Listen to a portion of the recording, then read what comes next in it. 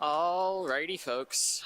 Welcome to the second round of the 2026 Nationals Broomball Championship for Friday over here on the Rink. Currently, you have just me, Josh, commentating our game that we have going on right now. The last one, which was L'Equipe, and I don't remember the other team off the top of my head, just finished up after some overtime. So we've currently got Michigan Tech and Miami, Ohio warming up on the ice. And I should be joined by my co-commentator, Megan, from the Bees, in a little bit here. She is currently playing over on the other rink and should be back eventually to join us. So it should be a pretty good game. It'll be interesting to see how these two teams play out. These two teams have played each other a fair amount before in the previous tournament in 2025, and it was a fairly tight matchup most games that they played. So it'll be interesting to see how a year apart has done for the two teams, different players. It'll be a whole lot of fun seeing how everything works out here at the Augsburg Ice Arena for the 2026 Broomball National Championships. Both teams are warming up. Currently, we've got Michigan Tech over here warming up, getting all their reps and shots in, warming up. In a little bit here, we should see them start running corners. And then over here on the other side, we have Miami, Ohio doing the same. Warming up their goalies, getting some nice warm shots on them. Getting their players moving. Got to get stick handling and all the muscles warmed up. So it should be a pretty good game when it comes down to it.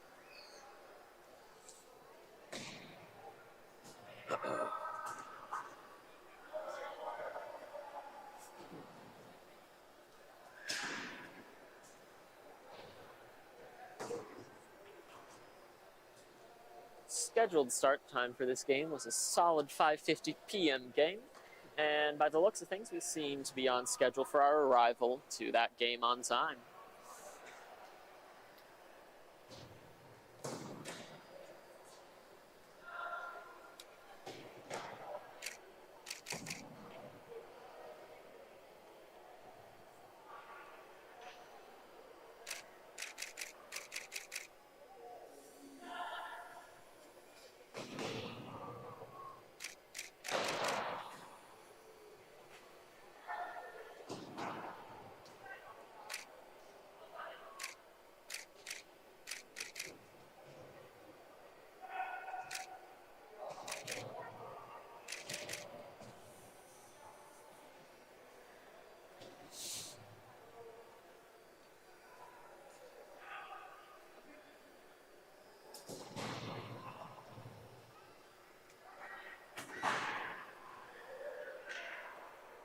And with 1 minute remaining on the warm-up clock, we should be getting things started pretty soon here.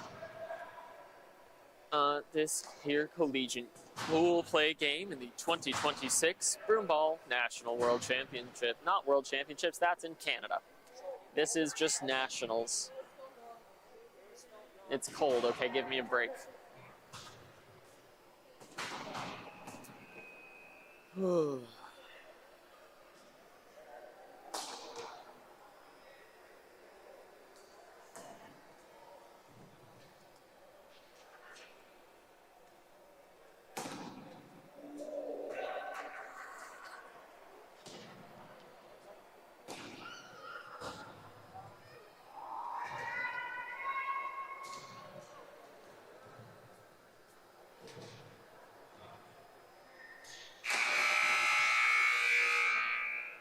And with that, the buzzer sounds, bringing an end to warm-ups for the two collegiate teams as they both head towards their benches to have one last final little bit of strategy talk with their coaches and fellow teammates before we get started with the face-off on center ice.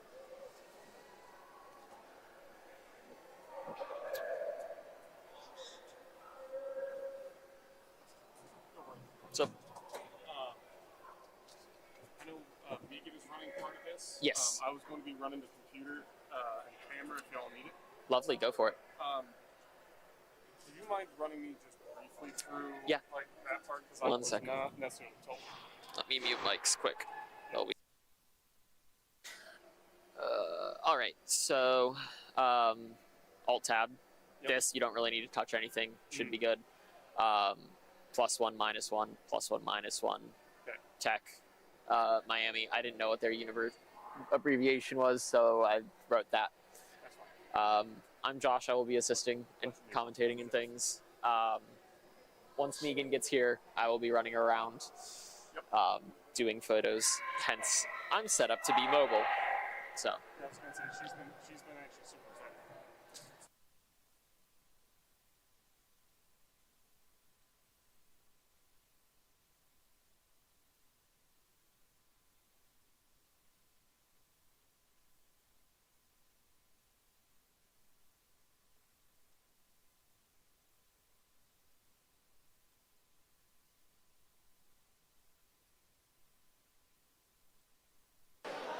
And here we have both teams figuring out their starting lineups, getting to their right sides as we get in to start this 2026 Broomball National Championships Collegiate Pool Play game.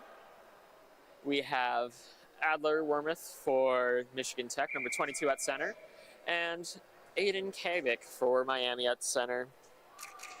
Miami wins the face-off. And it's a tough battle at center. Lots of people involved there. Breakaway run. Kabik, number 99, getting in there. Passing it around, trying to bring it behind the net. See number 20 for Miami, Ripple. She is getting in there, trying to be the back door. 99 taking it on with 22, Adler. I believe that is a foul on Adler for, I want to say, slashing, as he did knock the stick out of Cable's hand, or Kabik. My bad. I'm gonna butcher some names. I'm sorry. As we line up down in the Michigan Tech side for a penalty, power kill, play, whatever you want to call it. And Michigan Tech, nope, Miami wins the face-off on that one. As they pass back to number 13, Ryan Johnson. He brings it up to number 19 for Miami as they kick over to the other side of the rink for number 15, holding there. Got Michigan Tech playing a strong box defense, transitioning back and forth in and out of a diamond as needed. Heavy blocks by Michigan Tech, coming from Malachi and Pacey and Caleb from Michigan Tech as they block the ball, keeping it from going in the net.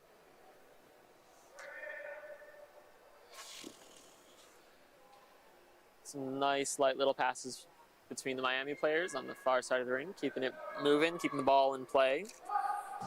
Shot on goal, went wide to the left. Nice clear from Michigan Tech's Malachi. Dumped it all the way to the other side of the rink. And Miami is working to bring it out back, giving Michigan Tech enough time to do a line change. Caleb running up and out and Pacey running up and out, both successfully poke checking Miami and pushing them back out of the zone a little bit and keeping them well played and busy.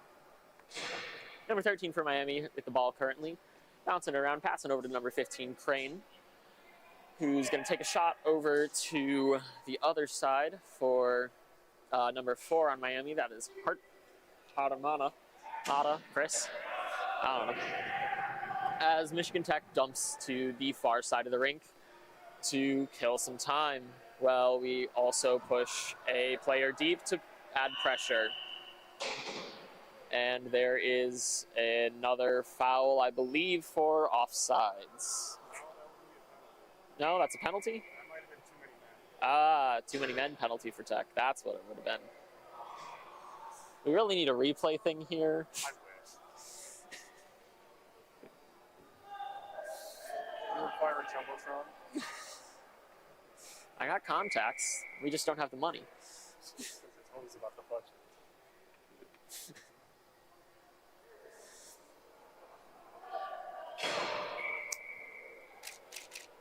face-off for Michigan Tech. Pacey taking the face-off against Miami's number 11. 13-13.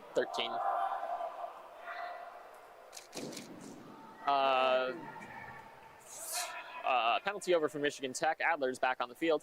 We still have one penalty for Michigan Tech. 12 minutes remaining in the period. 1 minute and 40 seconds left on the penalty clock.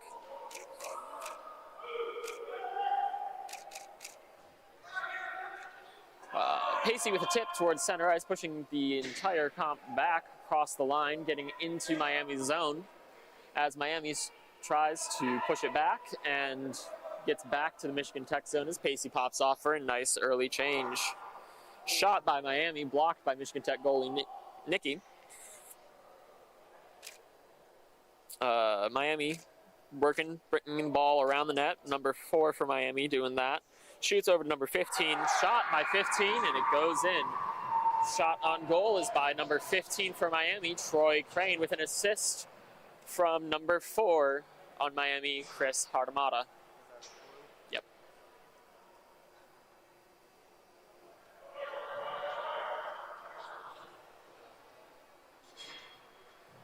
As we head towards center for another face-off. Face-off by Michigan Tech, win by Adler at center, with Miami pushing it right back. Number 16 kicks it over to Malachi for Michigan Tech.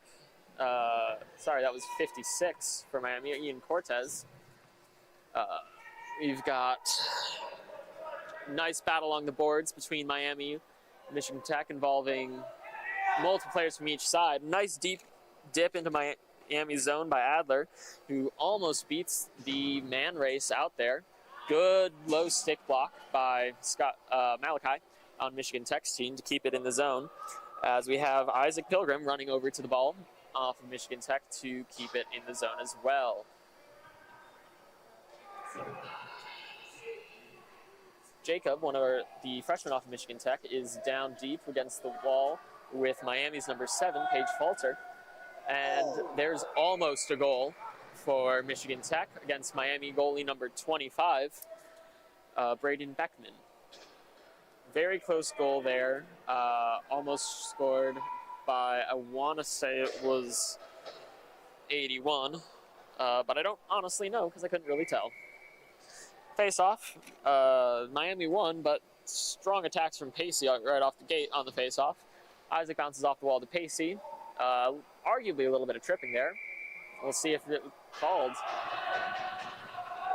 They did call the tripping.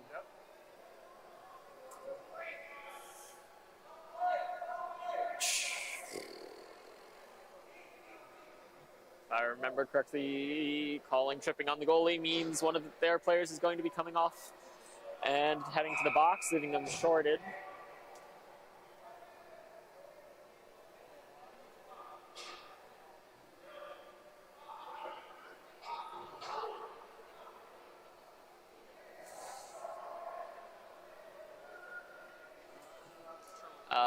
We're still not 100% sure.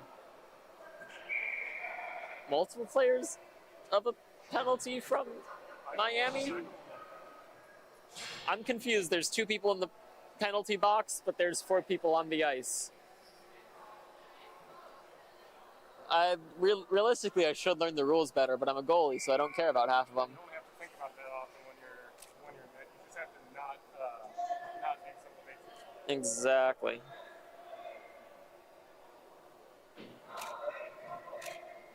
Little battle behind the net between Isaac for Michigan Tech and Chris for Miami. Caleb Mision with the ball, passing over to Adler Wormrose, shoots forward to Isaac. Attempted shot on Isaac, blocked by number 4 off of Miami.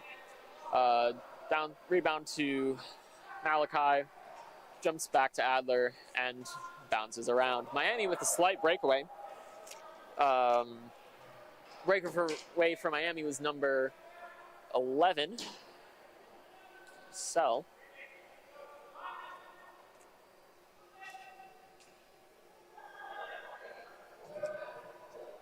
Bell, 17.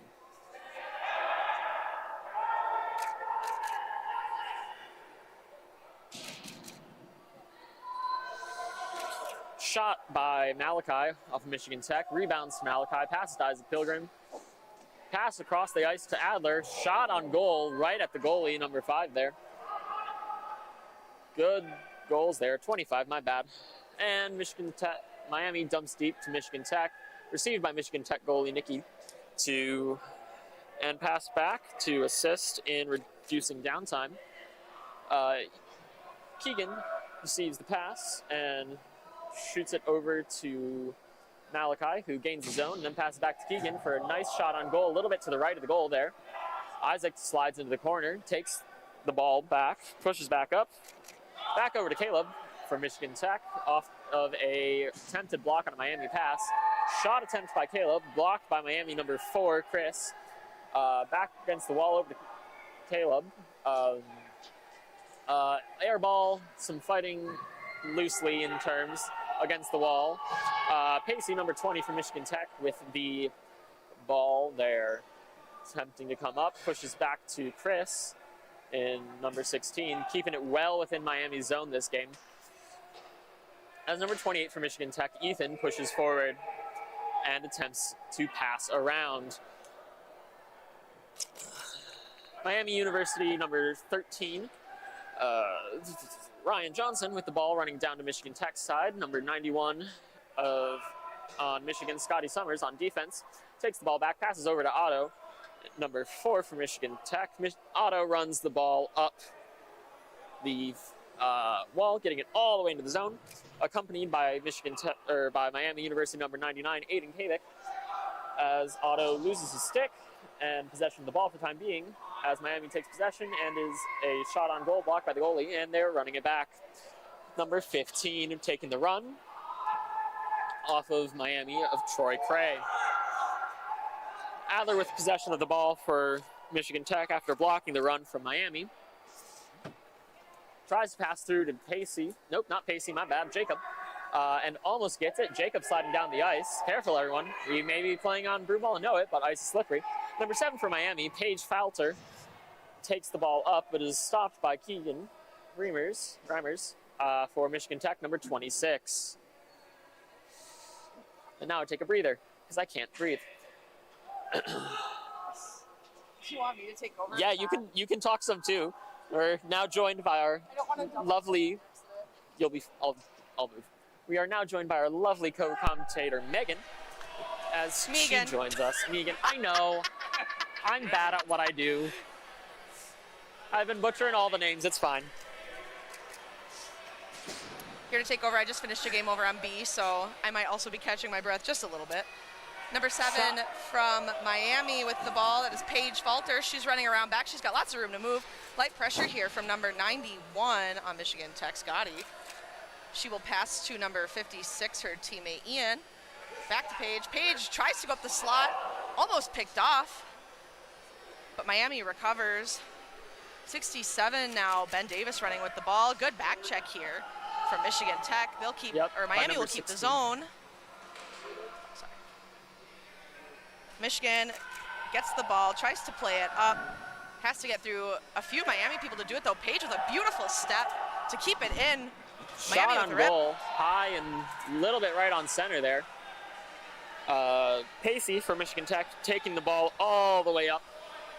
And on with him is number 56, Ian Cortez, off of Miami, taking the ball back and passing to number 70 for Miami, which is stopped by 19, Caleb, given to Pacey, number 20 for Michigan Tech, as Miami dumps all the way back to Michigan Tech's goalie. Yeah, no icing because there's a penalty.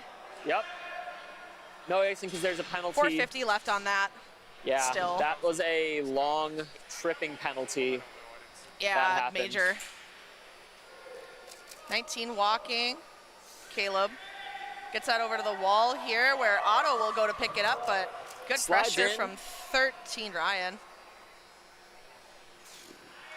A lot of ball bobbling back and forth. A lot of fun pants on Miami. I don't know if we've already commented on that. Haven't commented on it yet, but they are good pants. Style points are paramount at Broomball. It's half the game at this point. I'm just kidding. I mean, at the college level it is. Fair. The Sellies, the style points. Shot from Michigan. Settled down by the Miami goaltender. Picked up, put up boards, but we will maintain zone here with Michigan Tech. Good, strong keep in by Malachi. Shot on net, deflected to the side again by the Miami goaltender, Braden. Ring around the boards, picked up by, is that? Keegan, number 26 for Michigan Yeah, Tech, shot, block, rebound to Adler, shot, blocked again, and held by Miami goalie number 25, Braden. I can't read names.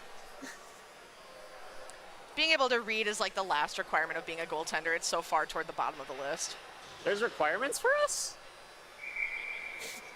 I think so. I thought it was just stand in net and look pretty. For Arctic Blast, we were just discussing in the locker room, one of my teammates coaches youth hockey, and I was saying how when I was playing hockey and starting out in goaltending, didn't have quite the focus on coaching. They would just won by Michigan Tech. Won by I was gonna say they would just line the kids up, and whoever didn't flinch at pucks got to take a turn being goalie. So, requirement one. Little fight behind the net between Adler and on Michigan Tech, number 22, and number 4 on Miami. Hamata. Be Chris. Yep.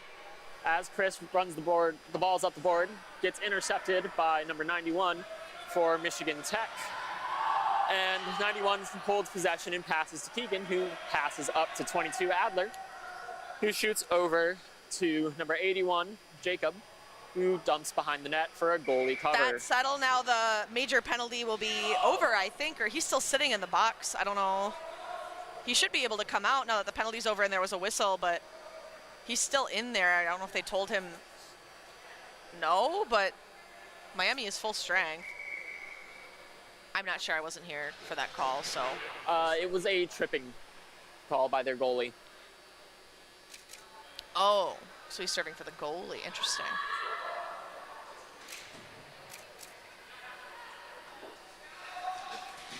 Miami tries to clear, held in though.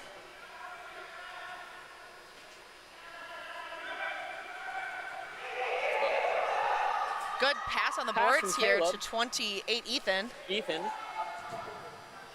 Good dig behind here from Ian and number Casey. 20, who is Casey. Yeah. Yep, Casey passing, tries to wrap around, gets through the legs of number 44 for Miami. They'll both go down, no call. Right in sync. Probably did it to each other, let's be real here.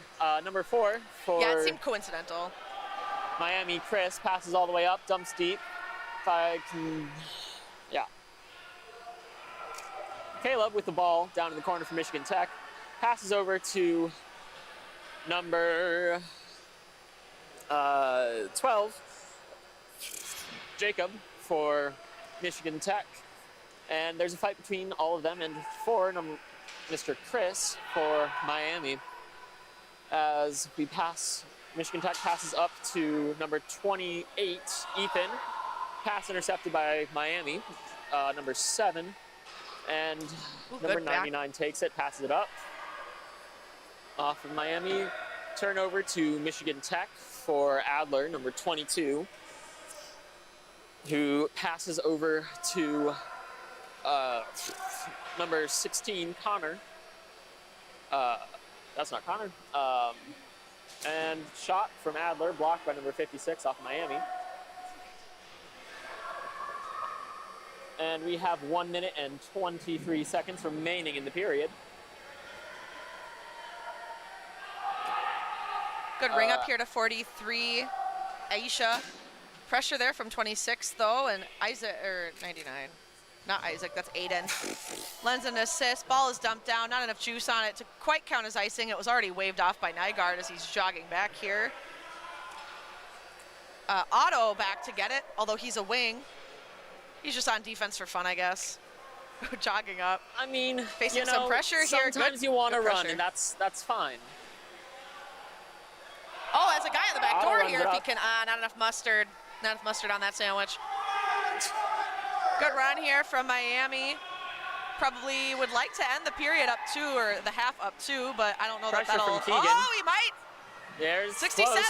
Good tip, shot. Rip up over the back of the net. Oh, good shot. Whoa. Goes Good on the shot. side of the net. Good block. Trying to wrap around front. And they score shot again. and goal. 19 seconds remaining in the period.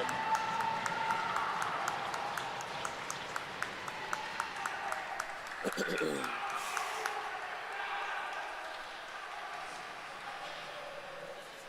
still hanging out in the box. Good applied pressure there from Miami. Strong pushback after that major penalty. Their guy in the box is clapping from the box. He's still in the box. And we're pretty sure this major has ended a good little bit ago. I know, I'm not sure. The only majors I've ever seen in games have been, unfortunately, when there's been less than 10 minutes left in the game, so then the person ends up not finishing serving it and they have to sit out the game afterward. Yeah, or just flat out ejected from the game, which I have also seen, and then seen people have to serve for the person who got ejected. Michigan wins the face-off against Miami. Post-fight for the ball, going back towards Michigan Tech's side. Nice stop by number... oh, man, could have had 3.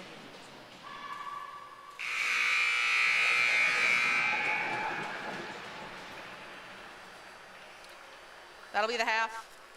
It's currently Miami 2, Michigan Tech 0. I don't know, that's all I got. I don't know, I got here late. What are your thoughts, Josh? Both of the commentators are tired and need to drink water.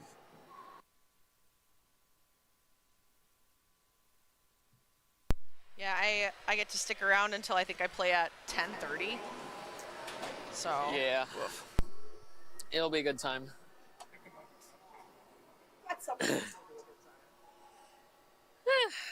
We're here for the fun. We're not here for the, smart self-care decisions. I do see I get a little time off. But yeah, so far it's been a good game between Miami and Michigan Tech. Very closely matched still, even though Miami is just slightly ahead.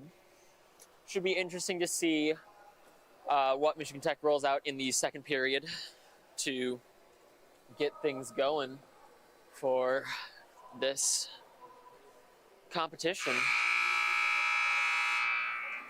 And with that, that's the end of our break between periods as both teams huddle up to do their cheers and the refs meander, would be a good way to put it, their way back towards center ice trying to get the teams to join them. Miami's got like some, I don't know, like a fan group just chilling on the bench. Just a whole squad. Yeah.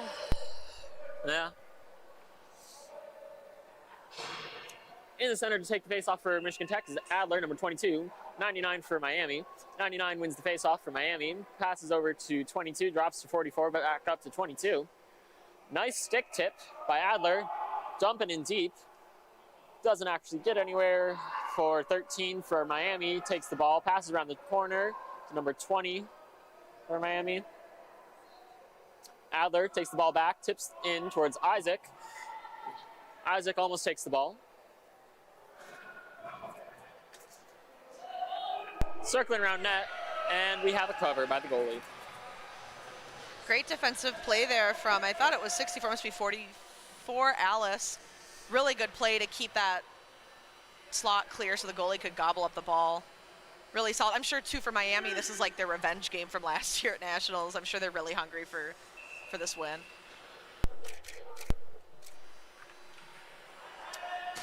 Tech wins Good rip, face-off. goes Shot just wide. high, just barely far and wide. Shot by Keegan.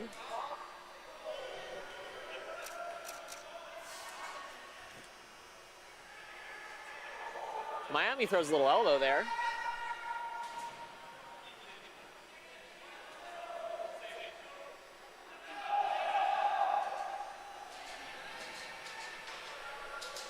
And they dump the ball deep, running back and forth. Number 6'7" Davis holding it. Michigan Tech drops in, takes repossession of the ball. We have number 26 Keegan with the ball, passing over to number 12 Neves. Oh, turnover. Can't do that. Turnover. Nope, can't do that. 67-11 for Miami. Tips in towards 70 to try to also get a goal. And stopped by Michigan Tech goalie number 90, Nikki.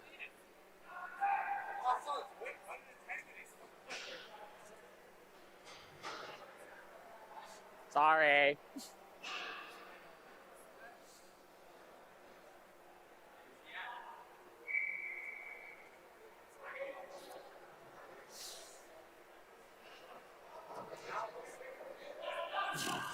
Face-off win by Michigan Tech. Passing over, trying to get it out of the zone. Miami fighting hard to keep in the zone. Number 4 for Miami takes a shot, goes up, bounces off the stick, goes behind the goal. Number 43 for Miami to return. Passes over to 15, who pushes up to 7. Falter for Miami. Ooh, good block. Blocked by Pacey, who dumps around the wall and runs up. Don't think that'll get called, yeah. Yeah. Pretty incidental. I don't know about that bump, for sure. though. Yeah. They really let the college kids just bump and groove. Yeah, I mean, we are in college. It tends to come with the territory a little bit. I'm not in college. I'm old. Yeah, that's why we don't let you roughhouse. Miami pressuring up the boards by number 15. Stopped by a little bit by number 19 off of Michigan Tech, who's putting pressure on to 15. Passes over to number 4 for Michigan Tech. It was not a turnover. 43 turned over to 16 off of Michigan Tech from Miami. Miami currently regained possession, number 43 behind the net. Attempted to pass over to number 43, pushed back to 43 from 4, bouncing back and forth. It's like a game of pinball out here. Number 7 was for Miami with the ball. Pressure by Pacey, number 20. Good kick out. Kicks it. Good kick out. Oh, almost a really good centering there. pass there, too. Yeah. Miami number 15 passing towards center. Number 4 for Miami takes the ball. Brings it close. Miami still has the zone in possession. 4 passes it over to 8, bouncing off the wall.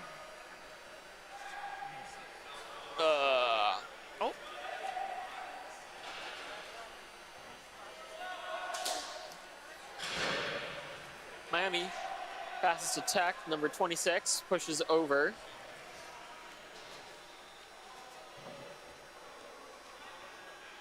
Miami regains possession in their zone and dumps the ball in pretty deep for Michigan Tech. Keegan for Michigan Tech, one of the defenders, able to respond and take the ball, push it back from Miami. On his knees. Jesse on the bench wanted a trip call for that, but nobody really knocked him over. He just kind of fell. Yeah, that's... Oh, good pass out. Good pass out for sure. That's one of the weird things of all of us coming from our Michigan Tech style Broomball. Good back check. Back check and almost a shot on goal for Miami, though. But one of the weird things from the Michigan Tech style is we tend to go down on our knees to take a shot or do things fairly regularly, sometimes to even just get closer to the ball, which does make the tripping calls a little weird sometimes. Yeah, that's really common in outdoor Broomball here, but in indoor there's always this like stay on your feet kind of mentality, and mostly for safety reasons, especially in men's. A lot of them don't wear a cage. Yes. Number 13 for Miami takes the ball into the zone and passes to number 8. Number 8 tries to back pass and gets intercepted by number 16, Isaac Pilgrim from Michigan Tech, who takes it deep into Miami's zone and passes over to number one of the Michigan Tech players. Almost. Nobody was home. Yeah. Happens sometimes. Nice hand stop by number 16 for Michigan Tech. Passing up to number 20, Pacey.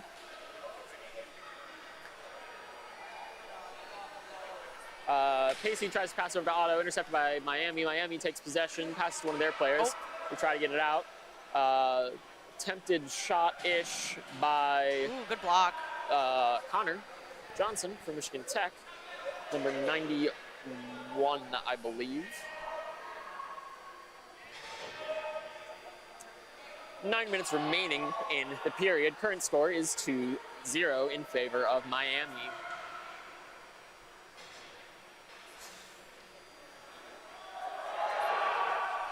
Foot race between Miami number 11 and Michigan Tech 19, Caleb. Number 16 for Neves receives a pass from Caleb. Bounce off the wall over to, that one's Neves. The other one is 16. Neves is 12. Bounces over, tip high.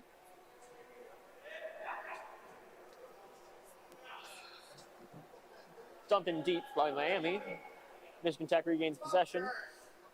Pushes over, bounces through the wall. Neves applying pressure. Miami bouncing back and forth against the wall. 67, sliding in. Maybe a shot in here sometime soon. Let's see.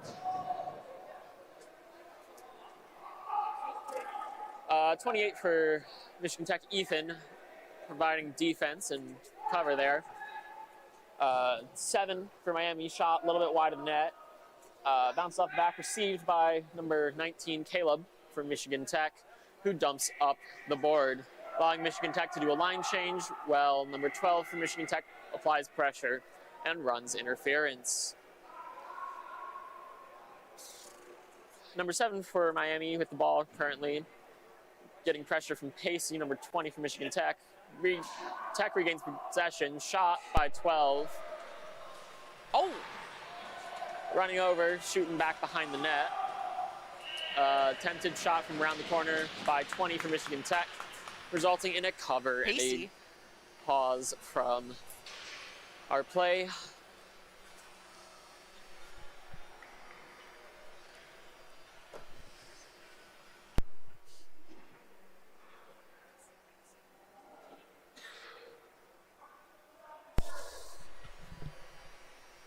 Here we go, face off. Pacey at center for Michigan Tech. Miami wins the face-off. Number 15 running the ball down to the far side. A little bit of a poke check there by Michigan Tech's number 26, Keegan. Miami, number 4, follows the ball, ends up in possession of 91, Connor for Michigan Tech. Pushed back into the Michigan Tech zone by number 15 for Miami, as there's a little bit of fight at the blue line for the ball, possession and control by 15 and 26 on the opposing Good clear. teams. Ball dumped deep into the Michigan Tech zone with very little pressure from Miami. Number 20. To be fair, like if you're Miami, oh, never mind. Maybe they want more goals. I was going to say, not like they need more goals. I mean, they got 2. Do they really need more right now? I mean, let it get a little close, you know? Put some stress on the goalies. Michigan Tech in possession in their zone, keeping the ball from Miami, trying to get it out.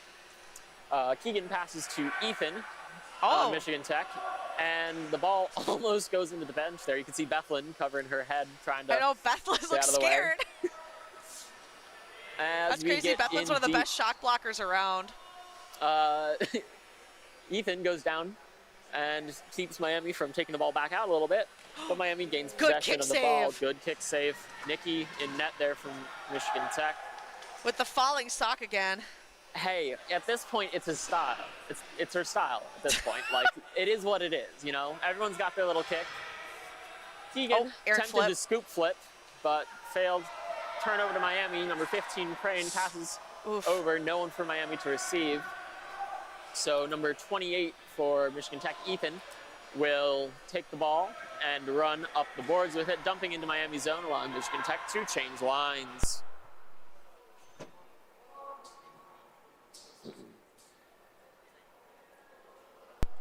Number 99 here to 8 for Miami, to 8.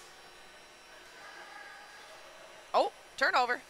He wasn't ready, he didn't have his gloves on. Always got to be ready. Number 12, Neves from Michigan Tech on the ball, running in close. 13 for Miami, takes the ball, passes around the boards, attempting to go to number 20. We'll see if Michigan Tech pulled their goalie, who almost died, getting on the bench. I mean, we've all done it, but good strategy there. Got number 91, Connor, playing last back. 19, Caleb, stopping. Gotta have 2 on the ball. The advance. 49 for Miami, or 99 for Miami with possession of the ball. Gotta get there. Goes through the legs of 8.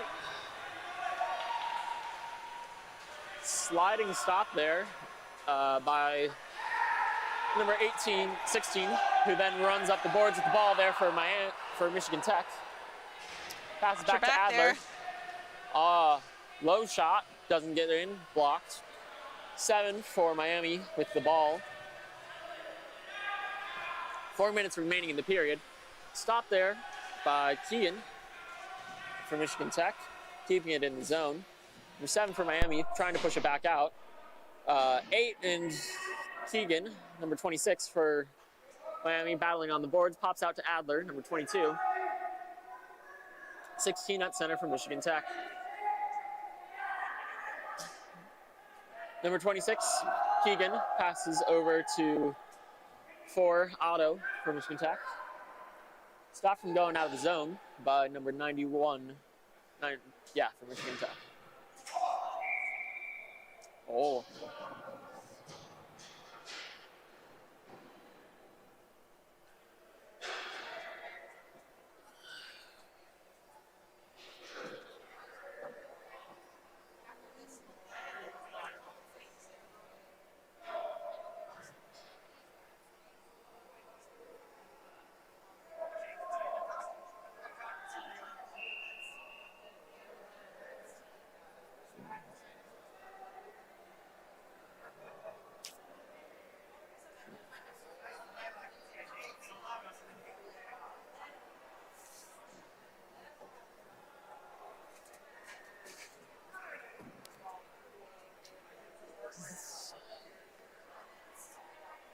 Yep, women's end out the night.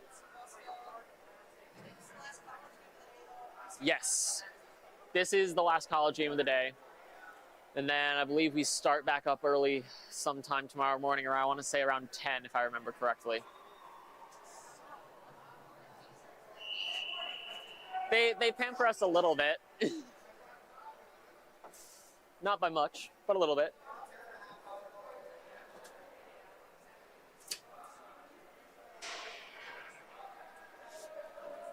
Timeout over.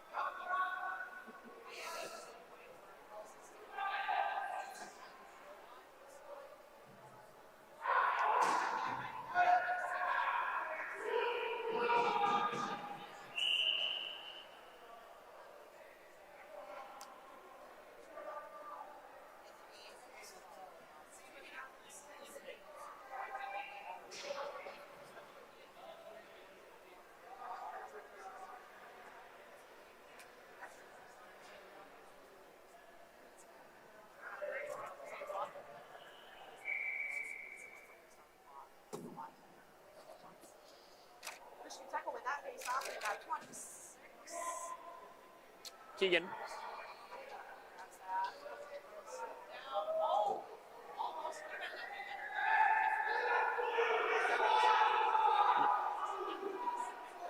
Nope. Okay, that's Caleb. That's Caleb.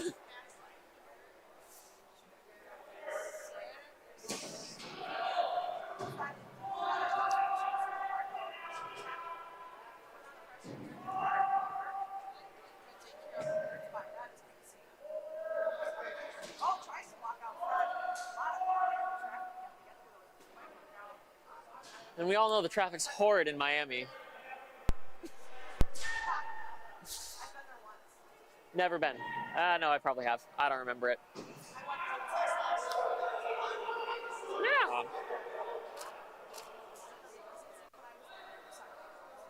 Ah.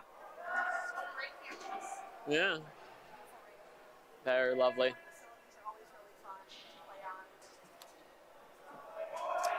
Michigan and Miami fighting down in their zone. Number 20, Pacey, attempting to keep it in the zone for Michigan Tech with 67, Davis. Trying to get it out of the zone for Tech. Attempted shot. Another attempted shot. Keep getting blocked by the Miami traffic. 91, Scotty, the last back. 1 minute and 12 seconds remaining in the period. Too many men. Too many men. Oh, they didn't call catch it. They didn't call it.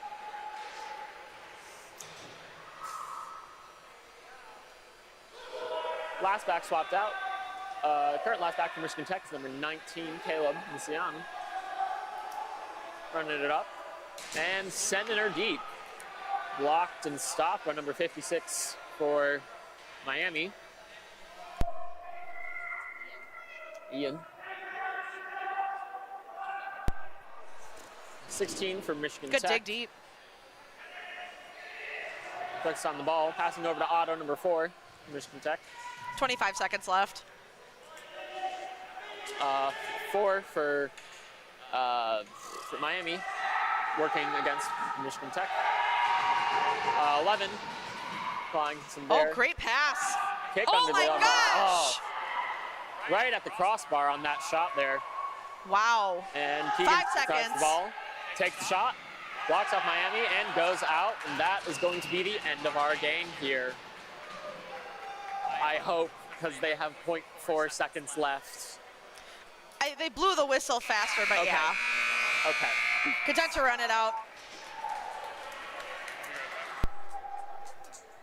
Final score is Miami 2, Michigan Tech 0. Up next, Grant Dawson will be rolling up to commentate CNL versus Blizzard to see who gets to play Kelly Lake later after the Hall of Fame ceremony and the MedX versus Legion game. We'll mute, we'll get some equipment taken care of. Yeah, stay tuned.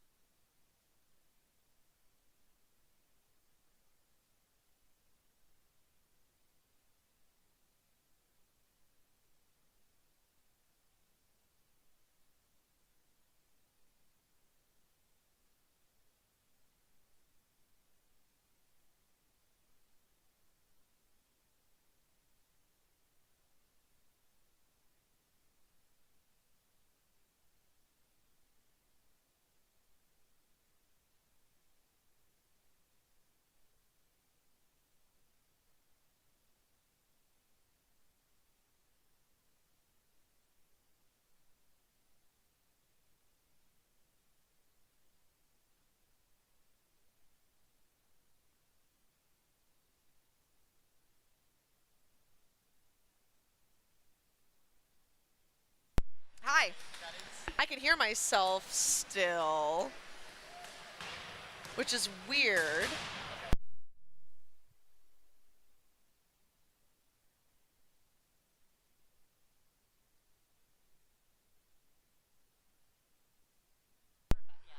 How about now? Okay, now I don't hear myself anymore. Perfect, because that would have driven me insane.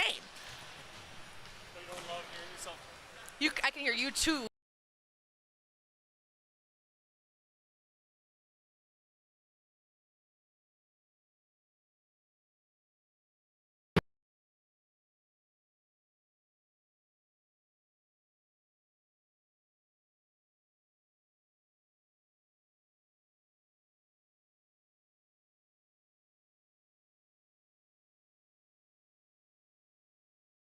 CNL and White, our audio goons, have figured out the audio.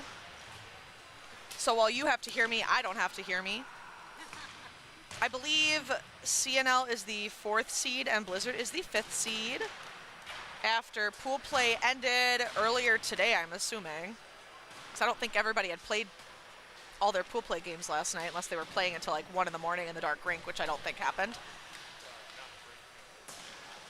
This face-off, or this my apologies, this matchup has not occurred yet this weekend, but common matchup, another one you've seen, maybe not a million times, because Blizzard's a newer team. Maybe you've seen it, I don't know, 200 times, 201 now. Ike and net for Blizzard, Frida net for CNL. Got a bunch of young guys. I'm assuming the average age on Blizzard, especially if you take out Guillaume as an outlier, is going to be probably like 10 to 15 years younger than CNL. But experience versus endurance, we'll see. We'll see how this one shakes out. Whoever wins this game after the Hall of Fame ceremony will have the honor of playing Kelly Lake. At some point, Grant Dawson maybe kick me off as well. We'll see if that happens. I will absolutely allow him to do so if he would like, or if he'd like to rest his voice for more games later. More power to him. I have Pop running the camera. I have Jeff running the score. I have Josh Klein hanging out, generating Michigan Tech content at a rapid pace, never before seen by any Broomball social media manager. We have Tito and Nygaard officiating. I don't know if I'm missing anything else. Especially because it's nationals, coming off state, can't really mix up your roster at all, other than I know Blizzard had an exception, or not really an exception, but they have Ike. They might have Ike's like giving Jeff Dale some love. Goalie Love, Papa's outnumbered up here also in the booth, just hanging out with a bunch of weirdos, but she's married to a goalie, so she's used to it. She thrives. This is her preferred terrain, hanging out with goalies.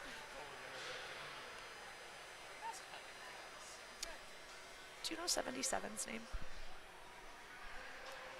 He was so good yesterday, I feel bad.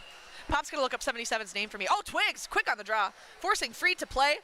Pass up to Scotty Curtis. Not Scotty Curtis, that's a guy on Mel's Boys. Scott, I don't know Scott's last name actually, but he's on, I just call him Scott.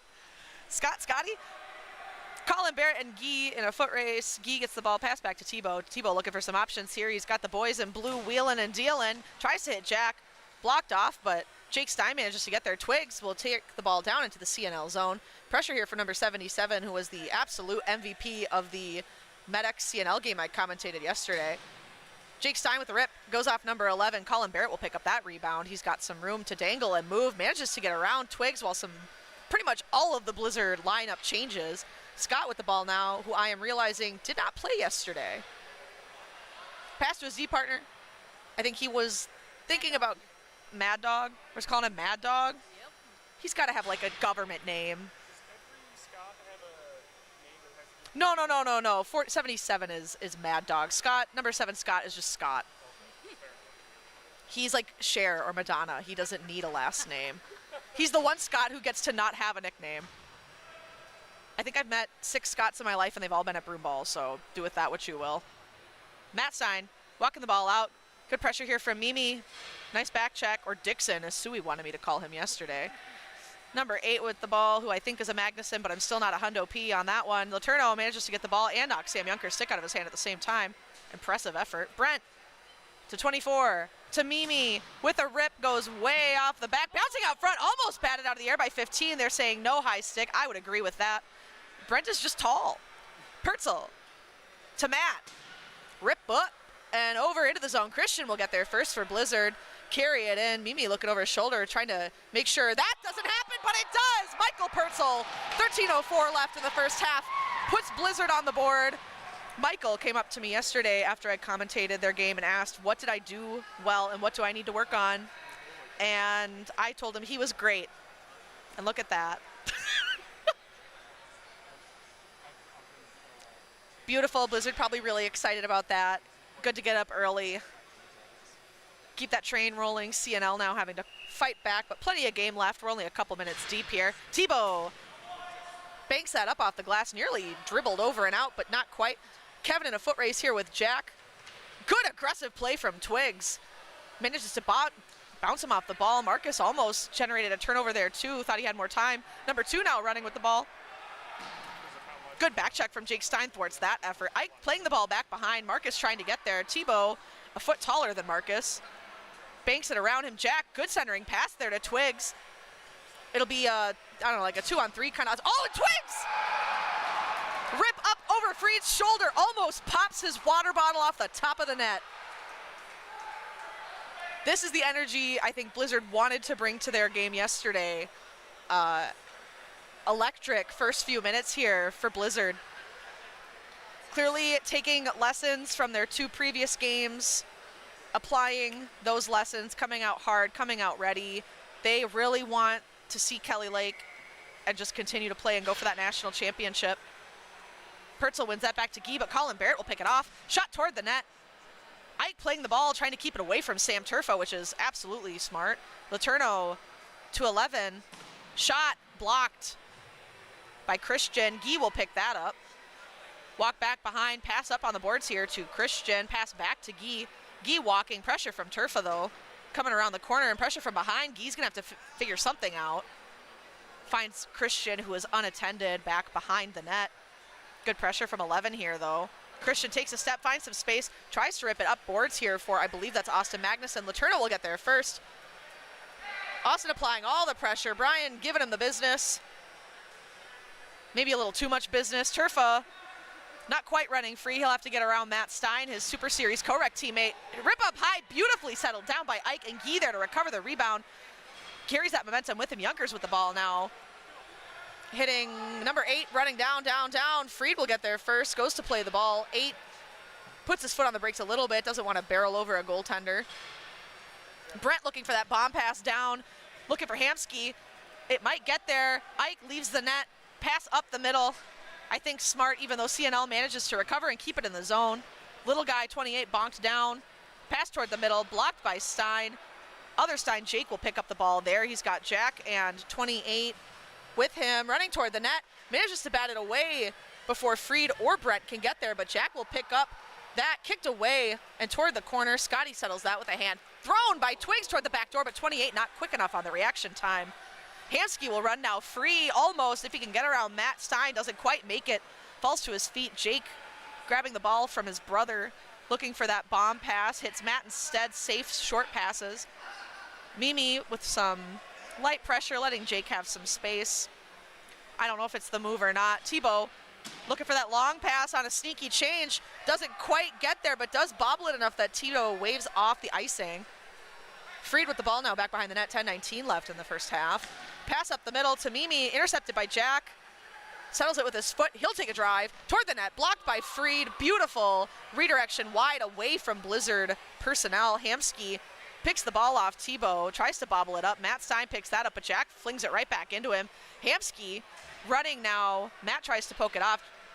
Hamsky tried to give it to Mimi, didn't quite work. Jack will put that down low, let some of the Blizzard boys refresh, swap out. Matt content to walk and wait. He's going to want Pertzel for a bomb pass. I don't know if I've seen Matt Stein do a bomb pass of memory, at least recently. He'll pass to Jack on the boards instead here. Back to Matt. Pop multitasking, texting Sheila Cheng and running the camera at the same time.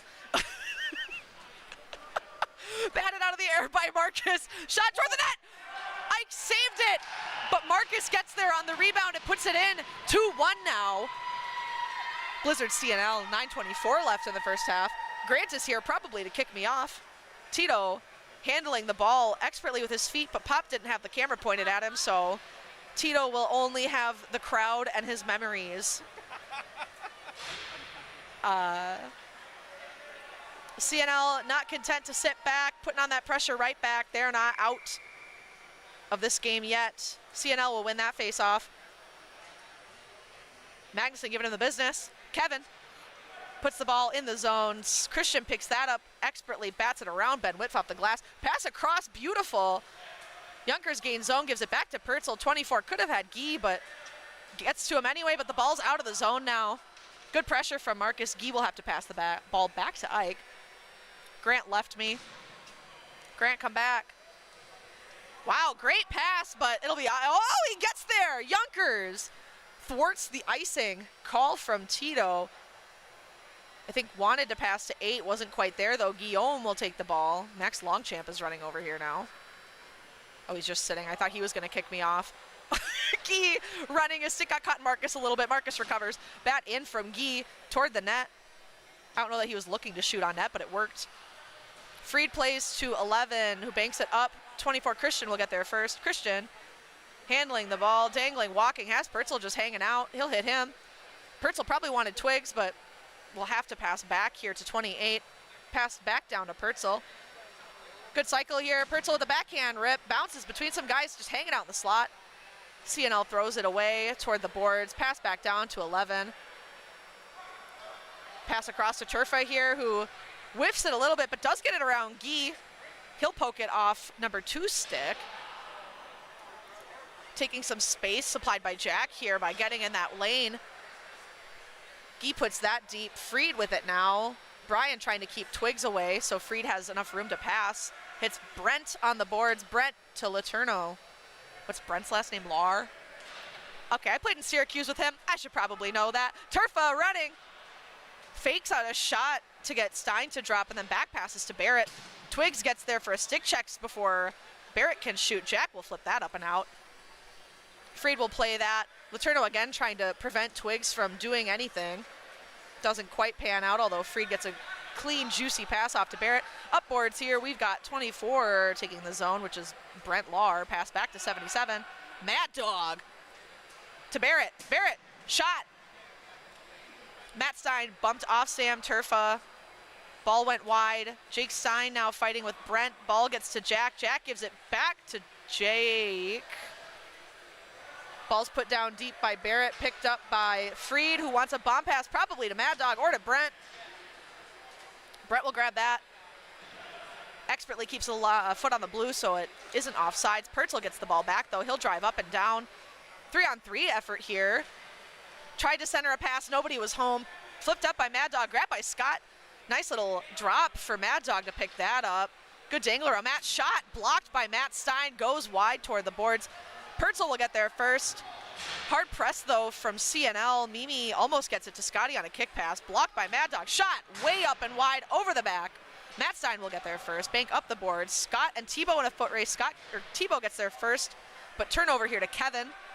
He'll take a drive. Wide, I think, wanting to hit Mimi low, almost gets there, but Matt manages to win that foot race. Potential Magnuson walks to CNL, guys, hits Yonkers in the slot, banked off by Mimi, recovered by Blizzard. Flip up and out, recovered by Scott.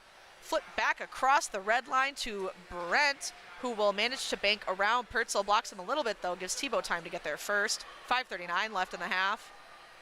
Tebow assessing his options, taking a little peeky peek. CNL pulling back a little bit. Bomb pass. Iced by Tebow. No one was there to get the pass. Nice little rip, though. 5:26 left in the half. We have the score up, but it is 2 Blizzard, 1 CNL.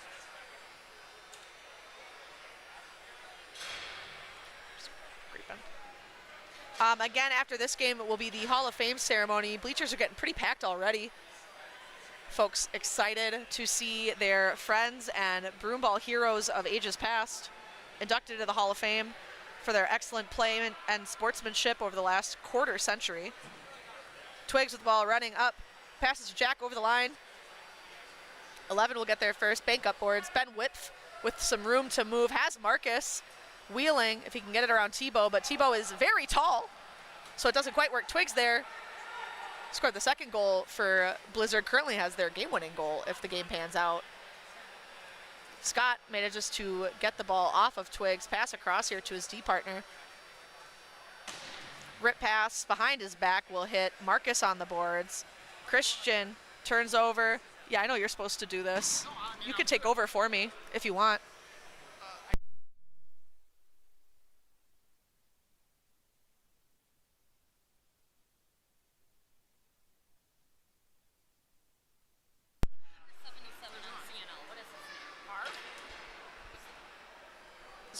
What's his government name? I've been calling him Mad Dog. No. Is 11? He's 11. Well, geez, Pop. 7. I'm gonna let Grant take over because clearly I don't know what I'm doing. You're doing a great job. Take over at this. Hi, everybody. Hi, Grant. Okay, my name's Grant. I'll take us a little ways through this game. We'll see how this goes. Blizzard up 2-1 late in the first half here. Brian Letourneau putting a little pressure on the boys out of his D spot. Goes scampering down into the corner, getting battled there with Michael. Right for force that in front. Turned over, and Blizzard's looking to clear, facing heavy pressure. Knocks it back. Michael a reset behind the net. Michael's last name is like Prosner or something close to that, but I don't know it, so we're going to call him Michael. Oh, yeah. I think Michael would be cool with that. There's Sam Johnson. Johnson will send that forward to Pregame. Veteran defender knocks that forward to Christian, and Christian's in space. Lar from behind takes him down. No call there. I don't think there was one. This is Guy sending it low. Forced in front nicely. Letourneau looking to clear, does so to the wall. Harv will take over with Turfa cutting. Johnson digging on the back check to get to Turfa. Harv resets and sends it back. This is Lar. Lar with a drive. Bounced off of Michael's foot. Here's Junker trying to send that out of the zone. Can't quite get it past Lar. Lar will send another one deep. Off the wall. Here's a crashing Dixon. Guy makes a nice play to take any shot away from Dixon and force that ball to the wall. Pregame with the ball. Knocks that forward. Blizzard just looking to control. They have the lead. Just be patient. Possess ball up the middle to Junker. Junker trying to force that and does so successfully through the neutral zone. Tip back to Freed, who saucers that forward to Lar.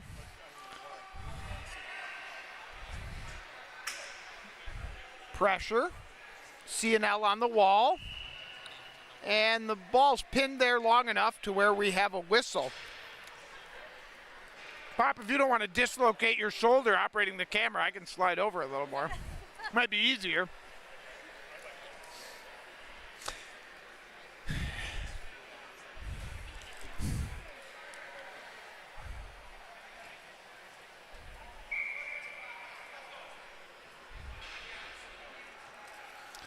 And Stein versus Dixon in the draw circle.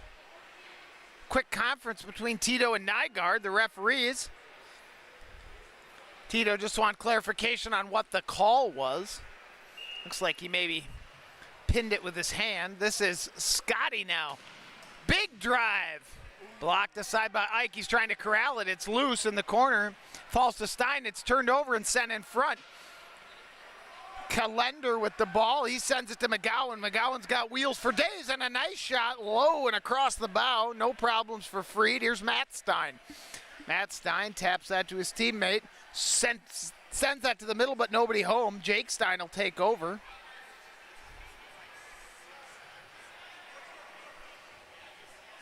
CNL playing this quarterfinal against Blizzard. Whoever wins this has the privilege of facing Kelly Lake in a semifinal later tonight. Both teams eager to have the chance to keep the Nationals' dream alive.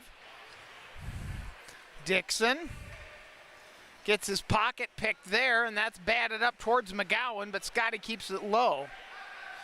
Transition play just out of the zone. Blizzard maybe looking to shift some guys. New personnel out there for CNL.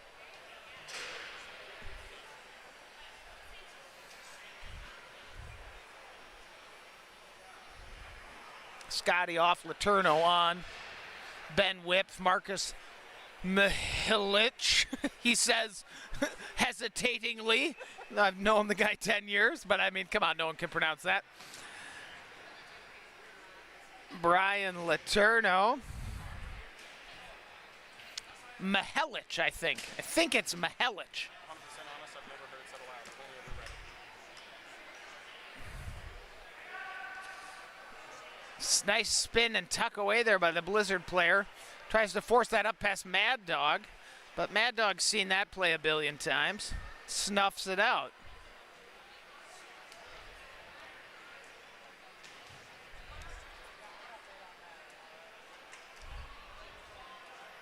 Touched forward.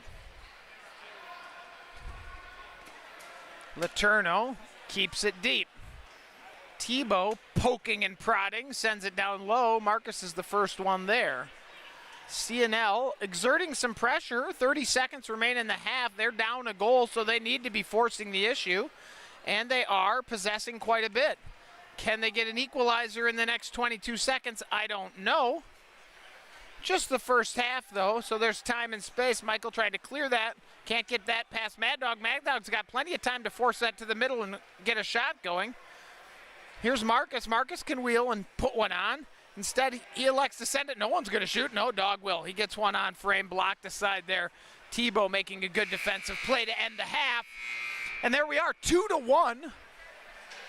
CNL up, or CNL down against Blizzard at the half.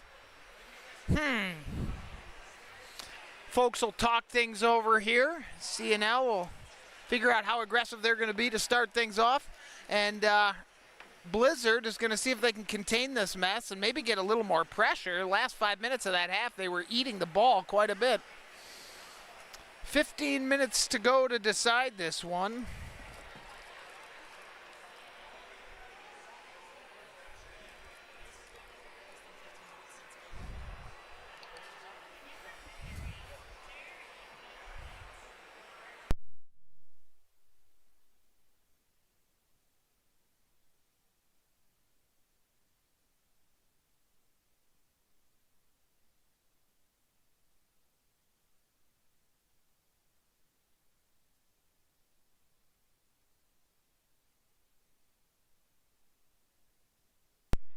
All right, we're almost done with the half here. Last minute strategy from CNL and Blizzard. Let's see who they roll out here to get things going.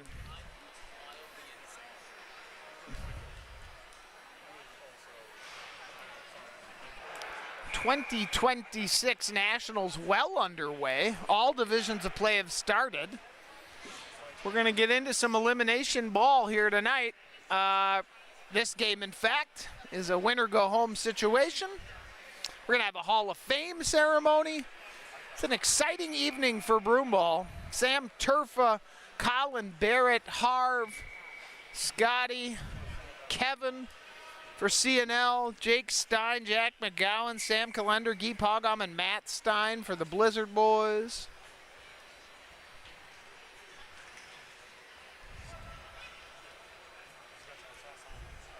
Schmidt sends that over to Kroll. Back to Freed. Patience out of CNL to start the half. Plenty of time to get an equalizer here. They're not in a panic mode at all. They were exerting a lot of pressure. Lovely pass from Scott Schmidt. Just a broom's head too far for Turfa. They call off the icing. Matt Stein sends that forward to Sam. Calendar tries to walk the world. It's turned over, and this is danger. There's a rip and a good save from Ike. Barrett with a drive. Ike makes a save. Ike comes in and catches that. It was sort of a troublesome, surprising shot from Barrett. High off the hand of Ike. Good save there from the goaltender.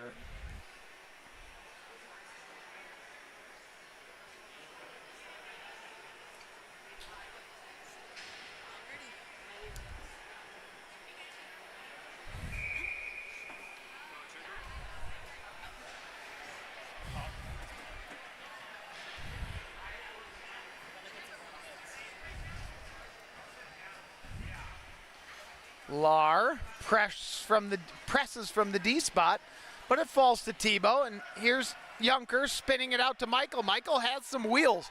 Our underrated speed out of Michael, and he'll send that one in. It's an easy ball for Freed. He collects and holds because Sam Johnson was crashing on the weak side. Always dangerous to score.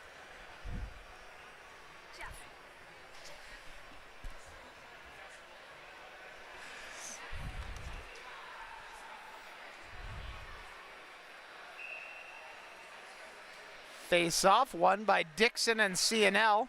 Letourneau takes over. The organizer and one of the captains of this CNL team. A lot of guys with A's on their jerseys on that CNL team. He hands those things out like they're M&Ms. Frito. If you can find a CNL jersey without a letter, it's worth an absolute fortune. Freed thinking about it. Freed's a great passer, so he's content to hold that ball unpressured.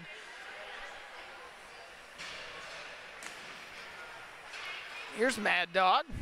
Dog walks, Medetsky, I should say, walks and fires a shot. Tebow. Knocked away by Hamsky. Johnson's in there pressuring, but Hamsky attempts to control and send it around deep. Here's Tebow facing pressure from Hamsky. He'll flip it backwards. Medetsky will take over and send it to Schmidt. Scott Schmidt's got a hammer if he can get free. Instead, he sends it in there. There's a nice whacked aside by Ike. Attempt to clear, touched, blocked by Tebow. Tebow's farther from the net than he'd like to be. And here's Dog with a drive. Through. Bounces wide, just couldn't quite. Here's Dog with another rip and a goal! Mike Medetsky on a heater. Ties the game 2-2. Turn back the clock, Medetsky. What a goal. 12:25 in the second half. Great shift out of the veteran defender. And we got ourselves a ball game here. Pregame flips that deep. How will Blizzard respond? They were up 2-0. Now they're tied 2-2. Ton of game left.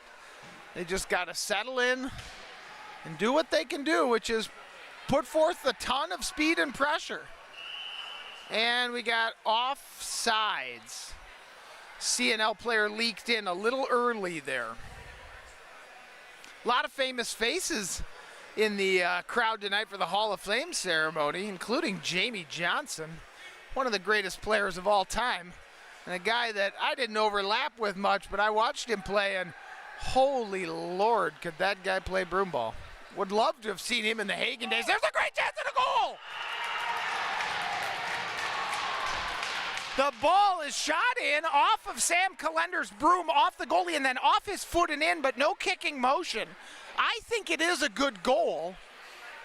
I can see why CNL's upset, but I honestly think you guys on YouTube can scrub it back and judge for yourselves better than we can here, but I think that's a good goal. I have no problem with that goal.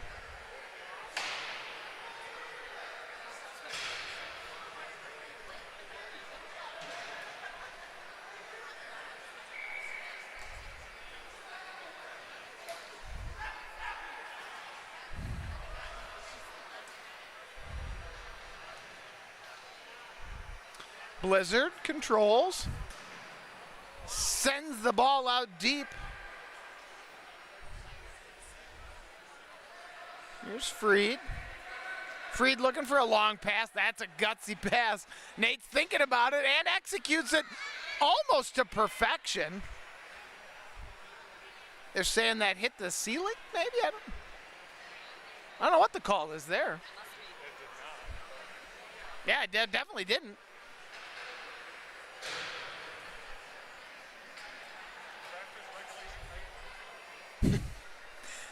They've sagged a little through the tournament.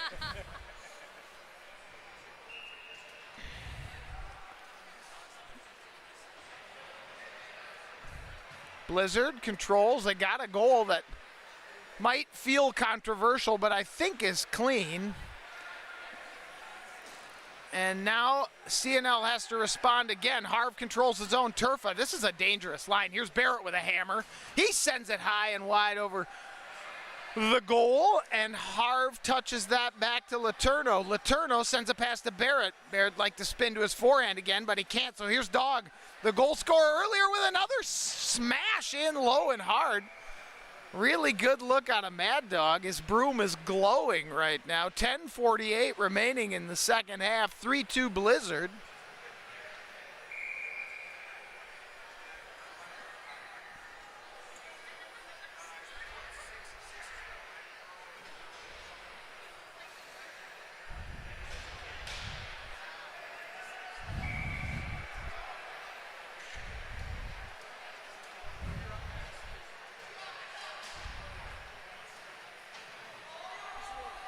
Junker tries to get that pass. He's going to get there. Fried will get there first, though. Nice play by Sam. Creative. Ball's still in, I guess. Didn't leave the zone. No, they are saying offside. The ball left the zone. Junker was still in. Didn't check up. It's a simple offside. 10:29. The call was a good one. If a late call, it's still a good call. Fun to see the stands pretty full on a Friday night. People here to honor their friends and family who are going into the Broomball Hall of Fame, and also, of course, to just watch the spectacular Broomball in front of us.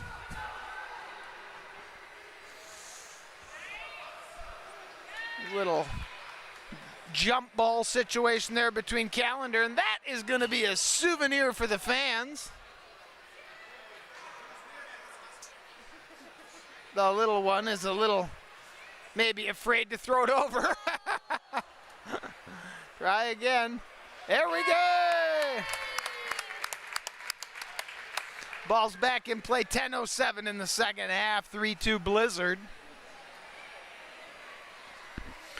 Big thanks to everyone who's volunteered this weekend for Broomball Central. All this stuff is happening for free, based on the kindness of volunteers. So we thank anybody that is involved already, and anybody that wants to get involved is highly encouraged to just wander on up to the booth at the tournaments and say, hey, I can move a camera, or I can talk in a microphone, or I can plug a keystroke into a laptop. All that stuff makes a huge difference. So if you're interested, please come volunteer and take a shift for an hour up here in the booth.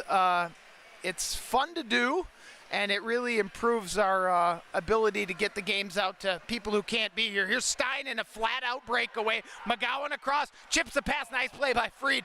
Stein absolutely should have pounded that ball. That deflects off the ceiling. Tried the nifty pass there, but I think the play is shot all the way. Could have really poured some salt in the wound there, but it remains a one-goal game. CNL with plenty of life here.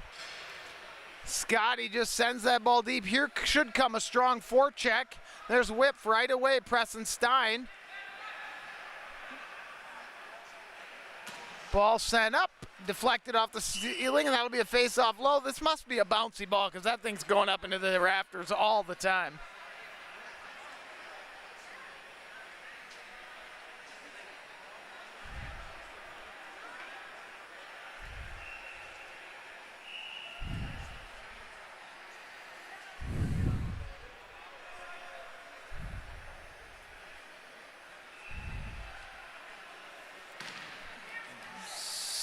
sent up high and wide there by Scotty, and now taken over by Blizzard. Blizzard trying to break out. Scotty will knock that down and try to chip it past the Blizzard player on the wall. And this falls to Johnson. Johnson tries a seam pass up the middle, and Ben Whipf makes a spectacular defensive play in the neutral zone. Here's Mad Dog. Medetzky sends that forward. Here's Turfa, always dangerous. Can't get that past Michael. Here's Johnson. Turfa battles on a 50-50 ball there, and now more players get involved, and here is Stein. Matt Stein fakes it, but Harv's charging. Ike's going to go for a long pass up to Michael. It touches nicely to Johnson. Kind of a scramble in the neutral zone, and Blizzard just flares that low so they can change. Pressure. Dog controls. Sends the ball deep and off the wall. Should go for an icing. Ike stays in his crease enough to where that will be the case. 8 minutes. Now CNL's got to start leaning on their front foot a little bit here. Forecheck's got to come a little heavier, maybe a risk here and there to try to equalize. Not desperation mode yet, but, you know, they're girding their loins, as it were. We're having a good time up here in the booth. Why not? Important for Blizzard just to stay calm. They've got the lead. This is a nice play. Harv is such a handful, such a good player. Kroll with a drive, high and wide, falls favorably to Barrett on the backside. Barrett.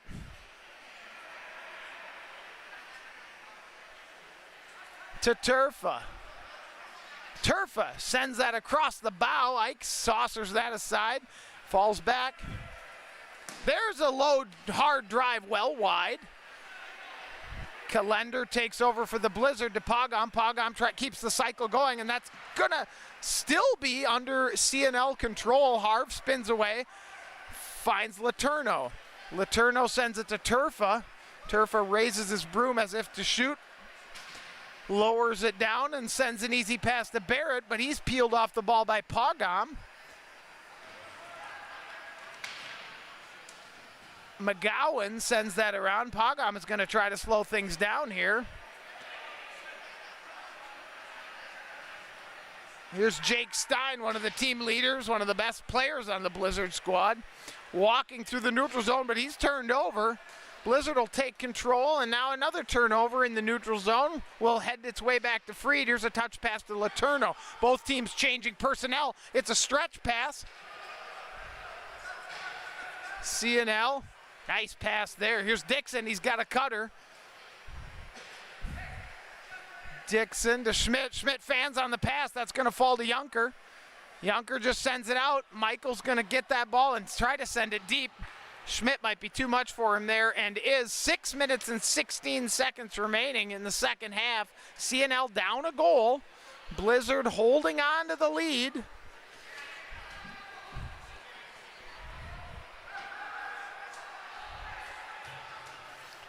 Scott Schmidt takes over there, sends that around to Lahr. Lahr's thinking about the long pass.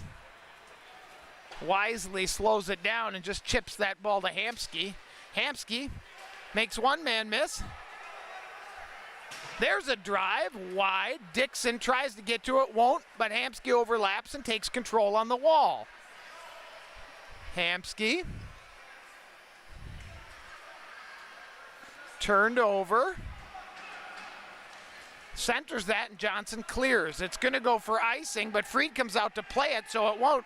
I think Junker would have beat it there anyway, and that ball is sent out and nearly kills a woman in the audience, but thankfully she was spared. 5:20 remaining.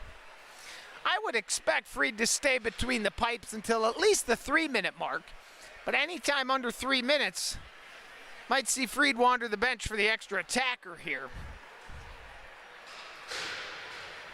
Blizzard have their heavy horses out. Stein, McGowan, and Kalender up front against the equally dangerous Harv, Barrett, and Turfa for CNL. Letourneau tries to flip it in. Stein will be the first one there. And he's feeling pressure there, and that's a turnover. It's a 2-on-1. Here's Turfa in space. Turfa with a drive. Well saved by Ike. What a save. Sent to Harv. Harv can spin and drive. Trying to get himself free. Tries to force it into Turfa. Turfa tries to chop it on. Can't. Saucers it out to Dog. Mad Dog sends that across quickly to Letourneau. Letourneau tries a wrister that's batted aside by Stein. Barrett facing pressure from Calendar. Barrett sends it back to Freed. 4:30 remaining in the game. CNL just sends it back, but it's a slow pass. Letourneau's going to have to hustle. He does. He feels like he got lit up there, and there is an arm raised for a penalty. Freed tries to come off. Letourneau sold that check. Might be an embellishment, but he really sold it to get the power play. And now CNL really has a chance. It was kind of a 60-40 ball in Brian's favor behind the net. He left his feet and got tapped from behind. Sam doesn't like the call. I find the call interesting, but it's a savvy play anyway to get CNL a power play with 4:18 to go, in desperate need of a goal. Tebow, Matt Stein, Sam Johnson, and Jake Stein out there for the Blizzard. I can't argue with that personnel at all. And CNL calling a timeout to talk things over. Got to imagine Turfa, Schmidt, probably Mad Dog. Let's band of the fans. There's a lot of fans. There's so many fans. Isn't this cool? Half the stands are open. I know, but they want to be down on the action side, I guess. I don't know. I don't know.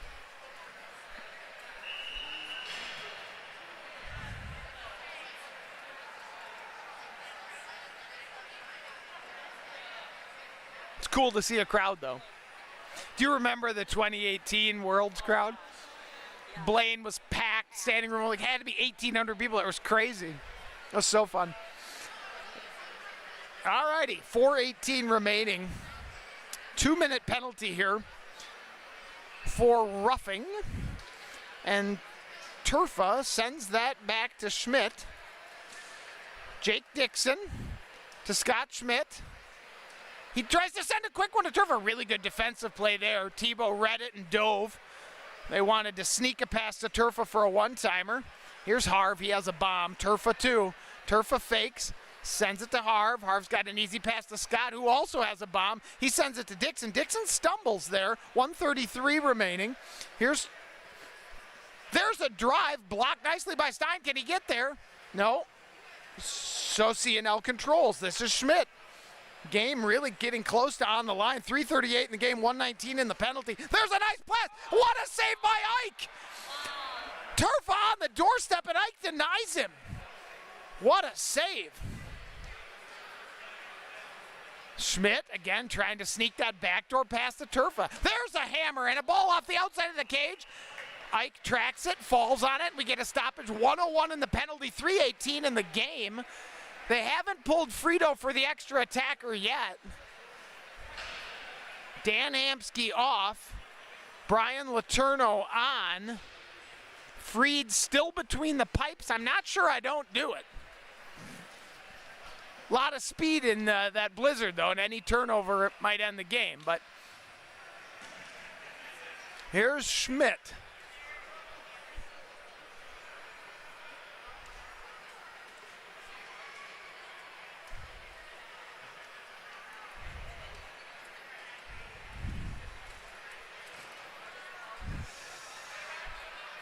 Wristed in, Pogrom denies it, and it's a bouncing ball. Pogrom tries to clear and can't.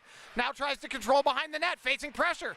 Turfa's in there, battling, trying to get the ball around. 29 seconds in the power play. Harv chips that out, and they'll have one more chance here with 23 seconds in the power play. There's a slapper, fanned on by Letourneau. Turfa controls behind 14 in the power play. Calendar looking to get right back on the ice. Here's Harv to Schmidt. Schmidt should drive it. Instead, he tries to touch it to Harv. Batted aside by Johnson. 2:21 in the game. Game will go to even strength. Blizzard kills the penalty. 2:15, now it's about getting freed off and getting the extra attacker on.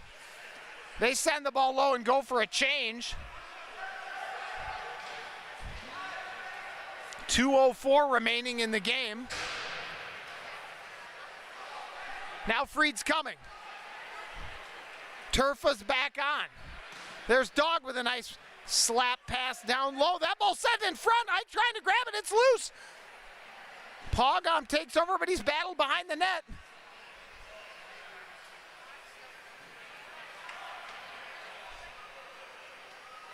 Gee tries to clear. This is Turfa. Turfa chops it over to Mad Dog. Mad Dog will send the ball low and around. Lar whips it in front, can't get past the D. 1:25 remaining in the game. Pinched hard there. STNL trying to gain control. Guys scrapping at each other. Lar and Guy down on the ice briefly. That ball falls in front, tries to clear. Dog's going to chase that one down. 1:05 remaining in the game. Dog rips the ball low. This is Hamsky. Hamsky sends it in front. Ike denies. Another bouncing ball sent in. Could it go in? Lar hits it wide.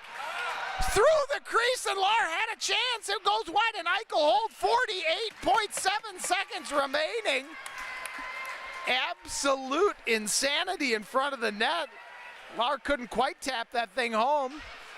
A lot of pressure out of CNL. This is what they need to do. Can they get it done?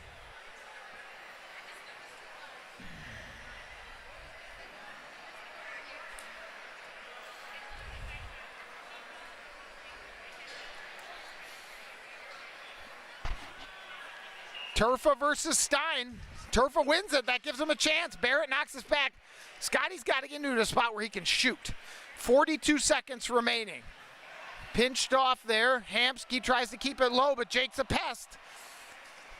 Barrett walks low. McGowan all over him in the corner. 28 seconds. They're trying to clear and can't. Turfa's going to touch that to Scotty. No, he trips it low. Harv's going to have to scramble for it. He does control it and send it to Scotty. 19 seconds. They get it in front. It's a fan by Dixon. Ike's going to try to hold it and does. 14.6 seconds remaining. 3-2 Blizzard. Playing with fire but surviving.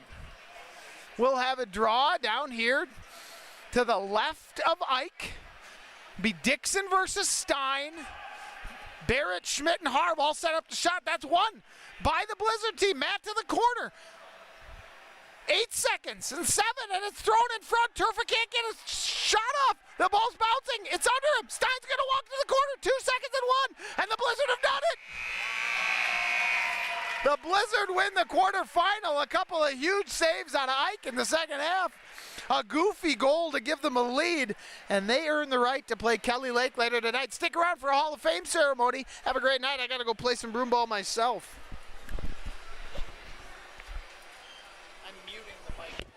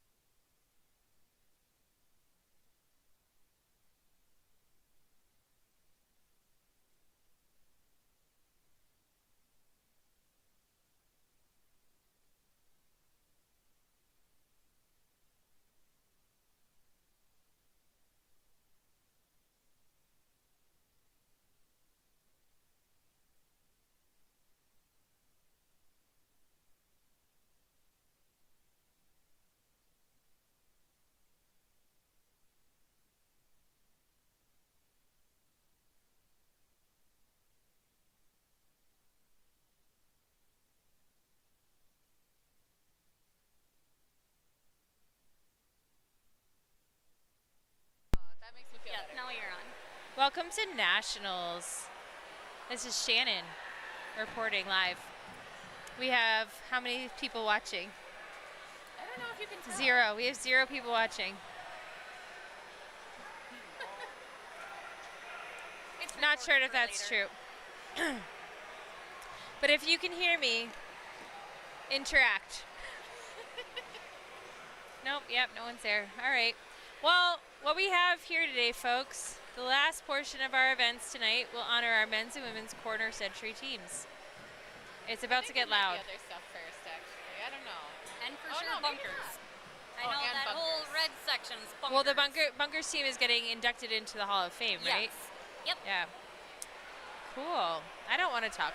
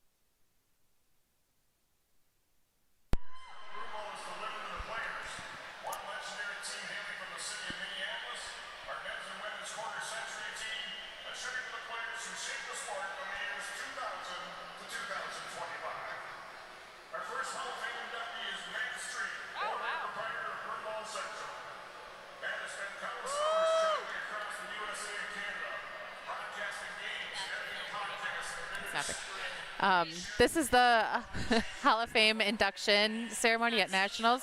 Oh, it's not? You can't hear this? It looks like it should be working. Okay. Did you say, oh, wow? I don't know. Sorry if you can't hear anything, but Matt Street is being inducted into the ABA Hall of Fame. He's done a lot of work with Broomball Central and plays on Legion, and I'm not sure what else they said about him, but He travels all around.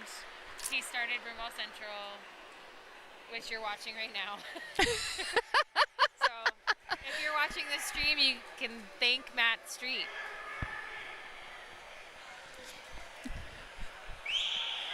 and now we have our next inductee. Daryl Spencer. His name is Daryl.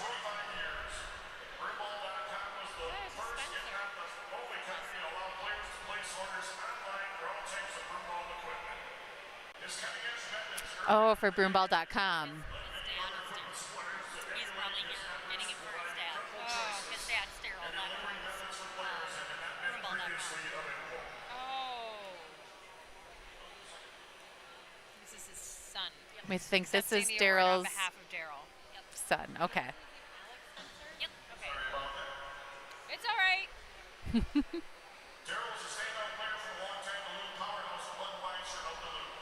Budweiser.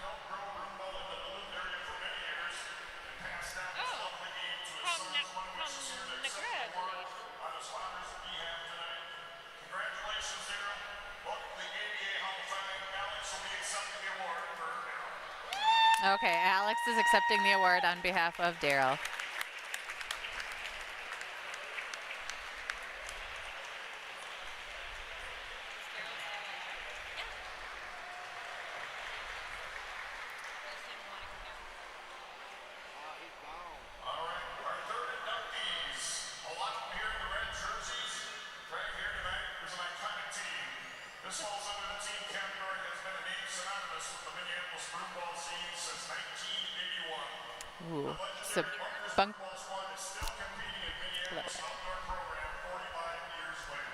Wow, so Bunkers has been playing for 45 years.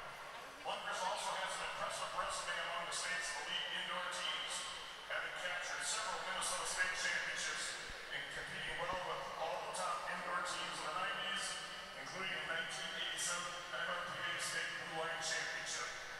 The undisputed highlight of all the Bunkers' glory, however, has been their annual pilgrimage to Pregame Center for the Minneapolis City playoffs. They have captured at least one state championship in each of the last 5 decades. A feat that most certainly will never be repeated. Let's put it this way, some of these guys started playing Broomball in the 70s, so they played in 6 different decades of Broomball. So let's hear it for Bunkers Broomball.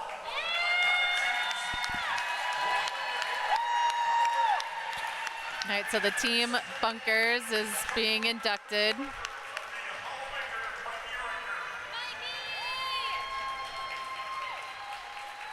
Mikey accepting the award on behalf of the team.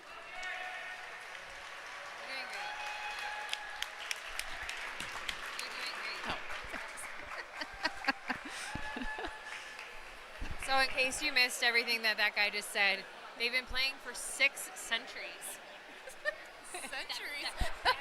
I know. Oh, did he say centuries? Okay, it's actually 6 decades, but still, it feels like centuries, am I right? But we're very excited for them. This is a huge honor. So congratulations to Bunkers. Why? I'm surprised to see Mackie, Swords, and Ross on the team. Yeah. When did they disband? Do you know? I thought he was saying that they still play outdoor or something. They still play, everyone. They still play. If I caught that correctly. Yep. Incredible. Pop is Incredible. confirming they still play Wow. outdoor exclusively That's now? where the 6 decades come from. Yeah. All right. And centuries. And I saw Bunkers. I think I actually went to Bunkers Get out. recently. Yeah, and I was like, Oh, oh, this is where the team bar. Yeah, is yeah. sponsored from. That's a lot of money to sponsor. I mean, like, 60 for 60 years. years, they've been sponsoring. Shout out to Bunkers Bar. On May 30th, there's Bunkers Beer Bust. Don't miss it. Big right. event. Here's the all quarter century team. Yes. So we've got the all century team, or sorry, all quarter century teams. First, we've got the women's team. The goaltenders are Ann Lofi Fliss. What? Ann Lofi Fliss. Lofi.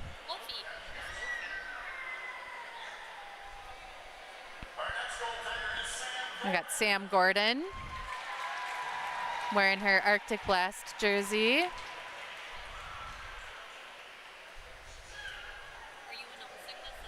Yep. And then we've got Lynn Whalen wearing a USA jersey, but she's a Duck right now. Now we've got the defense. We've got Lisa Spanbauer. Got a couple Lisas.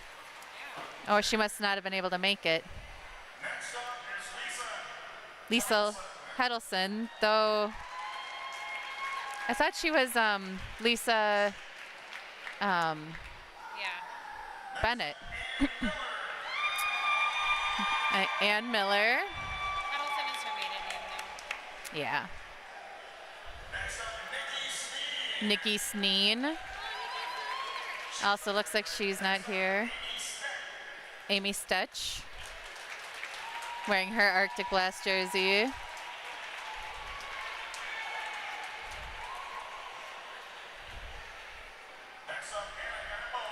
Anna Gambos.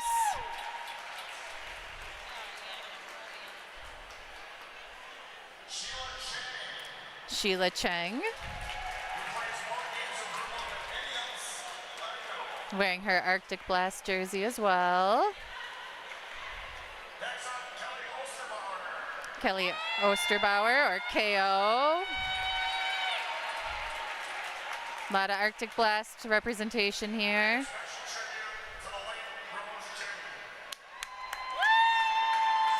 and the late Rose Jenny. Now for the forwards. Taylor Myers, also in an Arctic Blast jersey.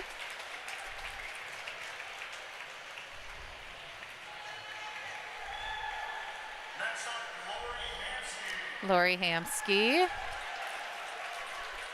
also in her Arctic Blast jersey. Julie Buzicki.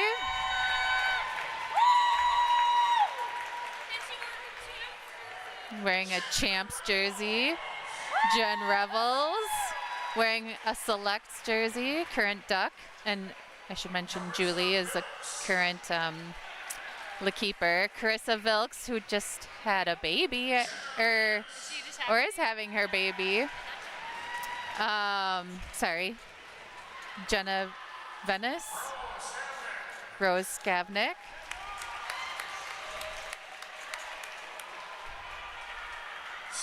Sandy Peterson.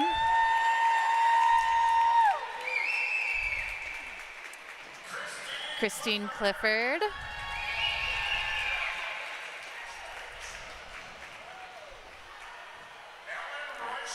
Ellen Rochelle, a Duck player, my wife. Julie Jurickson.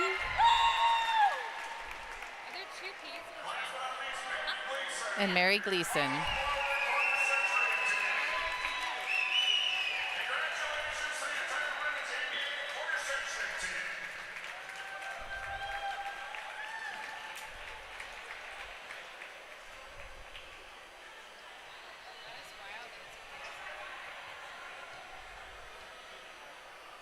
Oh, and they have a couple jerseys for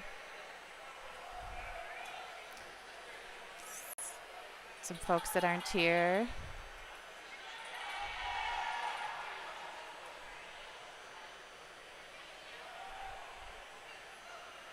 Got a few Hall of Famers in there as well. Probably a lot of Hall of Famers. I probably don't know how many of them are already in the Hall of Fame. Yeah. How you got on this team is you had to be a Hall of Famer. Is Ellen a Hall of Famer? All right. Now on to the men's team. The goaltenders, Corey Swanson. Oh, wearing a QA jersey. Medex goalie. Next is Brian Hansen. Not here tonight. Craig Garcia.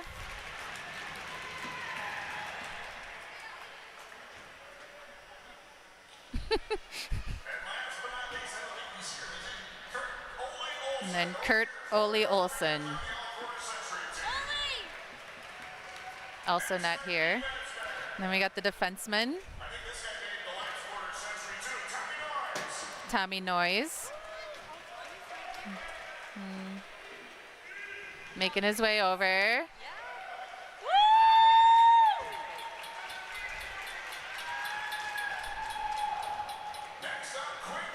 Quinn Schmidt.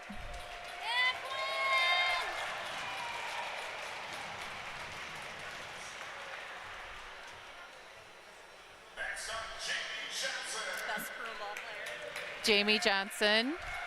Pop says best broomball player. Tony Sikic. Kelly Lake.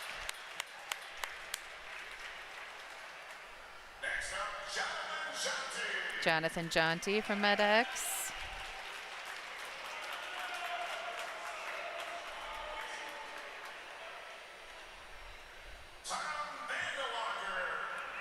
Tom Vandewalker.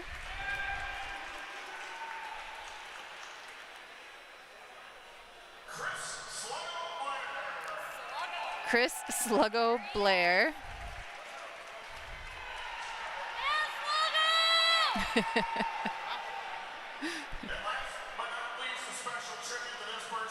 And the late Jeff Lacasse. Now for the forwards.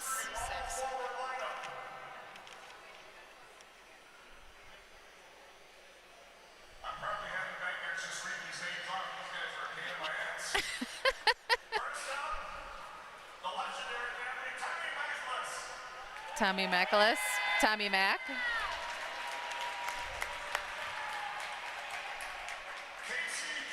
Casey Gibbons.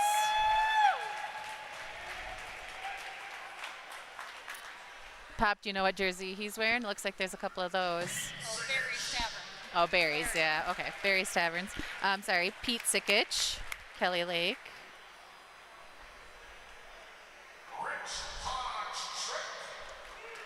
Rich Hodge Schrick.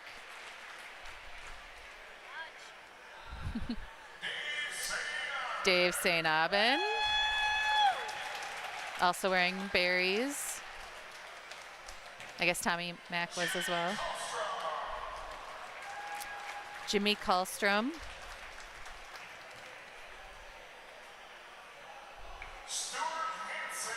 Stuart Hansen. Not here. Justice Foss on Legion. Not rocking the white Legion jersey. Mike Rohde.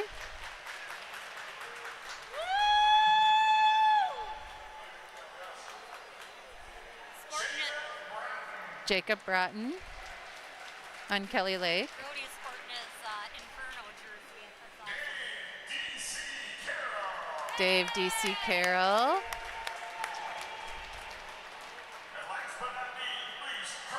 And Curdy Nelson.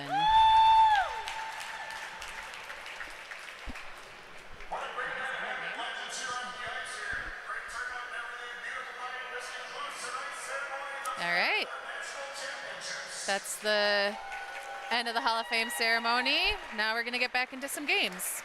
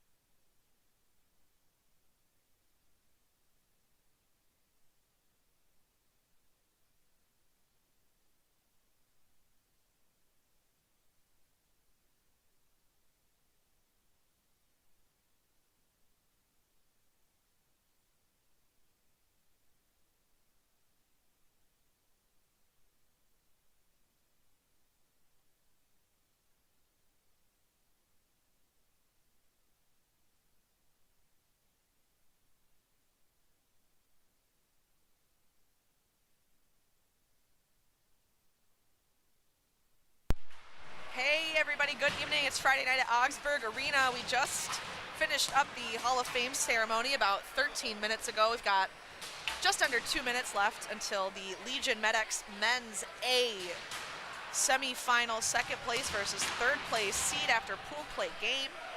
Legion in green, Med-X in white. Nygaard says, let's get this going, that's enough. Tashi getting a few last rips at the glass here. I've got Luke with me doing the scorekeeping. I've got Pop running the camera if Mackie doesn't distract her too much, or Sheila Cheng with her texts. We'll see. Should be a really good game here. This semifinal was also pretty electric at Nationals last year and really fun to watch. I have officially learned the names of everybody on both teams, so there will be no descriptors. There might be a nickname or two thrown around, but other than that, we'll be good to go. No accidental misnames. We're locked in, dialed in. 50 seconds still on the clock, but the refs are ready to go.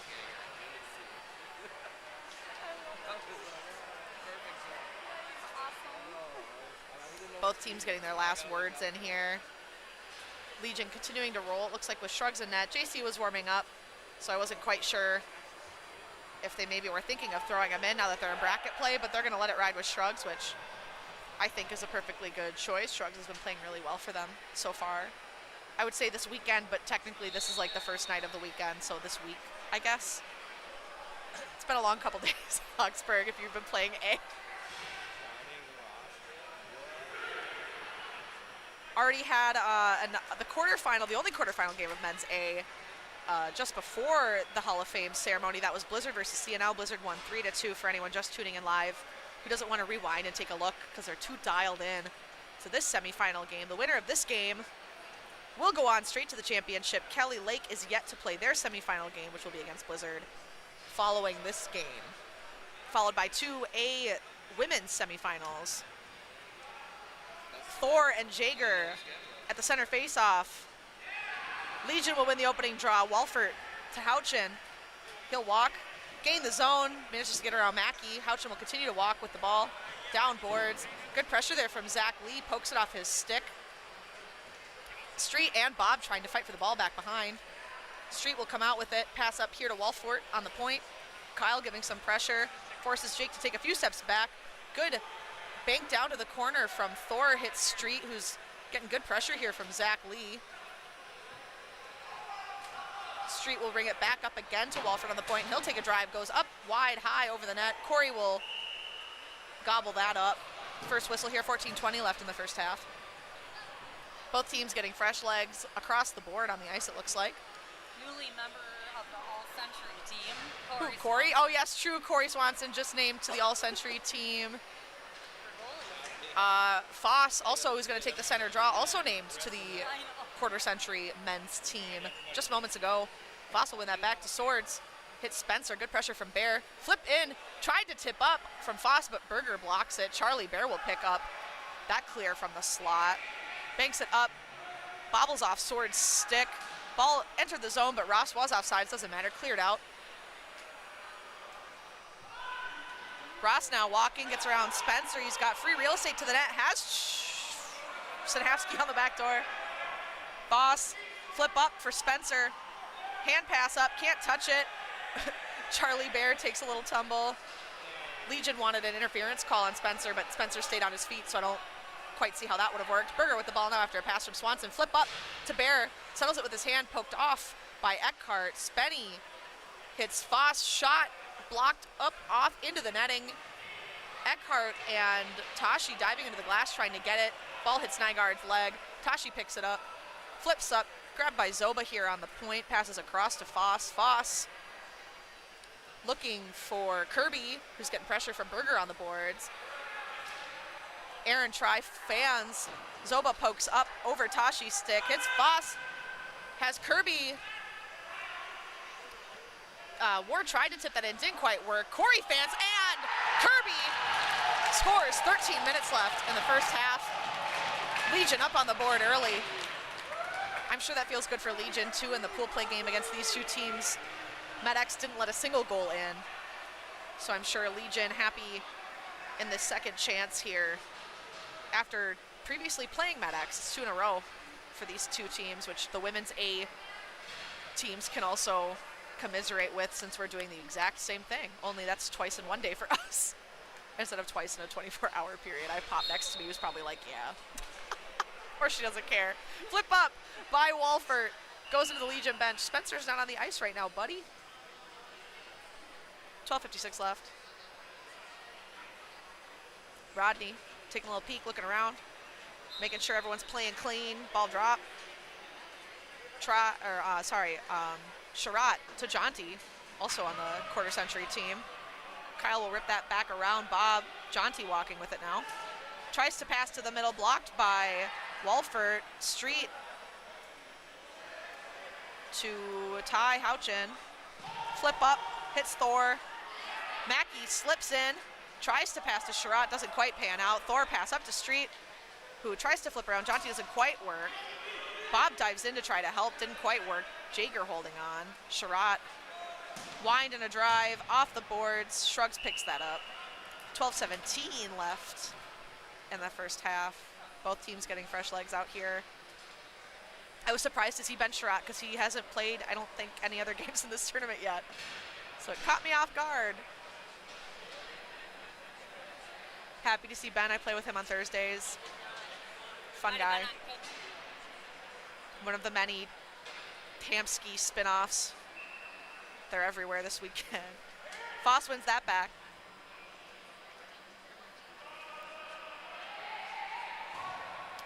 Aiden assessing his options. Pass back from Foss.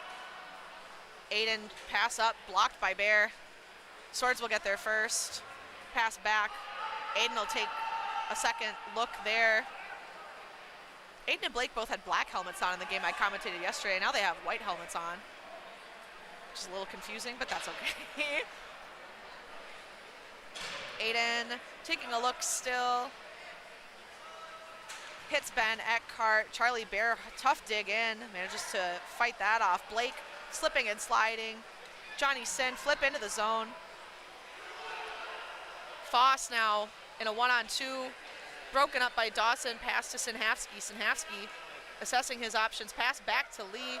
Spenny loses a wheel. Goes down behind the play. Sinhavsky manages to get it around Eckhart, but Eckhart holding in tough there. Aiden with the ball now.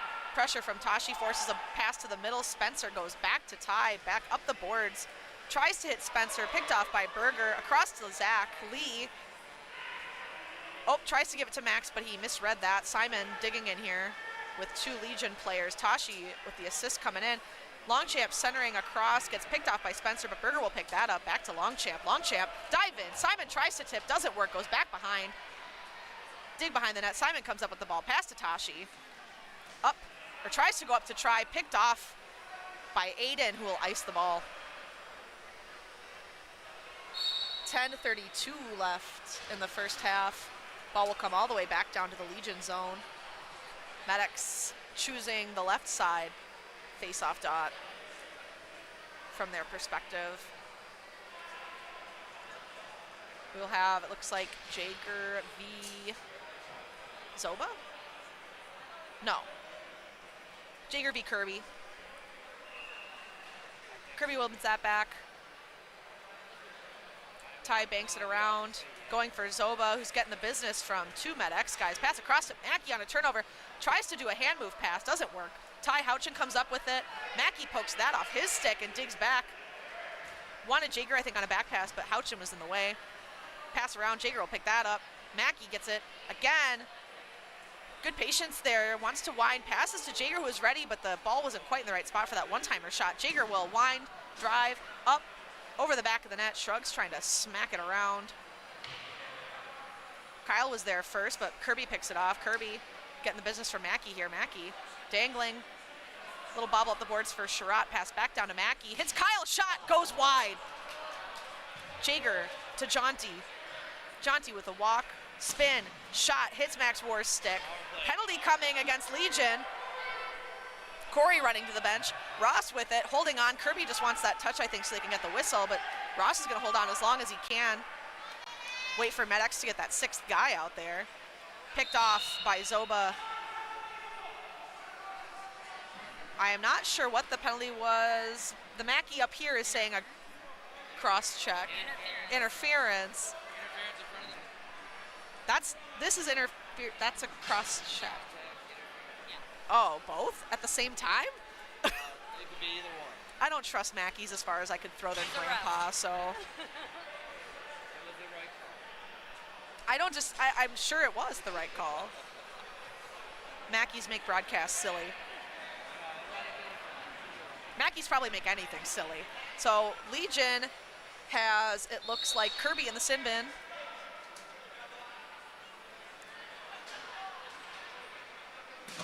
Drive out from Houchin, long, wide. Corey will have to stop it. That's a shot on net.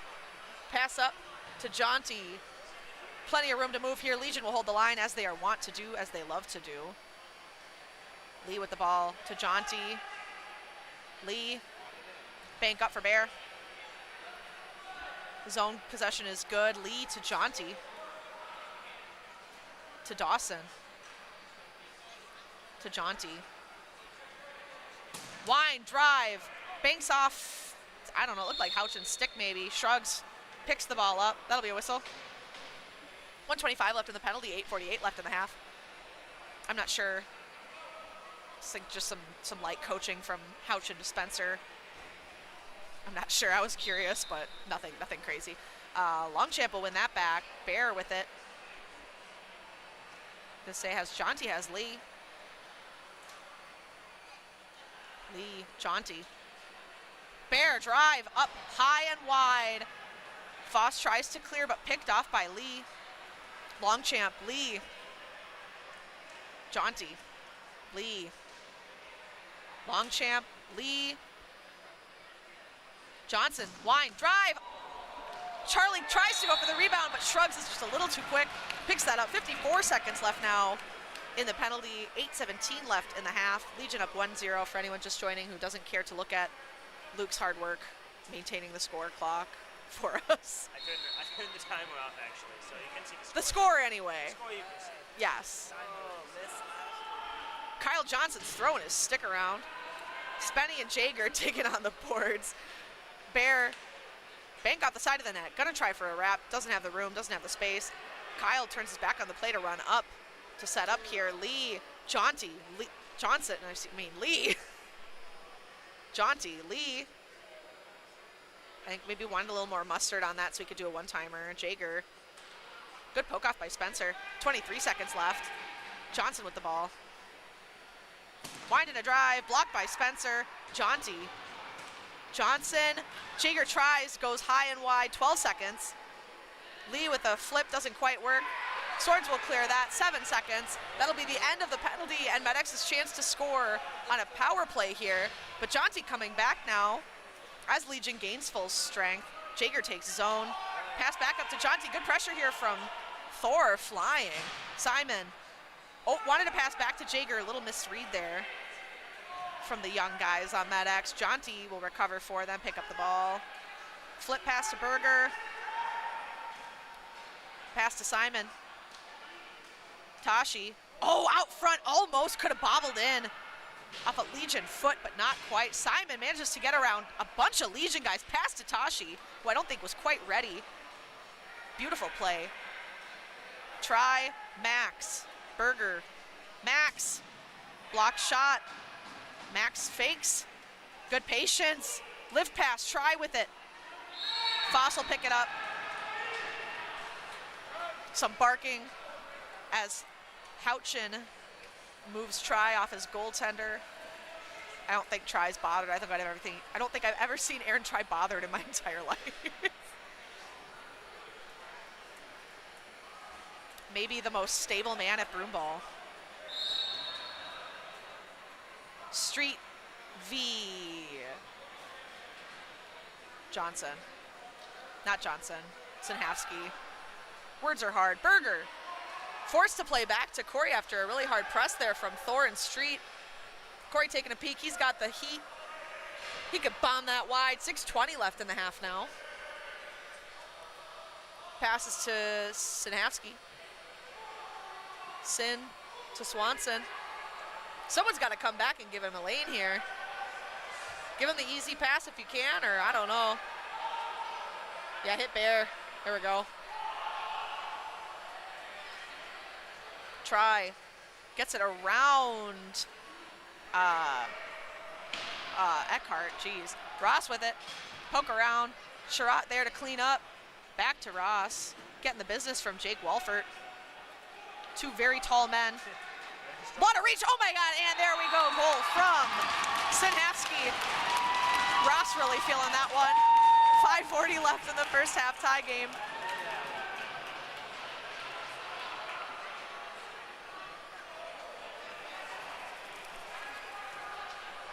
Maddox 1, Legion 1.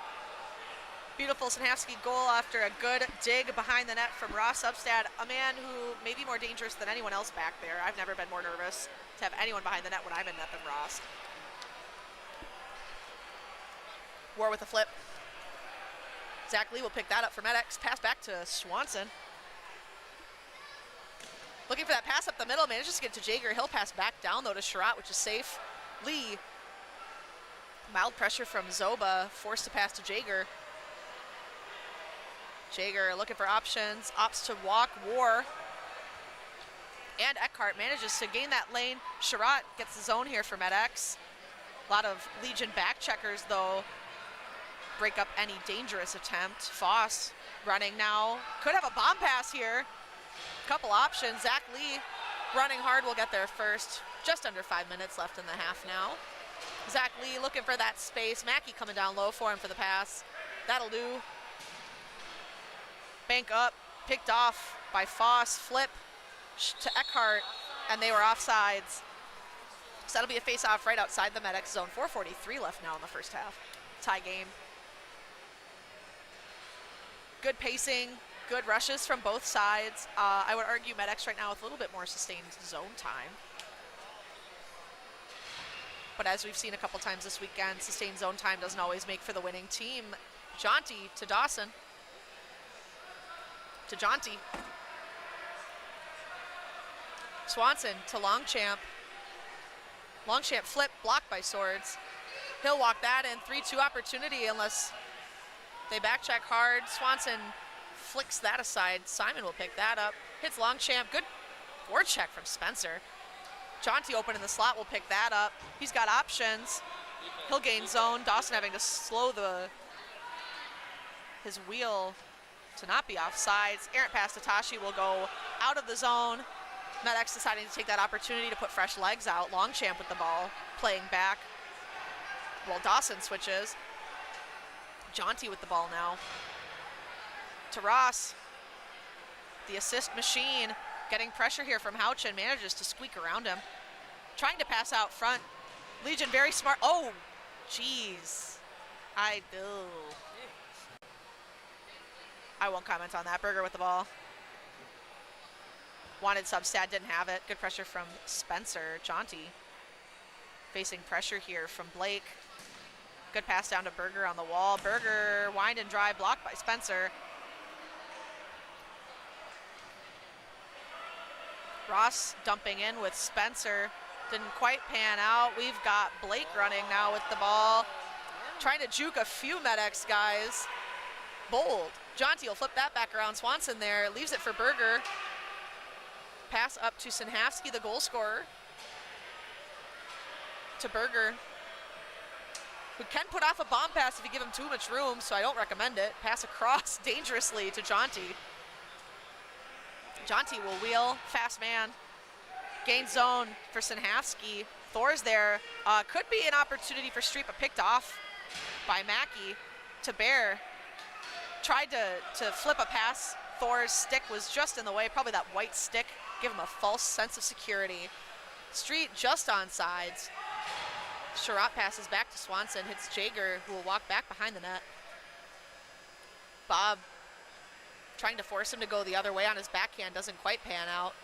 Pass off to Mackey, blocked by Street, but still ready for Aaron Try to Jager to try, settled again by Jager to Johnson. He'll walk, he'll gain zone, flip onto the MedX bench, that'll be a whistle. It'll be outside the Medics zone, thankfully, because they gained zone before the flip. 2:04 left in the half, 1-1 game.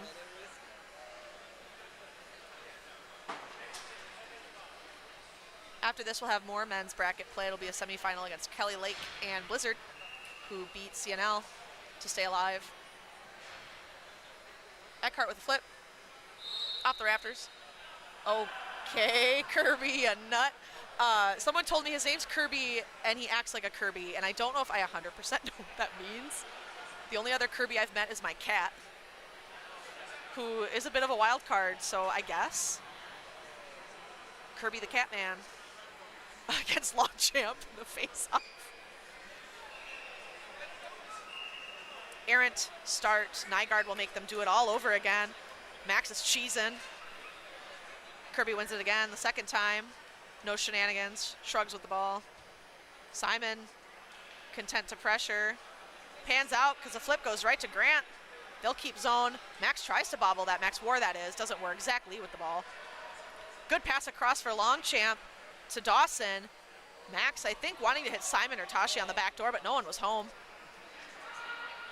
Simon accidentally banks it off the side of the net, but Shrugs will have to cover because Simon just dogging for his own errant pass. Face off here in the Legion zone, 1:30 left in the half. We will have Sinhavsky v. Foss. One back to Zach Lee. Berger. Sinhavsky. Berger to Lee, I'm assuming. Yeah. Lee probably to Ross or to Berger. No, tries to flip it through. Doesn't work. I'm not going to say I was right, but Corey with the ball. 1:07 left. Pass to Berger. We'll take a little peek. Legion's giving him space. Take it. Bank up off the boards for Lee. Pans out. He'll knock it down deep. Shrugs going to let that go, though, for an icing. 54.2 seconds left in the first half. 1-1 game. Still in the semifinal matchup. If this game is anything like the CNL Blizzard game, it's going to just get even more wild and exciting, and crazy things will start to happen and shenanigans will abound. But for now, I think both teams content to maintain the tie and not get too excited. We have Aiden versus, I can't tell, Jaeger. Sin tried to flip, or Spencer tried to flip, it didn't quite work. A little goofy here. Ty Houchin with the ball playing down low. Spencer took a spot at the point. Houchin errant flip to the middle, picked off by Johnson. Trying to catch his footing here. Tries to hit Jaeger up here on the boards. Manages to get it to Mackey. Legion calling that it was offsides. Didn't look offsides to me, but maybe I have a terrible view from up here closer to the blue line. Johnson with a rip toward the net. Caught by a few Legion guys. There's a huge kerfuffle, and Johnson's down and not looking good. Probably took a stick through the mask if I had to guess. Not looking happy. Face-off coming all the way down to the Medex zone for some reason. Or outside the Medex zone. 20.4 seconds left. Hand pass. I thought they blew the whistle because Kyle looked hurt, although he seems fine on the bench now, so who knows. Longchamp v. Blake. Aiden and Jonty in a foot race. Or sorry, I'm mixing people up. Or no, that was right. Gotta quit second guessing myself with the brothers. I'm doing okay. Shrugs, kind of just doing a light jog back. 2 seconds, 1 second. That'll be the half. 1-1 Legion Medex, end of the first half. Both teams generating good chances. I think Medex right now has a little bit of the upper hand in terms of just consistency in zone time and pressure on net. But Legion doing a really good job blocking shots and keeping them out. I think their biggest objective for the second half is going to be just maintaining more zone time, getting more opportunities on net. Both of these goaltenders are phenomenal. The two men's Super Series goalies actually for the United States in a head-to-head here.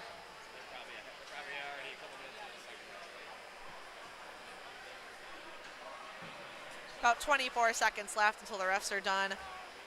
Having a little palaver in the penalty box. Nygaard with his Diet Coke. His game fuel. I learned playing in women's league at Augsburg that without Diet Coke, that man is not his usual self. So happy to see he's got his game fuel.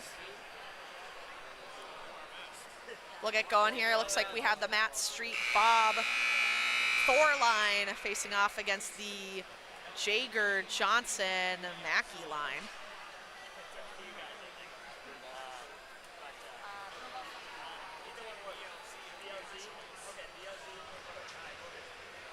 Tight 15 in regulation. We'll see if either team puts up more goals here or if we'll end up going to an overtime. I don't feel like there have been very many overtimes today. I know one of the women's semi or pool play games went into overtime today. Johnson poked off by Swords. Bob with it now.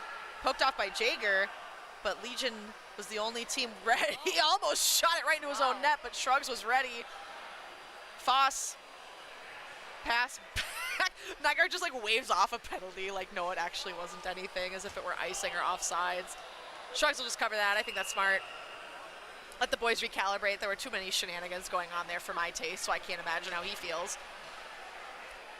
Medex putting basically a whole new line out, save Zach Lee. Legion rolling with who started the half. Bob, Thor, Street, Foss, Swords, Berger, Lee, Bear, Snavsky, Ross, Berger, drive toward the net, goes wide. Shrugs will gobble that up again, 2:14:25 left now in the half. And regulation. Berger shaking his head, probably wishes he would have hit the net. I would imagine. I don't think usually people are aiming wide on purpose, but I don't know. I try not to think about how men think. So, Sanaski will win that back. Berger wanted to do a little drive, but Street was too close. Charlie Bear with it after a beautiful pass across. Bear, Lee, Berger. Sanhafsky not in the right spot for that pass, or didn't go to the right spot. Cleared out by Thor. Berger will run back hard. Zach Lee changing, so he's waiting for his new D partner, Aaron Try. Pass across. Try to put it down deep, and he would have, but Kirby just kind of smacked it out into his teammate's chest. So face-off will be outside the Legion zone, I would imagine. Everybody getting fresh legs. Longchamp v. Kirby, Longchamp. They're saying no good. Redo. Nygaard's playing it tight with that. Kirby wins that time. Walfert with it. Passes to Shrugs. He's got the heat if they want the long pass, but he'll opt to pass to Houchin. Also good for a long pass.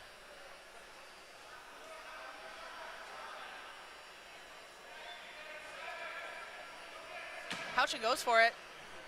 High, wide, just touched by Kirby to settle, but Longchamp is with him and will beat him in the race to the ball. Aaron Try getting the ball now. Has Simon on the boards, he'll go there. Pressure from War, not quite juicy enough. Try with the ball again now. They'll try another breakout. Sherratt with it. Good up the boards for Tashi. Tashi will gain the zone. Foot race with Houchin. Houchin, I think, just thought Tashi was going to take his foot off the gas, but Tashi absolutely did not. Longchamp digging in there now, too.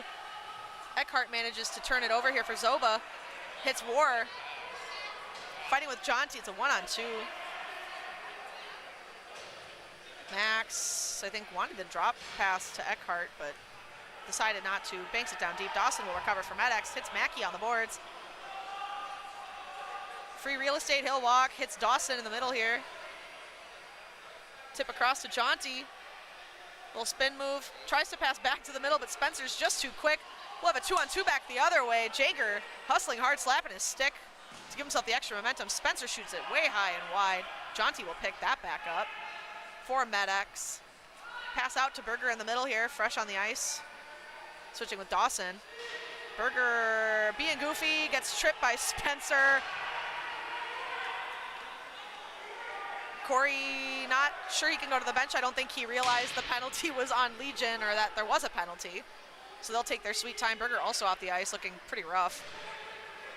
Went into the boards a little hard. I don't think Spencer did it on purpose, but trip's a trip, as we discussed yesterday on stream. Jaunty to Lee, to Jaunty, to Lee, to Jaunty, to Lee, to Jaunty.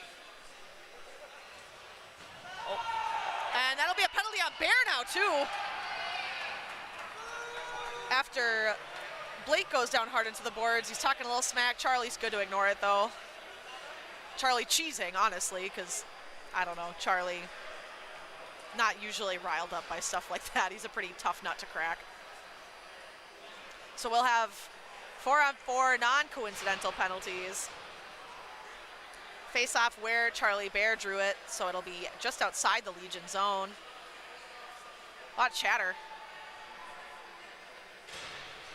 11:31 left in the half, 2 2-minute penalties. Since they are non-coincidental, both guys will be able to get right back on the ice once the time is out. Zach Lee to Corey to Jager. Flip up into the zone, Longchamp running. In a foot race with Thor, shrugs, banks back up the boards. Jager will pick it up, getting the business from Street, but Longchamp cuts in to give Jager some space. Lee to Jaunty, to Jager, using the boards for momentum. Oh, manages to nutmeg Street. Shrugs will get there. Max pokes it off his stick up to Jaunty. Jaunty ripped toward the net, goes wide, banks up a couple of guys. Shrugs pokes it right out in the slot. Thankfully, Thor was ready. Longchamp went down. No call there, but they are offsides on Legion, so we'll have a face-off right outside the medics zone. 1:11 left on both penalties, 10:41 left in regulation. Game is still tied 1-1. Luke's got all his buddies coming over to say hi. All these goalies that Luke is friends with. It's the second goalie to come over here. Medics will win that draw after some tough battle there on the draw. Zach Lee will put that deep. No ice, he was a few steps over. Ben Eckhart will get there first for Legion. Walking back, 56 seconds left in the penalties. Eckhart continuing to walk. War.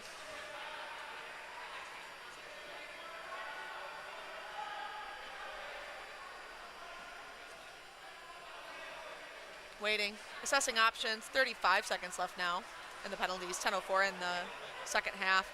Wanted a pass, Sinhavsky blocking his path. Street reminding him from the bench to just do what's easy.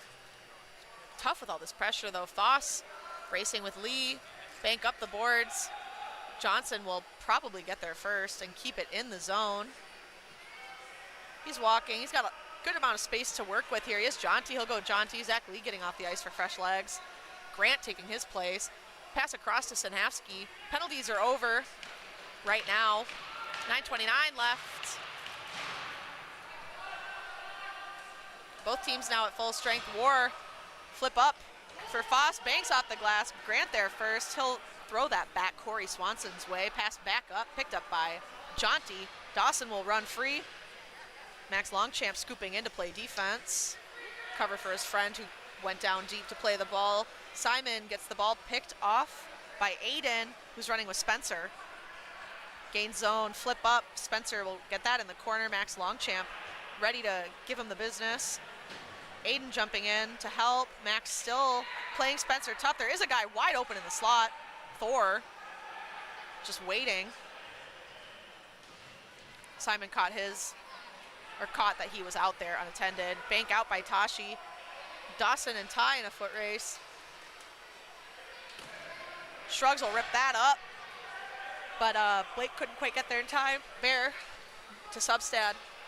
Substad getting the business from Thor, but will come up with the ball. Thor not giving up though, gets it back. Berger back on the ice, must not have been hurt too bad. Getting the business from Street, keeps the ball in the zone.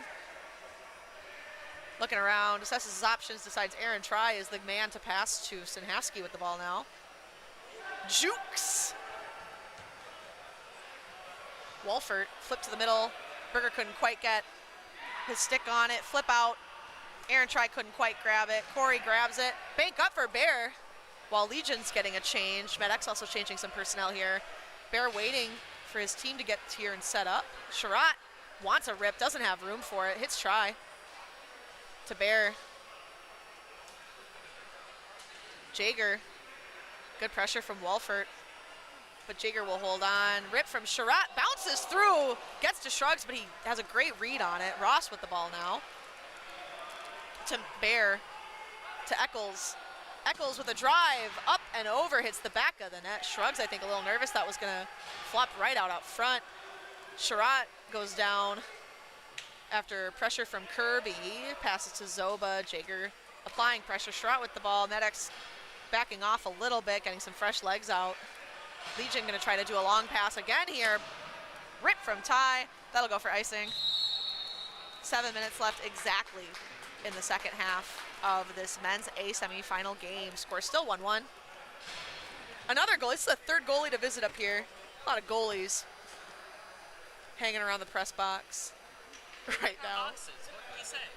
I don't have any boxes. I try to be told goalies like boxes. I don't believe it. Jaeger v. Foss. Jaeger wins that, hits Dawson. Beautiful pass. Oh my gosh, Kyle just misses the net on that. Jaeger. Dawson. Another drive, hits Swords in the gut. Blake puts that up. Johnson will recover for MedX. Z Lee putting that down for Mackey. Kick pass to Jaeger, up to Zach Lee. Johnson, drive, banks off a couple folks. Jaeger tries his best to get it to the net, but it doesn't quite work. Jaeger having a hard time getting up. I don't know if his stick was caught in Spencer's feet. But Zach Lee with the ball for MedX. Hits Johnson, rip, blocked by Foss. Shot on net, Shrugs, manages to keep that out and will pick it up. Really good run there from MedX. Really applying pressure. Probably do not want to go to overtime, want to save their legs, I would imagine. 6:21 left in regulation.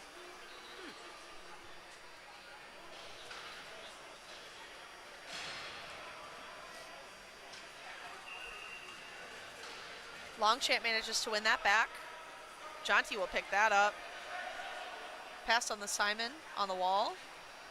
Poked off by Thor. Simon will still maintain possession. Gets it to Longchamp. Longchamp looking for space. Thor doesn't really want to give him any. Pass up to Jonty on the point. Back to Longchamp. Longchamp trying to hit Simon on the back door. Not quite where Simon wanted it. Ball settled. Goes to Tashi. To Berger. Tashi. Jacobs. Tashi. Berger probably hit Jonty. Probably hit Max. Wanted to hit Max. Bob said no. Fakes a drop to Berger. Drop down to Tashi. Has Simon back behind the net. He'll go there. Tashi be nimble. Tashi be quick. Tashi jumped over a Broomball stick. He's got the ball again after a pass from Simon. Has Simon up. Boards on a little almost reverse cycle action here. Up to Jonty. Back to Jacobs. Really good, effective, crisp ball movement here. Shot blocked. Berger pokes that back. Max with a rip, goes wide.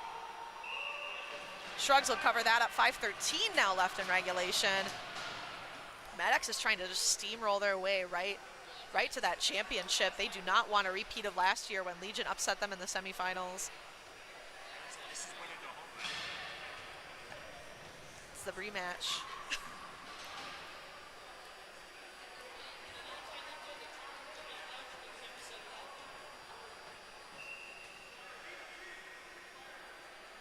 Legion manages to win that draw. Houchin, pop up, gets over Sherratt's head. He'll get to the ball with some room to move.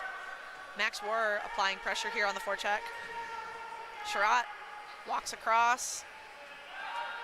Pass to Bear, who's got Walford pushing up on him. Pass to Swanson.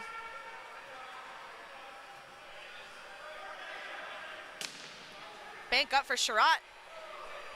Manages to shove that the rest of the way down. There'll be no icing. Kirby racing here with Sinhavsky.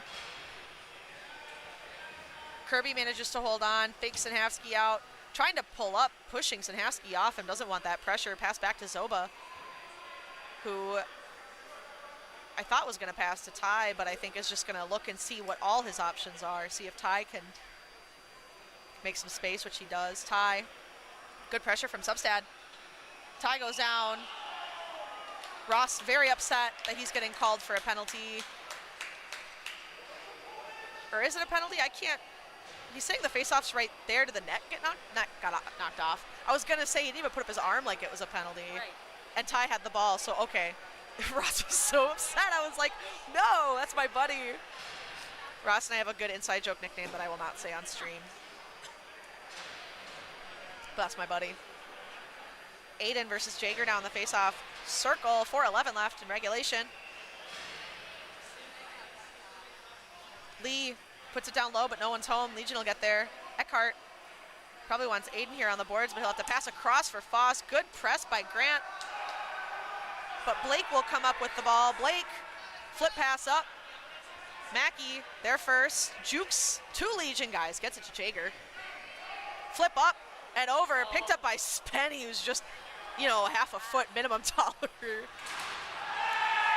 Johnson will get a checking penalty now. Or interference. Johnson not happy with the call. Faceoff will be down here in the medic zone, only 3 minutes and 40 seconds left. Dangerous spot to be in if you're medics. Not a lot of time to come back if Legion capitalizes. Street wants a timeout. I'm gonna mute real quick because I probably need water. I'm yawning a lot, but I'm not tired.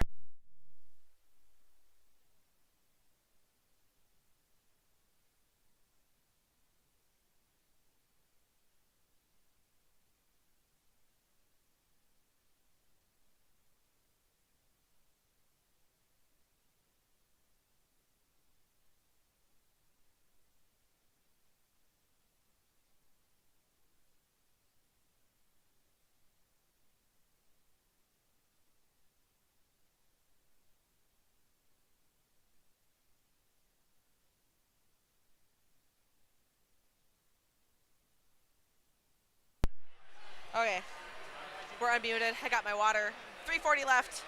Medex penalty, Johnson in the sin bin for an interference call. Medex rolling. Longchamp, Lee, Jager, Jaunty, Legion with Foss, Aiden, Spencer, Zoba, and War. War, Spencer, Aiden, Voss,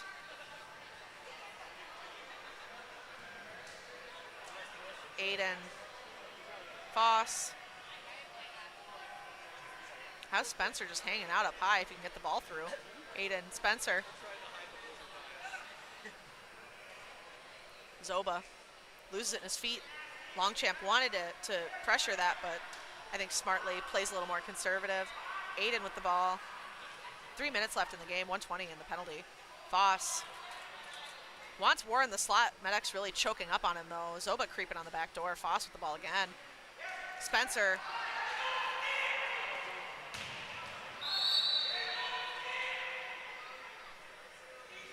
High stick call on War, who is really upset. Not happy to go to the penalty box. 1:06 was left on the Medex penalty. 2:45 left in the game, which means after 54 seconds of 4-on-4, Medex will get a power play for 54 seconds with only 45 seconds left. Or yeah,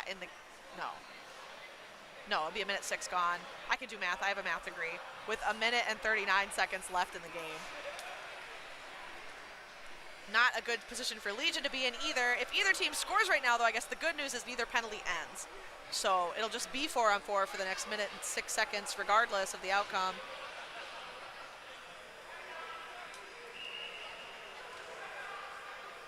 Legion will win that face-off. Houchin with the ball. See a bunch of Kelly Lake and Blizzard guys ready to hit the ice, but they might not get to. Depends how the next 2 minutes and 30 seconds goes. Corey leaves the net to play the ball. Gives it to Lee.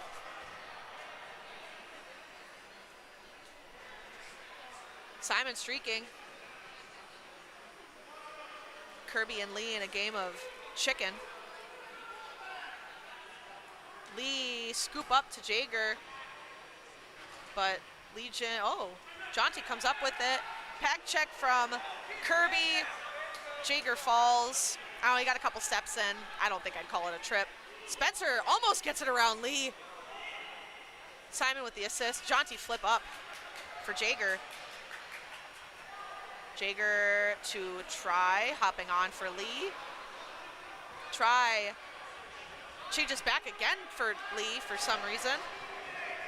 I'm not sure what the thought was there, I guess, other than the fact that they're full strength now, so they probably just wanted different folks on the ice. Jonty to Lee, to Jonty. 44 seconds left, and Legion's penalty now. Lee, Jonty, Lee, Longchamp. Street wanted an offsides call. I didn't see it. Jonty, Johnson, beautiful pass across to Lee. Longchamp, pass across, picked off by Walford, flip up. Jonty will keep it in the zone. Johnson, Lee, Longchamp, tries to pass across for Kyle on a diving play, doesn't quite work. 12 seconds left now on the Legion penalty, 54 seconds left in the game. Lee, Longchamp, Lee, Longchamp again, bank up for Jonty. Penalty's over, 44 seconds left. Shot goes wide. Lee tries to shoot, banks off the glass. Johnson in a foot race here with Walford. Johnson manages to get there, but Ty Houchin there for the assist. Running hard in a race with Longchamp, who will pass the ball back to Swanson. 30 seconds left. Lee. Pressure here from Blake on Legion.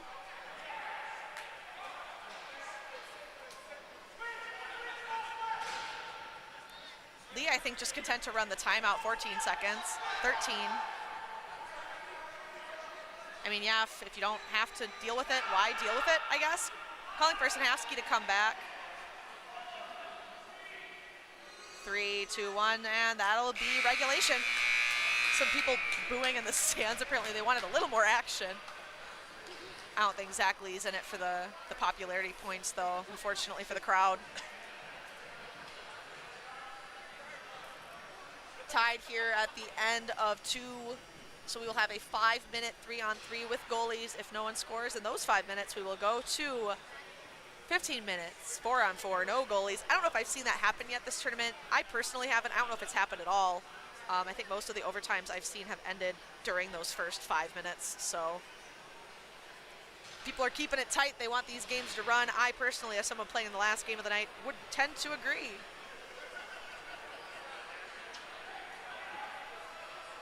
Captains chatting with the refs, figuring out the rules for overtime, which both of these teams have already played in overtime.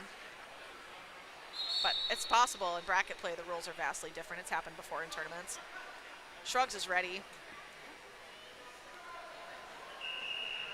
He's like, I'm born for this. I haven't had the opportunity to play against Shrugs much. Did once at State a couple years ago when he was, or no, it was at State and at Internationals. He was a runner. He's a hell of a softball player. Pop says he's a hell of a softball player. I'm a terrible softball player, so happy to also not play against him at softball, I guess. MedX rolling. Jacobs, Jonty, Longchamp. Legion has Thor, Boss, Benny. Same goalies in net. Wouldn't change it now. MedX couldn't if they wanted to, unless I guess they wanted to throw, I don't know, Kyle or Berger in net. They've done it before. Longchamp. Balls off Spencer, but I don't know if I saw anything. I feel like Max isn't usually the type to dive, but maybe he caught an elbow. I didn't see it. Thor pass back to Shrugs.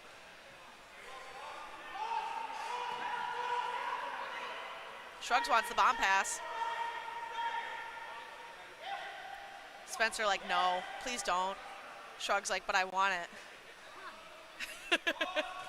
I'm not sure what the plan is here. It's a lot of just standing around. 30 seconds have already gone in the first overtime here. Shrugs is like, I don't know, come and get it? I'm not sure. I would never do this as a goalie. This would make me so anxious. But I'm not Shrugs. I also can't bomb pass, so that's part of it. We just trying to run out time Shrugs also must not care about popularity points, but nobody's booing Shrugs for holding onto the ball. Jonty there. Bank back up. Longchamp will gain zone. Hits Simon here. Good pressure here from Thor. Longchamp. Across for Jonty. Almost batted out of the air by Thor, but couldn't quite get there. Longchamp. Turnover to Thor. Flip over to Ty. Shot wide. Jonty trying to beat Aiden. Jonty in a foot race with time, and Ty Houcha manages to get around him. Pass across. Simon wasn't quite there, though. He'll get the ball anyway. Medics will maintain possession. Pass to Jager. Jonty and Simon changing. Bank up for Johnson. Ooh, cute little move. To Lee. To Jager.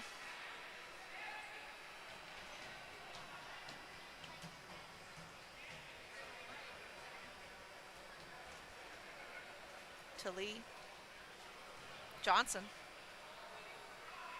2:52 left. Johnson walking.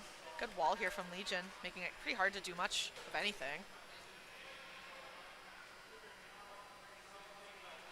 Shot wide. Shrugs puts that aside for Aiden. Johnson wanted it. Shrugs is large in his gear. Stick gets caught in the net and he almost falls over. Jager with the ball. Medex maintains possession. They'll get two more, or another set of fresh legs. Charlie Bear going on now for Johnson. 2:19 left in overtime, number 1. Lee will change, take advantage, try going on for him. Legion, I think, has changed only a couple of folks since this overtime started. Circling the perimeter here from Medex. Legion content to just kind of swap as needed. Johnson on the ice, or sorry, Sinhavsky on the ice now for Jager. Bear will go to try. Room to move. Ty giving him a little bit of pressure now. Sinhavsky has Bear. That's where I'd go. Legion, I think, aware of Charlie Bear's abilities and not wanting to pressure or not give him too much room to move, but also not pressure him so much they leave a Legion guy or a Medex guy open. Bear to Sinhavsky. To Jonty. To Bear.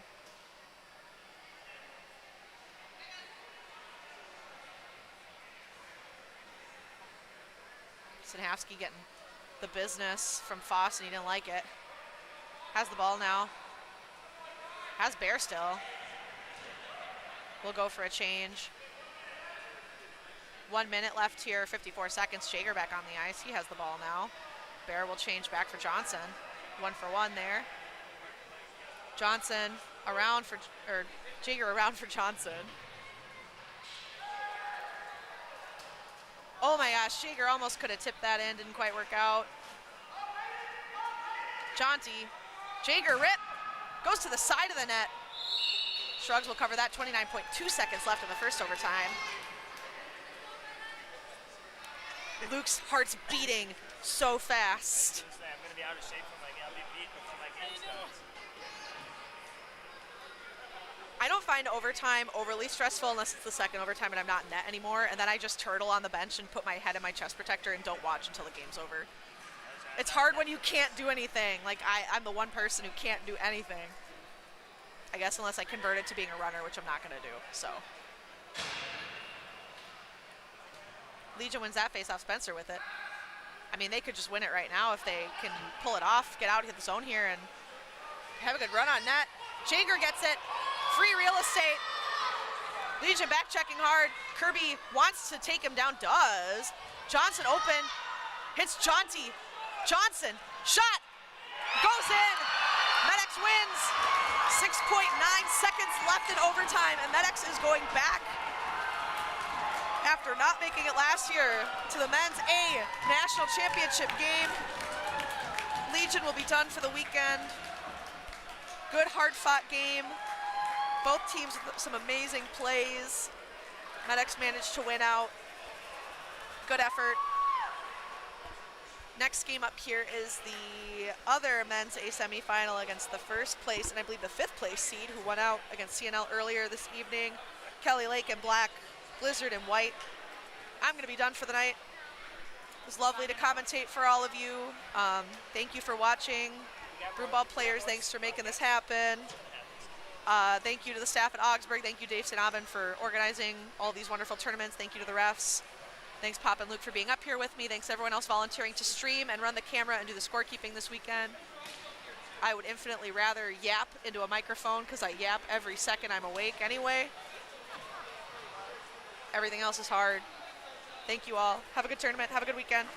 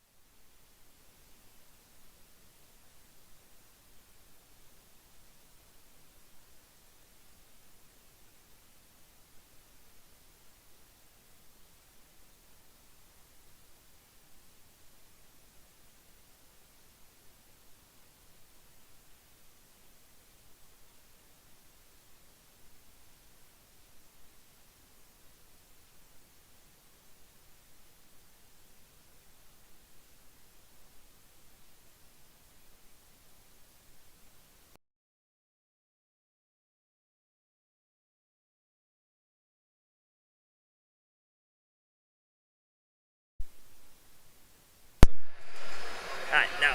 Yeah. Hello. All right. Greetings. Welcome to Augsburg for Kelly Lake and Blizzard in the men's A quarterfinals.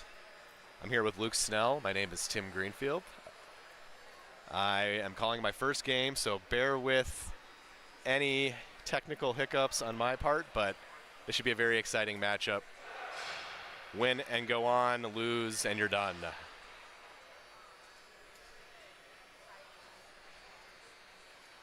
Look for a lot of intensity and athleticism from both teams early on.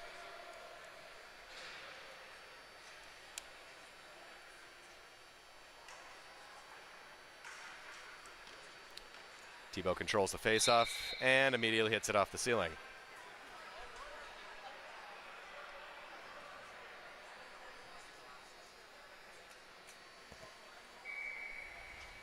Moves the face up a few feet.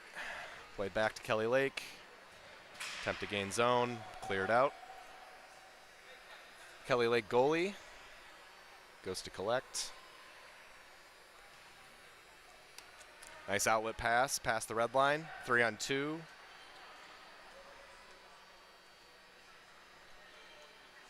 Kelly Lake controlled the zone.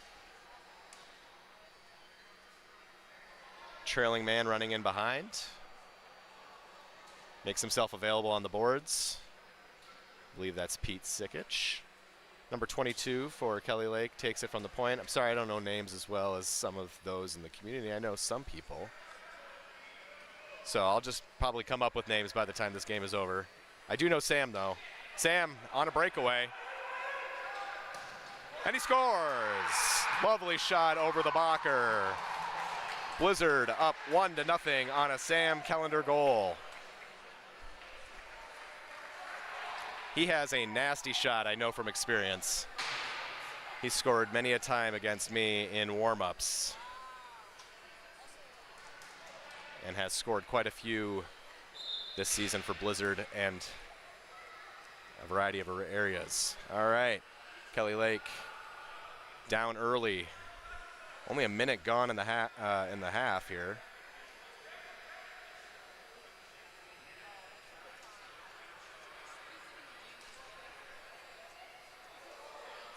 S'mores falls down. It's a helpful fact about Blizzard is just I can call them by their flavors. Ooh, a little board play. Ike, the goalie for Blizzard, plays it back. Gee cycles it. Good pressure from Kelly Lake. They create a bit of a turnover in the offensive zone. Blizzard handle it well. Outlets along the boards there.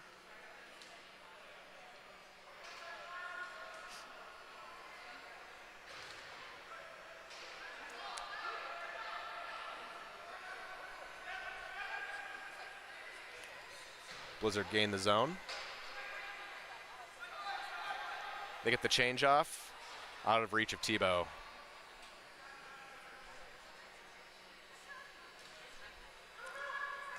Quick kick back into play by Kelly Lake. Bit of a broken play, Blizzard reset.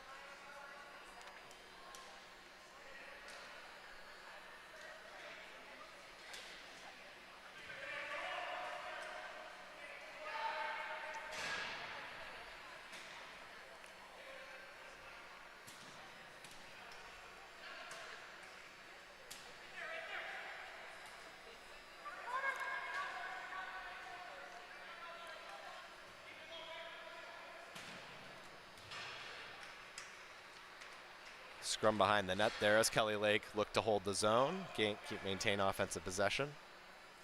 Working a little triangle along the left side there, trying to get a shot off. Tebow with the good stick. So much of this high-level game is getting the perfect shot because the defense are just too good. They're able to work out the patterns of play. And it's going to be a challenge for Kelly Lake to get good looks.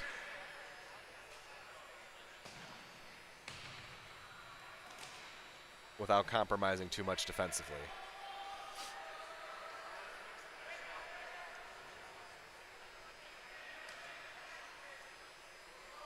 Kelly Lake have a 3-on-2.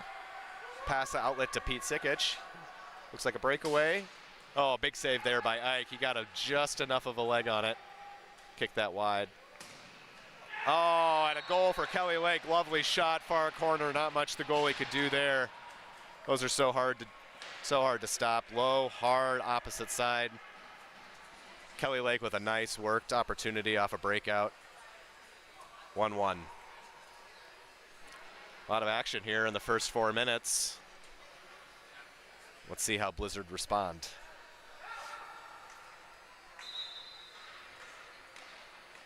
Kelly Lake with a lot of experience at this type of level.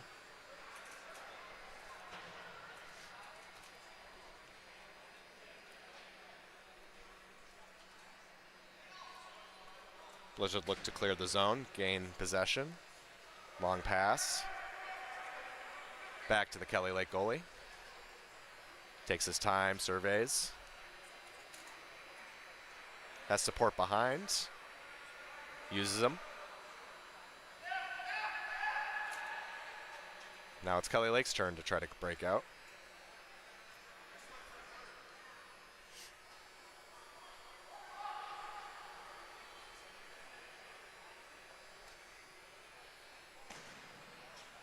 Long pass. Finds the Kelly Lake. Finds Pete Sikich there. They gain the zone. Quick shot. Right into Ike's stomach. Takes his time, surveys. Plays a bit of a off-speed pass. Blizzard are able to clear. Kelly Lake push. Another 3-2 opportunity if they can take it.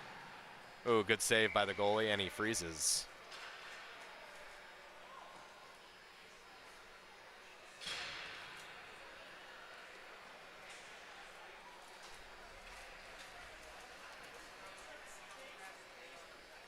This is another opportunity in the high-level game where you have a good chance to score off face-off.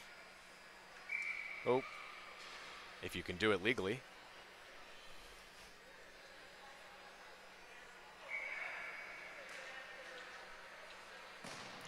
Quick shot up there. Bounces off the net. Blizzard cleared the zone. Looks like icing. Yeah, I don't know the exact stat I heard sometime listening to an NHL broadcast, but it was like the opportunities, especially on power plays off a face-off, like within the first 5 seconds, it's a pretty conscious strategy of a lot of teams to work an early shot. You know, static defenders. See it catching on here in Broomball. Kelly Lake hold the zone. Try pass to the center.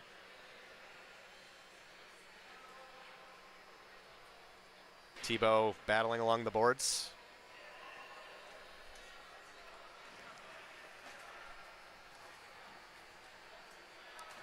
Blizzard gained possession. An awkward situation there for Blizzard. Ike goes out to punch. Tebow goes out to kick.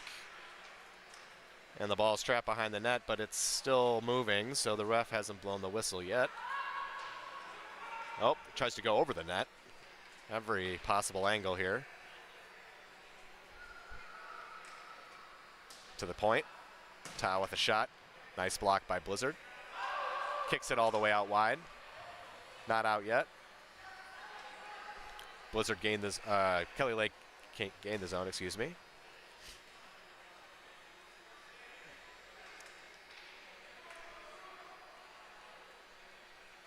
Kelly Lake moving with a bit of urgency here.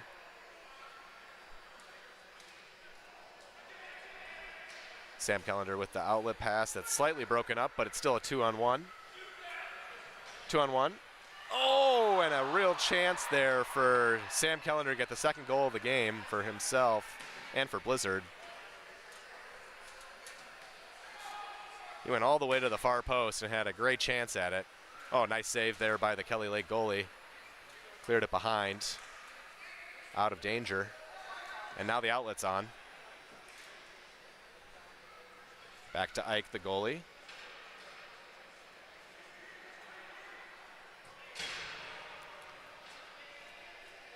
Both teams are posing a threat in the offensive zone, and they have their strategies that seem to be working well.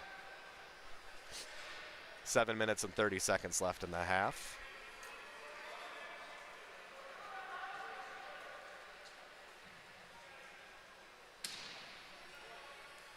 Long pass finds the goalie, so no icing.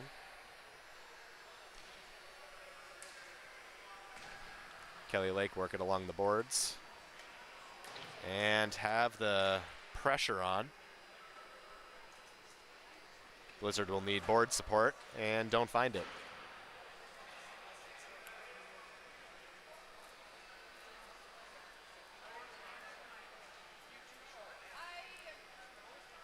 Long shot in, deflected wide. That was a dangerous deflection.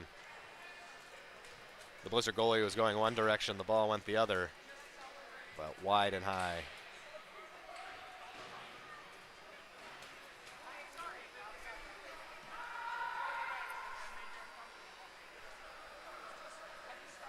Kelly Lake really taking advantage of the location of the benches in this half. They've had quite a lot of aggressive changes and passes to players just coming on, and that's really worked nicely for them.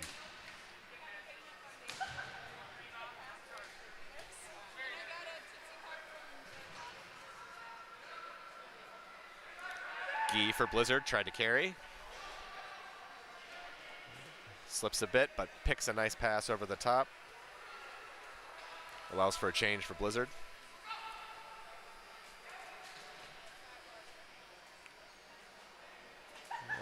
Bit of a good centering pass there from the boards. Came from nothing.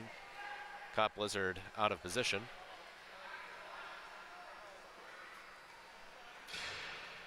Tebow with his head up behind the net with the ball. Kicks it out wide to Gee. Back to Tebow.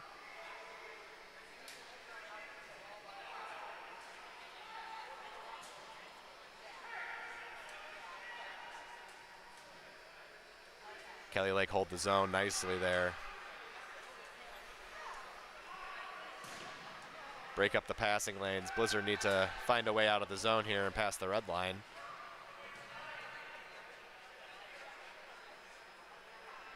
Right now there's 3 Kelly Lake defenders ahead of the blue line. It's making it difficult, but long pass finds Sam Kellender. Shot high and wide. Pete Sikic carries the ball nicely, takes it out wide. He's got one on him. Moves it to center, gains the zone. Flips it out wide, expect a change here, quick pass. Big shot in deep. I'm playing, and this is my last game, and I gotta head. Tim and I both have to go.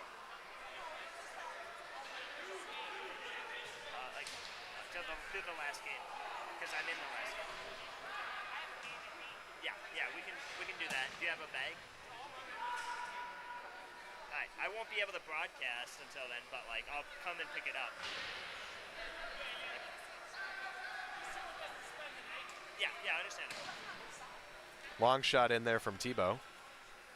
Working out the chain of custody of this high-tech equipment. Luke's gonna drive the satellite booth home. Blizzard try to work the shot. Good defense by Kelly Lake there. Shot, off the goalie. That got through everybody. But Kelly Lake goalie there, Mike Sikic, was able to stop it nicely. Ike plays it out wide. Very aggressive play, but I like it. That's exactly what you want in that situation. You either have to go first or you have to go last. Either you can't be in between. And the ball's out of play. Both teams make a change with 3:28 left in the half. Hopefully the pictures there spoke for itself. It seemed more chaotic than I probably described. But good goalieing from both the Blizzard and Kelly Lake goaltenders. Not surprising. Both very talented.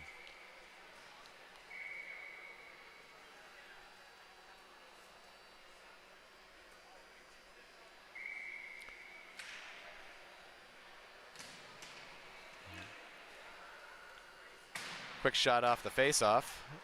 Ike kind of misses attempting to play it. Sets up a bit of an opportunity for Kelly Lake. Failed to convert.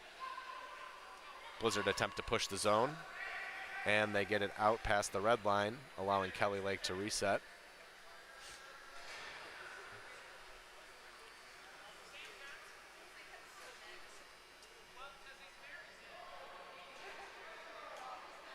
In deep. Kelly Lake set off a bit.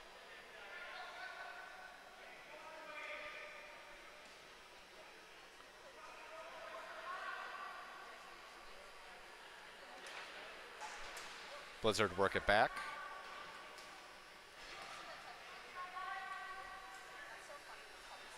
Nice zone entry there. Let's see how long Blizzard can hold the zone here. For sustained offensive pressure, they keep it in. Tebow shoots it wide. Good hand control there by Blizzard, and it gets caught in the netting. The Augsburg special.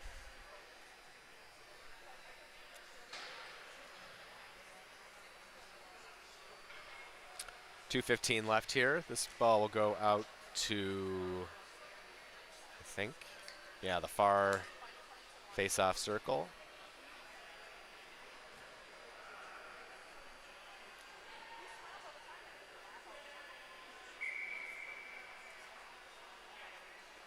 Kelly Lake gained the zone quickly there. Two Blizzard defenders converge, but still hold the zone. Blizzard poke clear. Reset with man-to-man matchups here. Going for the broken play, and they gain it here, but aren't able to string the second pass together, and it's a 3-on-2 for Kelly Lake. Dangerous opportunity, far pass. Unable to control, no shot. Now it's a offensive opportunity the other way. 3-on-3. Sam Kellender holds the zone. Oh, great centering. Oh, that's a real opportunity if they can get it back. Ball sits around up front. No one able to get a shot away.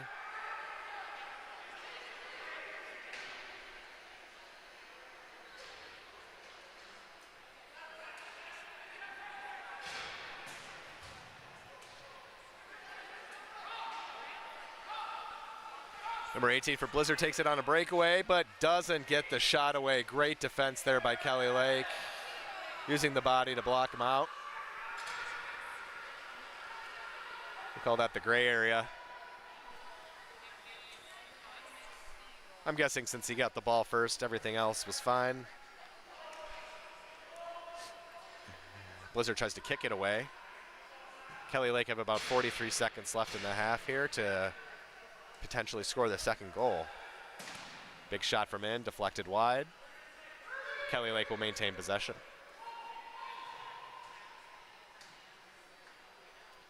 Kelly Lake work it down the corner. High shot, oh. Control, tries to work it back towards center.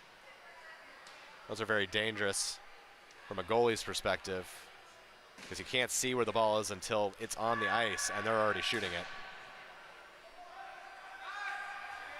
Little goalie insight there.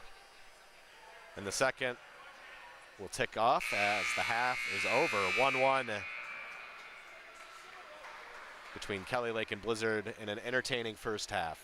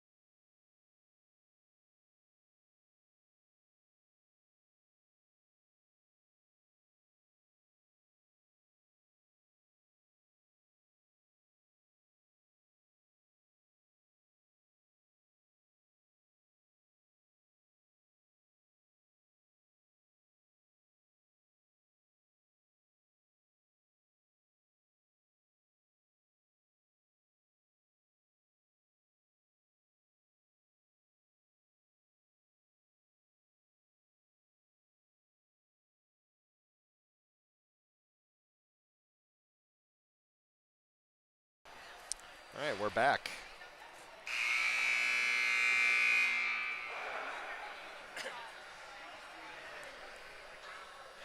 Teams switch halves, or switch sides.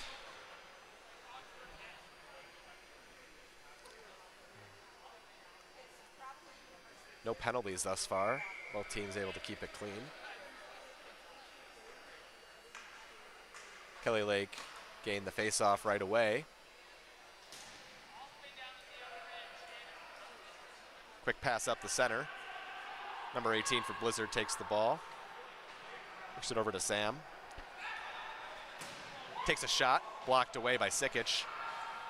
Away from danger. Good vision there. Deflected shot, free opportunity, broken play. Oh, a deflection wide. That was crucial. I'm not sure whether the goalie would have gotten there. Would have been close. Kelly Lake looked to dump it in and allow both teams to change lines. Tebow surveys it, moving it forward, cycles it back to Guy.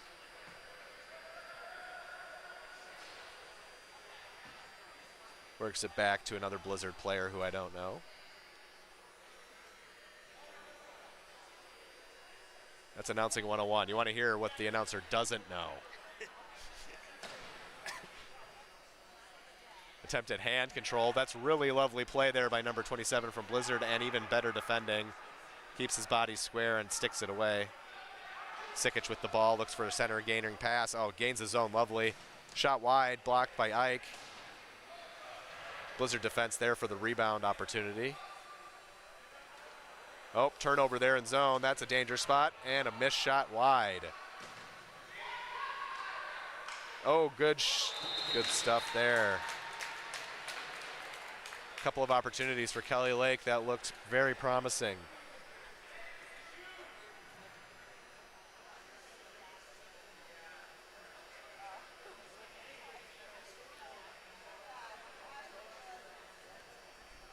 Both teams had a grade A opportunity to score their second goal of the game here early in the second half, and a second shot from point pushed wide by Ike.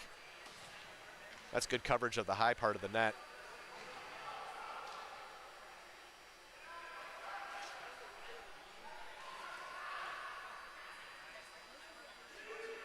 Two-on-two opportunity. Blizzard takes it wide.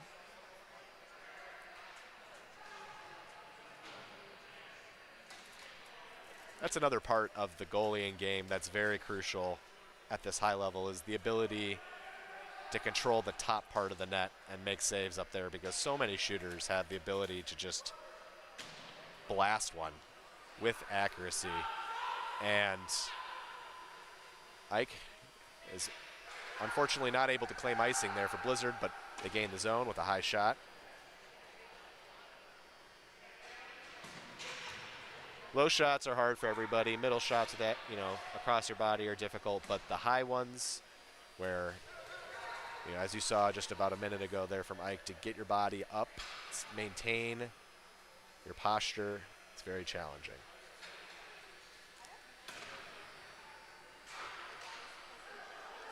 Blizzard worked the zone. Number 8 for Blizzard there. Oh, off speed shot. Good cover there by Sikic. Face off it for in the zone. 12 minutes left. Sorry for the camera work. One of the players for Dilly Buzz needed the address, so. Well, whatever happened, we caught it all. Don't worry. My description captured it. No goals occurred, so you didn't miss anything. All right, Blizzard worked the zone. Try to get a shot away. Goes high up into the net. They're going to go back to the center here if they get a chance. Nope.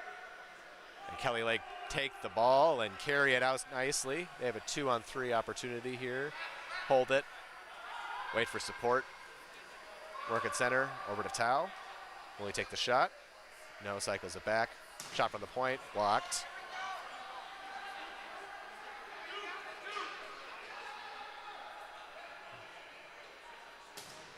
Does a little move between the legs to create a shot. Is blocked.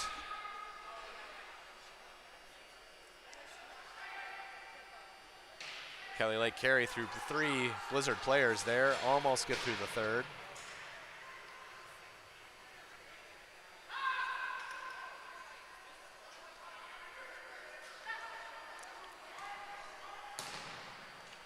See, Again, you'll see there, that's why staying high mattered so much. Ike was able to track that ball all the way and wait until the last minute to go low.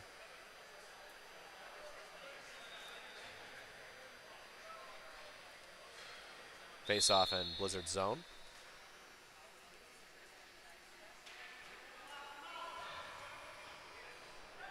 Sam Kellender clears the line, unable to gain the zone just yet.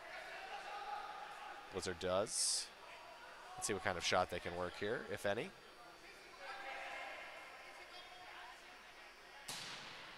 Goes to deep to the far corner. Oh, good shot into the side netting there by Sam.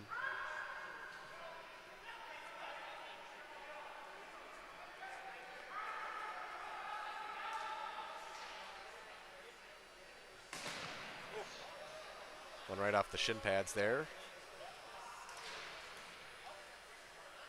Pete Sikic attempts to pressure. Plays it right off. Gets back in position.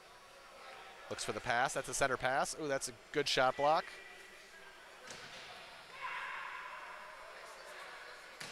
That was a dangerous position for unmarked Kelly Lake offensive player. Ike is pressured, but able to clear. Blizzard holding on in those one-on-one battles in between the blue line and the dot.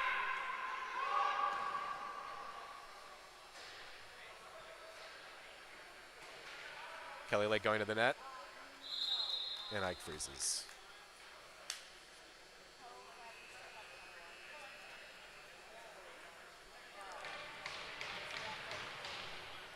I'd expect a lot of intensity here from Kelly Lake as they have a lot of firepower on the ice at the moment and the ball in the offensive zone. Let's see if they can work a good opportunity.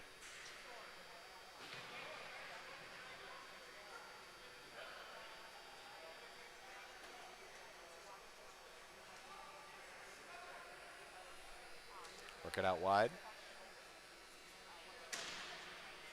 Chop it across. Jacob Brown controls. To the point. Broken up. Out the zone. Kelly has to reset.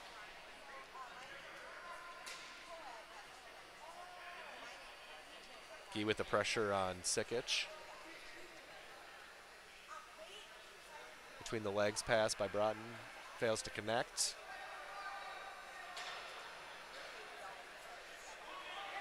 Gee has time and space to carry the ball. Does so all the way. Blizzard gain the zone. Centering pass creates a turnover. Kelly Lake have a trailing shot look. Will he get a good look at it?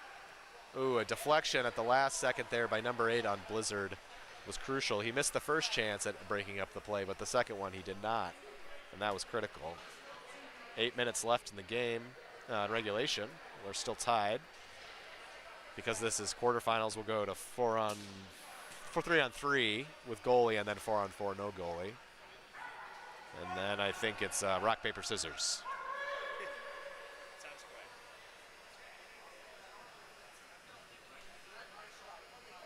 good. Opportunity here for Kelly Lake to work a shot. Not a bunch of movement here from Kelly Lake. I think you can see a real difference in movement patterns from one line to the next. It's not to say that any line on Kelly Lake isn't dangerous. It's more, one line is more creating its opportunities with movement, a little bit more pressure if Blizzard had the ball. Another face-off here in the Blizzard zone. Sam Kellender works it out. He's been Blizzard's most consistent offensive player. A lot of the conversions from defense to offense goes through him if he's on the ice.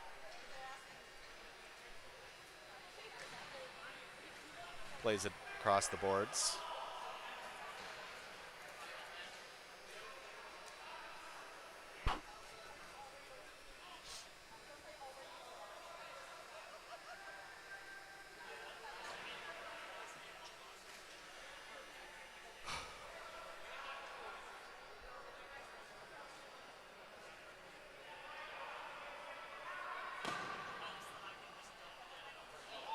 great chance.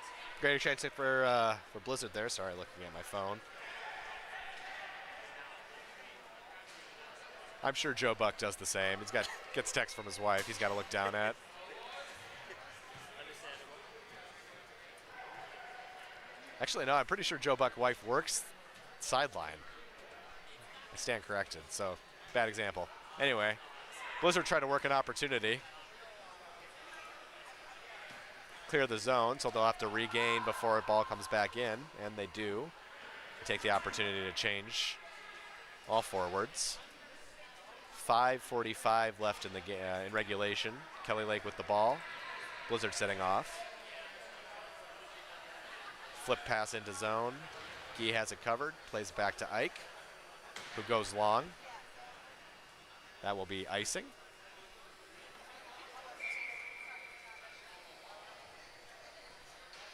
Face-off will come back.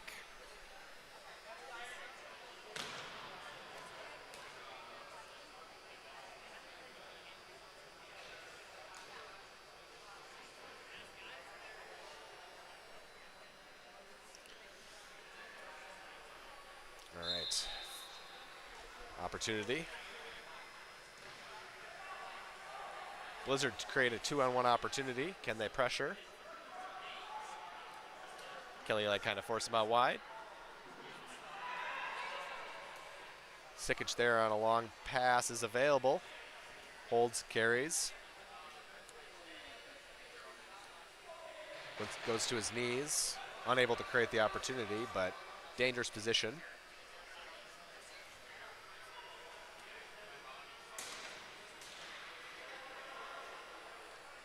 Blizzard are going to try to create the breakout here. Unable to do so as number 19 puts his body in the way. Flip pass, Sikic all alone. Oh, Ike with a great one-on-one opportunity. Great save.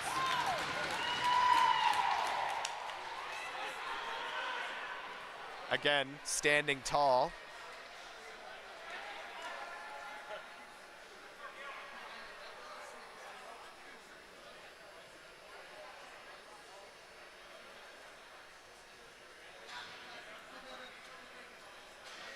That was a great opportunity there for Kelly Lake. Their best offensive player this game. With a clear look at net.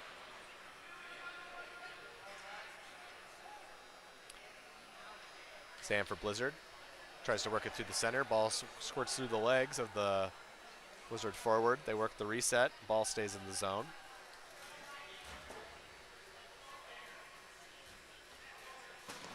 Ball goes deep into the corner off the net.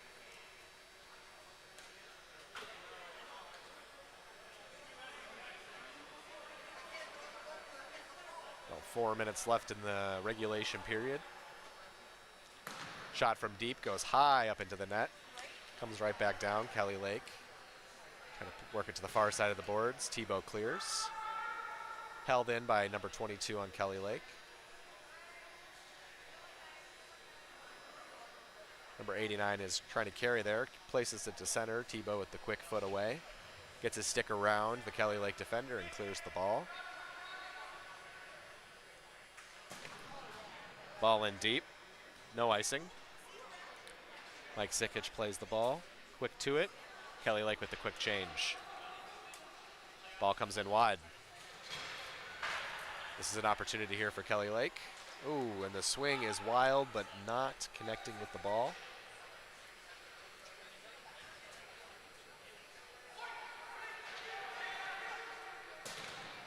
Sam Kellender wears that one well. Pass in behind, it's 2-on-1. Sam with the shot. Oh, great save by the goalie. Sikic there, gets low.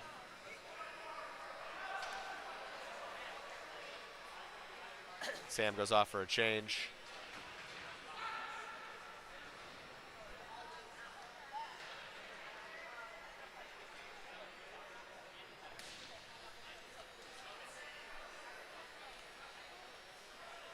Pete Sikic attempts to carry zone. Does so. Works it back to his defender. Big shot low and in. Deflected wide. Turnover there. Gee pressured by Jacob. Jacob flips it wide, attempts to create the reset. Ball goes high off the boards. 2 minutes left.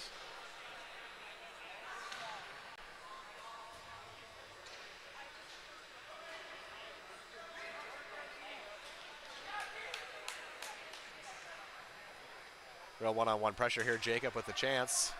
On his back, attempts to Ovechkin it. Tebow there.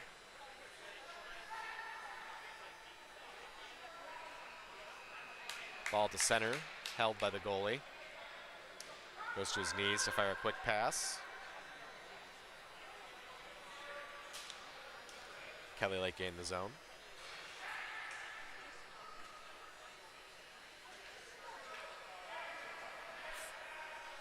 Blizzard a little bit out of position here, but Kelly don't have the numbers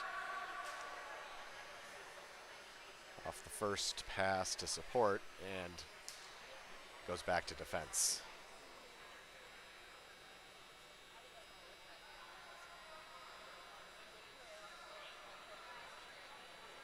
Sikic working the play. Passes it in wide. Tau at forward now. Dangerous pass across center, but behind, I think, everybody. Tebow with the shot into the bench. That will be a offensive zone faceoff. 43 seconds left in regulation.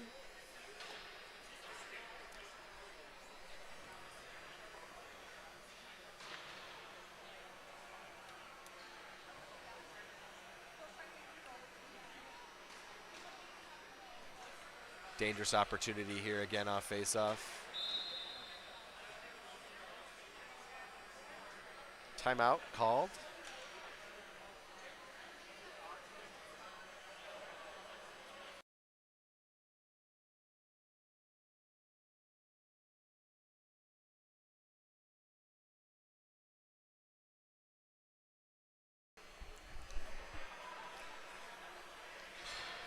All right, timeout called.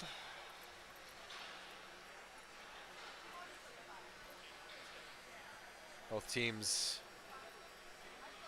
talk about the next 43 seconds ahead.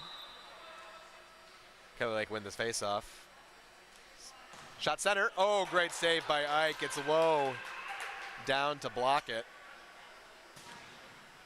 It's excellent reaction time. Sam along the boards here. Sikic with the breakup, but the ball hits off the boards, gets cleared off the zone. There's 22 seconds remaining. Kelly Lake carry in. Pete Sikic is down by the dot. Ooh, Ike gets redirected on that. That deflection still had the velocity to it. 5 seconds. Blizzard seem to be holding the zone. And there's no final shot before overtime. Wow, the drama. 3-on-3. You think there's going to be a few opportunities apiece. The question is, will there be good opportunities? We'll be back in a few seconds.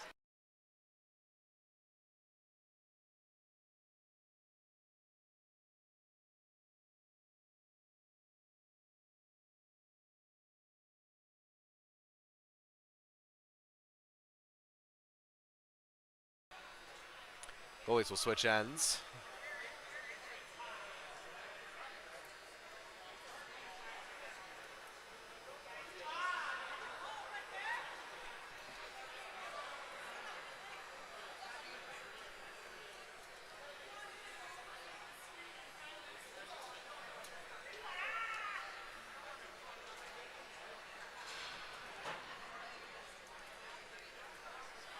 All right, we're about to start overtime here between Kelly Lake and Blizzard in the men's A quarterfinals. We'll start with 3-on-3 and goalies in net, and then we'll progress to 4-on-4, no goalies until a winner is decided. I wonder what the longest amount of time in overtime has gone in nationals. We don't have the answers. Again, the analytics department is lacking. Yeah. So our apologies to the analytics fans. You can just text our hotline. Someone knows the answer.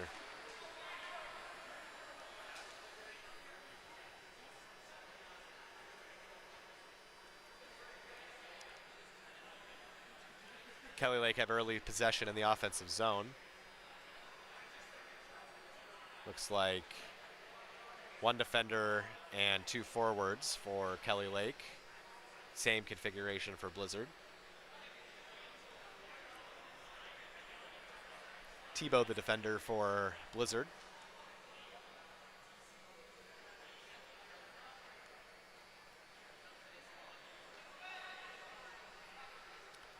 Work the switch.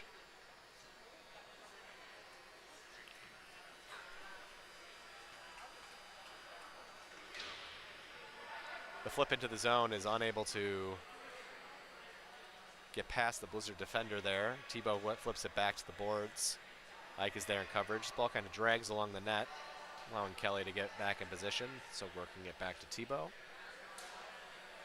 Quick slap pass there. Wide carry by Blizzard. Tebow comes off.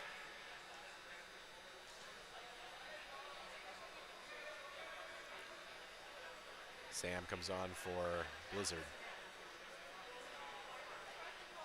Let's work back past the blue line.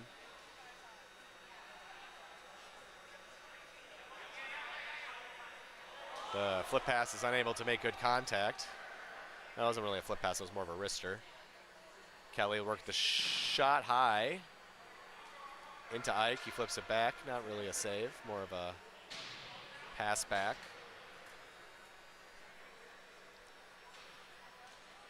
Let's see if Blizzard can get into the offensive zone for the first time in overtime here.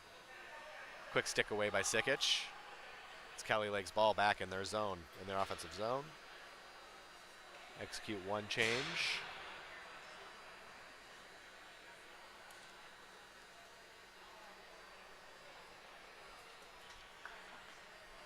.240 left and 3-on-3.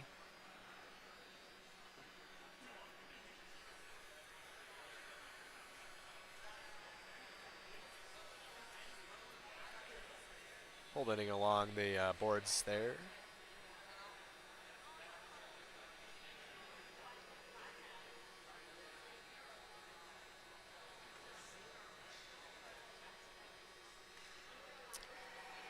.212.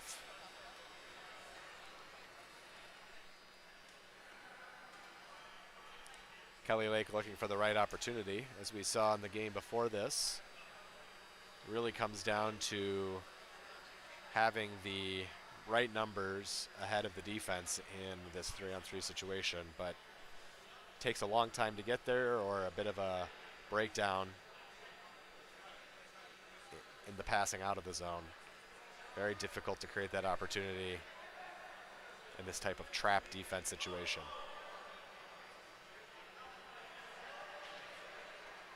Sam and Pete are fighting along the boards there. Respectful, but Pete turns them. That was an opportunity there. Good chance at a centering pass. 1:20 left in 3-on-3. Sam has the carry. Blizzard gained the zone for the first time in overtime. And are able to maintain that possession. And Pete Sikic has a breakaway. He's in on the net. And Ike with a big save. Net comes off its moorings. That wasn't a great opportunity. There was good defensive pressure. But Ike was there to respond to the only move that Pete really had at that opportunity.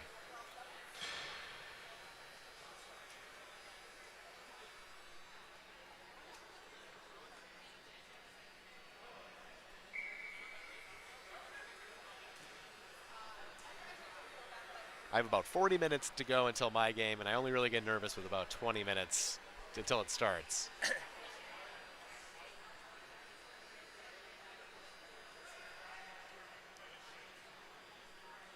Jacob works the zone here.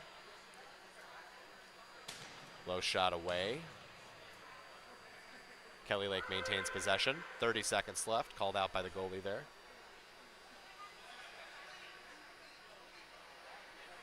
Back turn, oh, quick pass, that's a good look. High wide.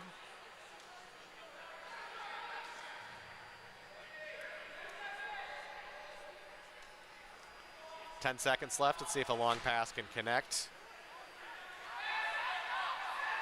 It can, there's 5 seconds left. Shot is blocked. It's likely never to trouble the goaltender. And now we're down to 4-on-4, no goalie. And the goalies have played terrific. Whoever loses this game, it's not because of their doing. Both have made some excellent saves at 1-1. And both goals were really scored quite early in the game. And that's not for a lack of trying that we haven't seen more. So we have another 45 seconds to go here.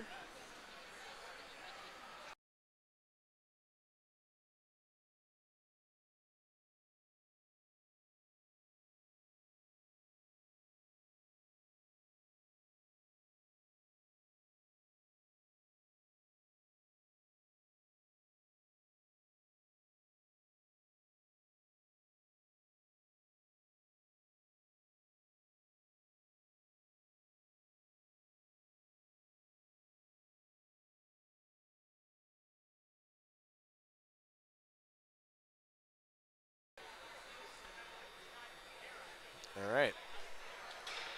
We're back with 4-on-4. The heavy hitters again for Blizzard and Kelly Lake both on the ice. Here I think you can expect a lot more intensity and running.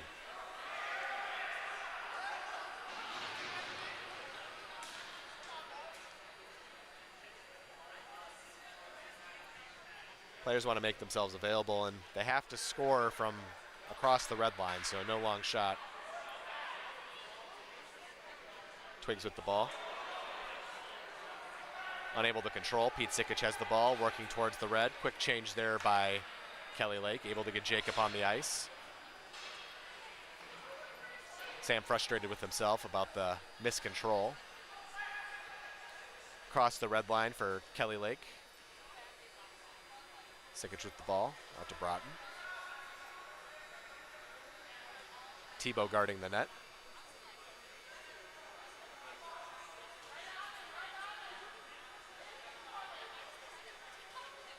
Playing essentially an umbrella shape here, working the shot. They're going to try to go where they can get a quick angle, quick look out wide below the dot. Kelly Lake have a good opportunity here to create a good shot. Blizzard play more of a box right now. Willing to concede the far side.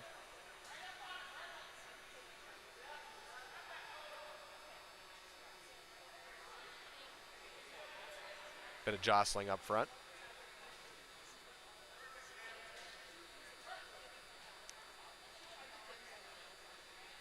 Down below the dot.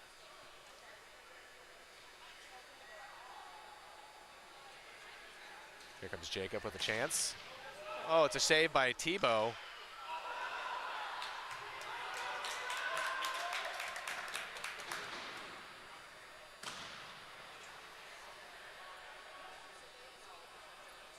Don't quit your day job, pal.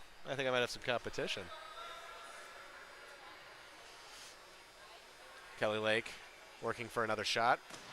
Another save by Tebow, this time with the glove. Oh, and the Blizzard player slips. I'm not sure whether he would have gotten there anyway. New player on the ice for Blizzard. Another look.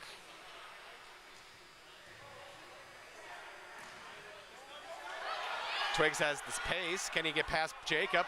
He can. Can he score it? He can. It's a winner. Sam with the second goal in the quarterfinals. Unbelievable finish to that game. Kelly Lake will have to be disappointed. They had a couple of great chances. What a terrific finish. That's that turning that defense into offense that I was talking about in regulation for Sam Kellender's second goal in overtime, and what a terrific game. I have to go play goalie now. It was great announcing. I hope to get to do this again unless the mob comes and finds me and tells me otherwise. All right, this is Tim Greenfield signing off. 2-1 Blizzard.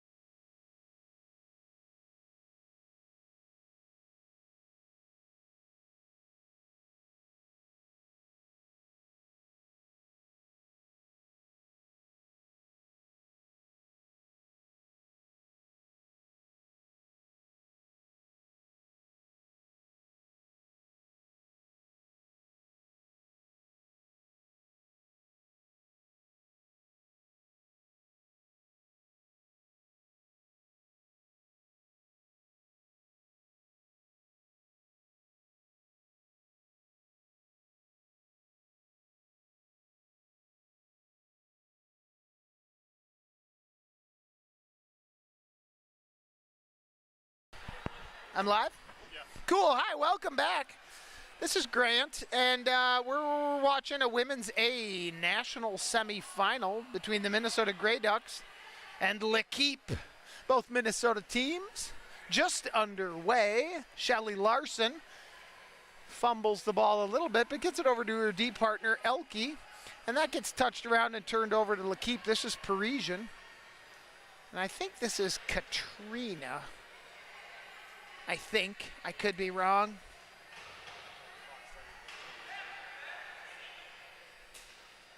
Here's Capo. Touched away. Elke's going to try to get there, but not quite win the 50-50 ball, although that does fall L'Equipe's way here. Ducks will try to change some personnel, narrowly avoiding a too many men. Here's Emily Stein pressing down the sidewall. She sends that into the middle. Lynn just covers and holds. Bodner there to guide the ball towards Lynn. Well, we have had some crazy broomball here tonight.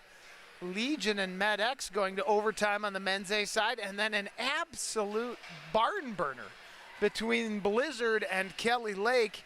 And Kelly Lake falls to the Blizzard in double overtime on a whirly move by Sam Calendar, and a run in from center ice throws it into the open net. And Blizzard will play for a national title tomorrow night for their first time ever. But this action is what we're watching now, and it's 0-0, 13-35 in the first. Just getting started. Teams getting their sea legs. And L'Equipe's going to take over. Gelhar here in the corner. She'll saucer that back around. This is Thel. Pinched off by Bennett. And Rochelle will take over there. Rochelle with the ball. Sends it over to McCannell. Touchdown, this is Popovich. Popovich, oh, it's a turnover, but the ball skitters away from the L'Equipe player. McCannell's going to be able to go back to that. She'll send that forward. Chipped up. Larson has Rebels. Always dangerous to score. Rebels with a shot. Blocked by Hanlon. Shelley tries to get a backhand away. Nice defensive play by Parisian. Carly Langevin saucers that forward, and this is Fulmer. Fulmer's going to take a shot across the bow, but it's no harm, no foul there. Rebels will be the first one back. She'll pivot, control the ball, stick check there. And comes away with it. This is Larson. She's got Sue Smith to her right. She just chips it into the zone, and L'Equipe will take over.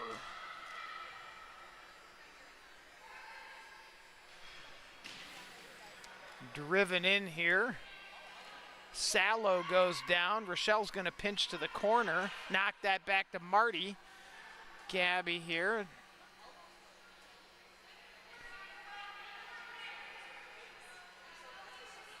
Gabby hands off to Ellen. Ellen Rochelle out there. Sends it over to Elke. Melissa Elke wanders low. Struggling to grab a hold of the ball, but she turns it around and zips it down to Sue Smith. Smith in the corner with it. She'll kick it around, but it's pinched off there nicely. Good defensive play by L'Equipe. Maybe they can clear, and they can. Foot race here. A little bump from Rochelle. There's a ball sent through the middle.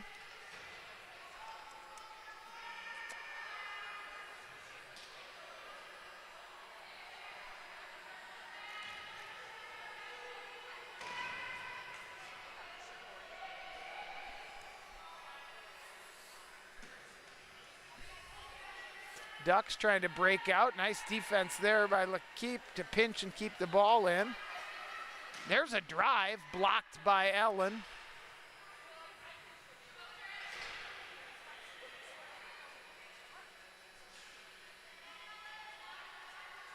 Lindsay struggling to control it, and it falls Bazicki's way. She hammers one in. It's a bouncing ball.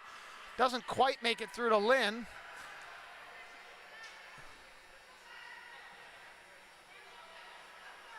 Beth has it here. Back around to Ellen. Touchdown to Lindsay. who sends it to Ellen. Rochelle waits.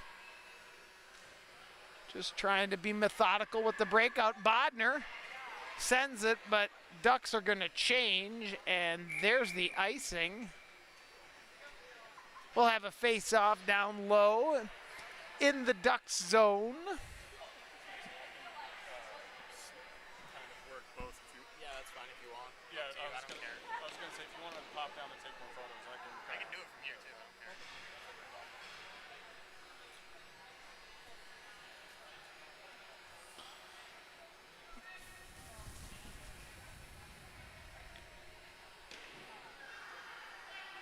10:02 remaining here. This is Stefan Hagen. She chips that low. Eberhard digging in the corner. Battled off by Shelley. Still digging hard. Elke comes away with it. Nice bit of possession there. Nice pass, and it's a 2-on-1 the other way. Gustafson open on the left-hand side, attacking here. There's a shot. Anlin bounces past Anlin for a goal. Really good play by the Ducks there. Number 10 is your goal scorer. Great outlet pass from Elke, sends him out on a 2-on-1. 9:30 remaining, and the Ducks go up a critical goal. Looks like the shot beat Hanlon high side over the shoulder. Here we go. 9:30 in the first. Ducks strike first. Rochelle forward. Looking for more. Parisian defending.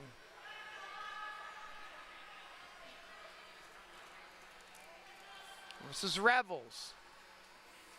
Revels with Salo defending her. Langeveen trying to get to that ball. Can't quite do it. Nice aggressive play. I like the idea. Here's Rochelle.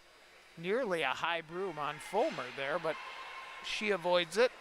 Cannell will drive a hard, low shot that ricochets off Revels.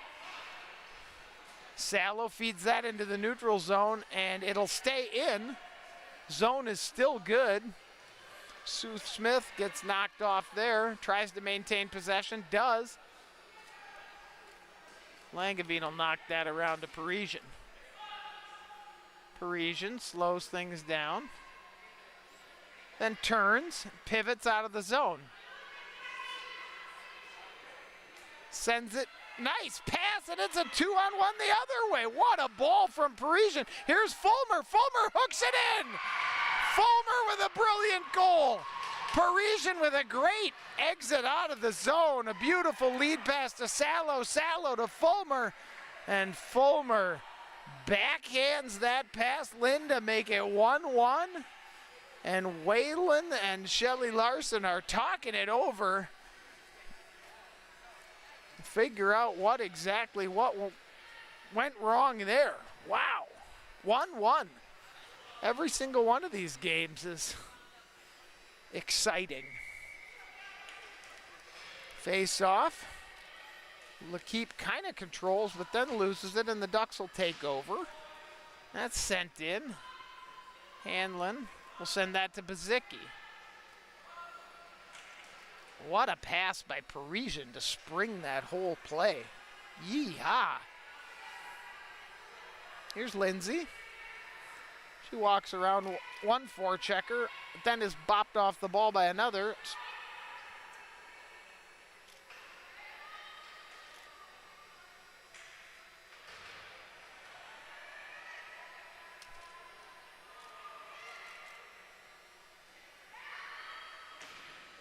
Batted forward. Gustafson with a tip. Could be a hand pass. No call. Now they whistle it, and they say offside or too many men. It's a too many men call. Wow. Somebody's got to serve it. Power play for L'Equipe. Some changing at the bench.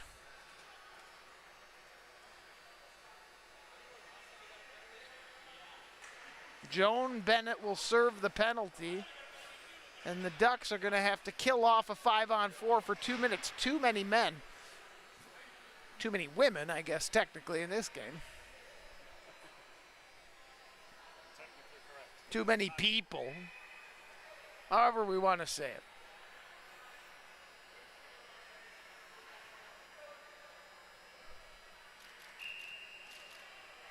That's controlled by Lakeep. Here's Bazicki.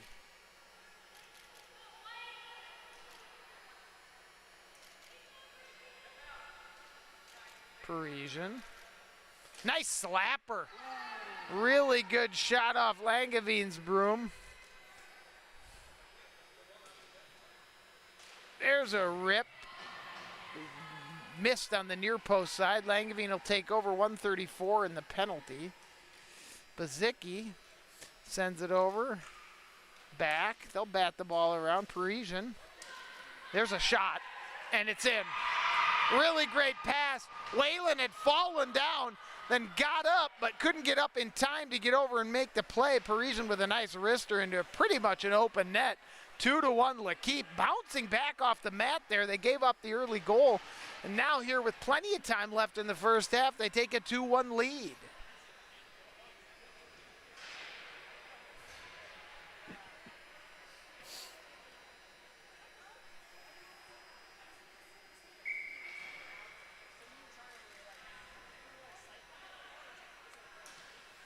Knocked forward. Gabby tries to saucer that in, but loses control. Now brings some pressure, and Gellhardt retreats behind the net. Heavy forecheck from Gabby. Fighting for the ball back there. And do the Ducks come up with it? They do. This is the grit they're going to need to now drive themselves back into the game. 6:19 to go. There's a shot across. Blocked aside, now carried out. This is Ogdahl. Ogdahl knocks that forward. Not quite controlled by Eberhard at the line. Ellen's trying to flip her teammate. And Bodner's on. Bodner can hit a ball, but is rubbed off the play by Parisian. Stefan Hagen now knocks that away from Rochelle. And it's eventually going to fall to McCannell here. Lindsay's going to take over. Eberhard tries to pick her pocket and it doesn't work. Sallow. Now Gustafson. Gustafson walking into the zone. She sends a shot in on Hanlon high. Hanlon bats that to the wall and Parisian takes over. Parisian tries to float that up to Ogdahl, but it's too far. Larson will get it.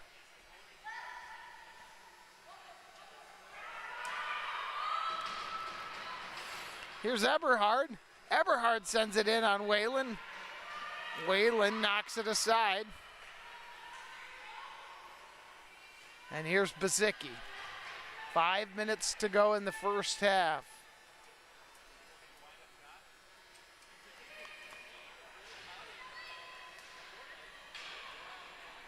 This is controlled. Good play.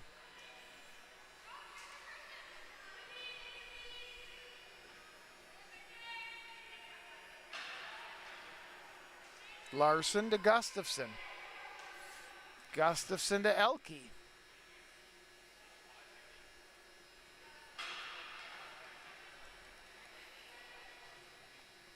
This is Gustafson sending that across to Larson. Larson probes forward. Token pressure, but nothing overwhelming. Lakeep already has the lead. They can send a single forechecker, and they do. Chop down there. Bazicki probably wants a call. I don't think there is one. But you could argue that she got taken down. Now there will be a penalty on Bazicki for the retaliation. They should get Lynn off. And they do. And they're going to control. Bazicki is not going to be happy with that. She took a hard broom, then wandered away from the play and gave her own retaliatory hit back and earned a penalty for herself.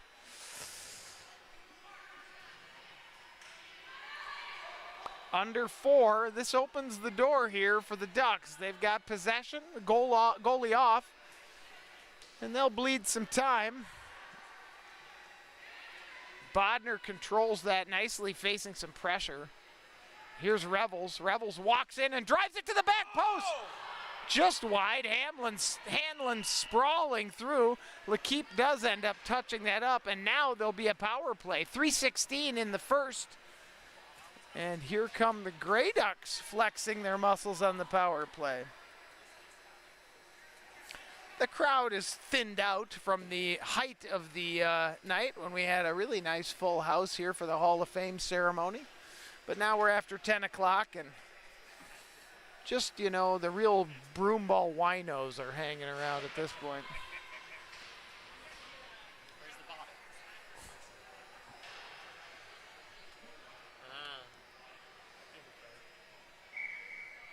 Here we go.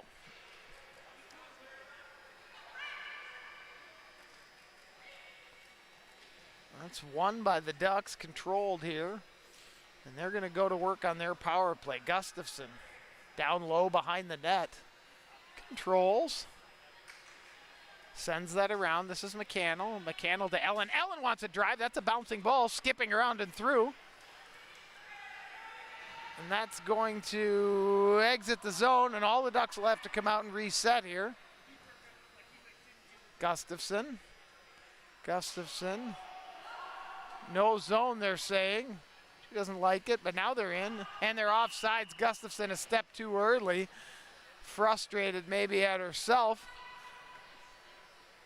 Pretty good pressure there by Thel at the line to deny Gustafson the early entry. Then she cut across the ice, made a pass, and stepped into the zone just a hair offside.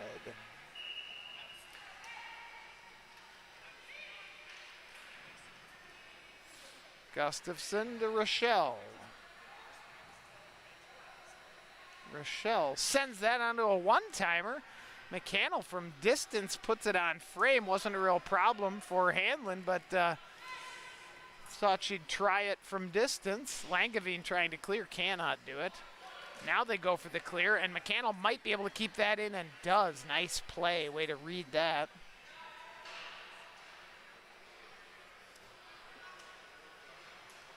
This is Ellen. Ellen sends this to Gustafson. Gustafson probably should wheel around to the other side of the ice and open herself up for that for him, but there she shoots one in on Hanlon. Nice look. 37 seconds remaining in the power play, and a pretty good chance there off Gustafson's broom. 1:53 in the half. 2-1 L'Keep.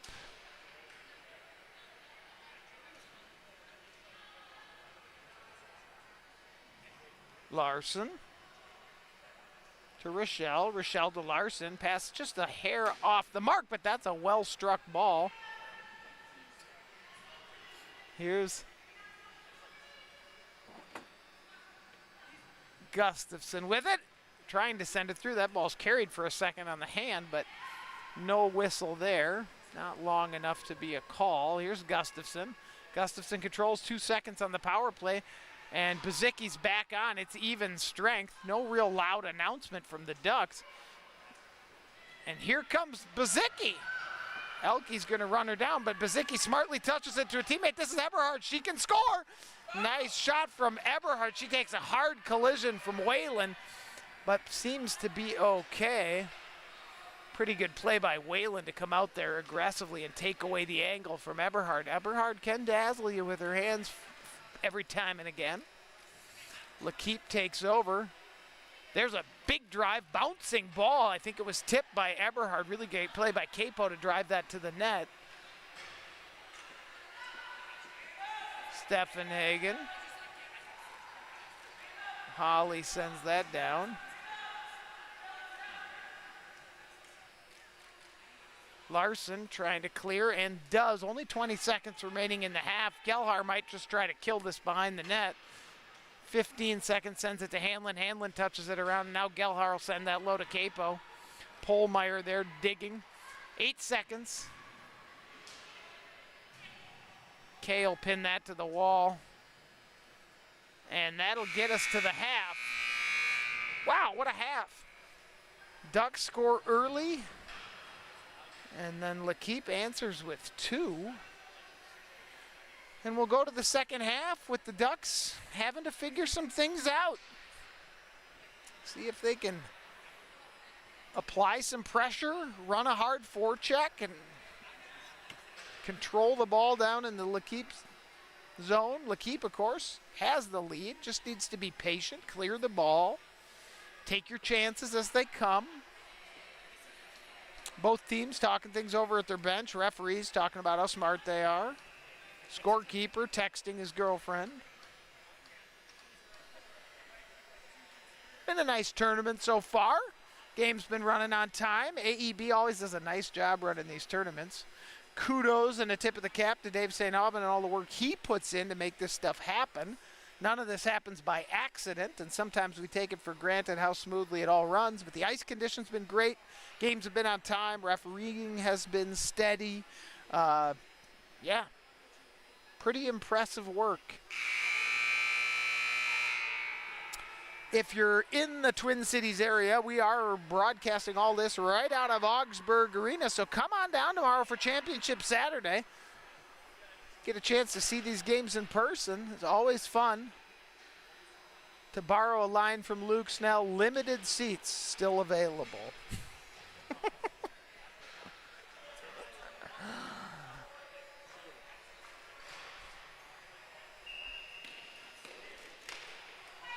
Here we go to start the second half. Rochelle controls. Ellen Rochelle, the reigning World Women's MVP from the 2024 World Championships.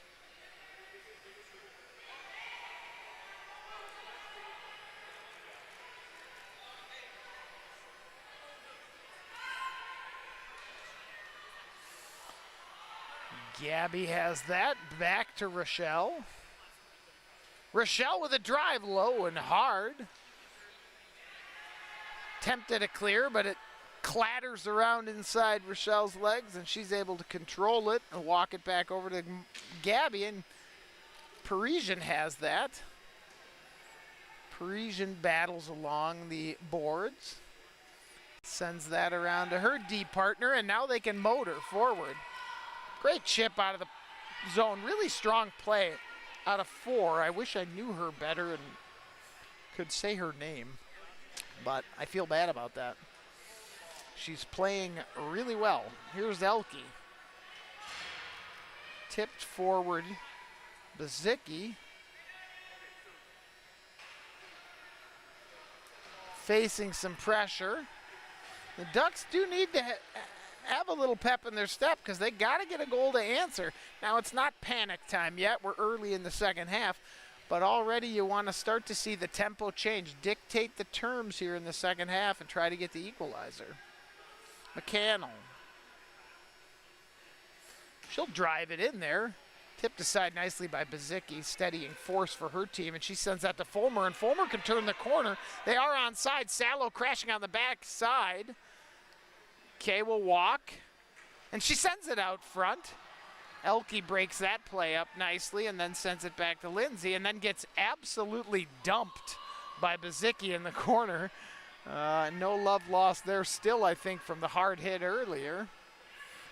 And here is Revels to Rochelle, and there's a flip pass. This is Bodner, and Bodner can unload. I've played enough broomball with Bodner to know that if she gets free in the slot, she can hit a hammer.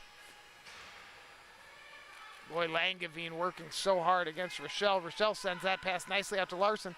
Larson just pokes it to the corner, didn't have the shot, so she smartly maintains possession for her team by just shifting it off. And here's Rochelle trying to find Larson in front. Nice little wrist pass. Doesn't quite work out. Ellen with a drive in on Hanlon. Hanlon with a nice save there. Ducks starting to come alive here.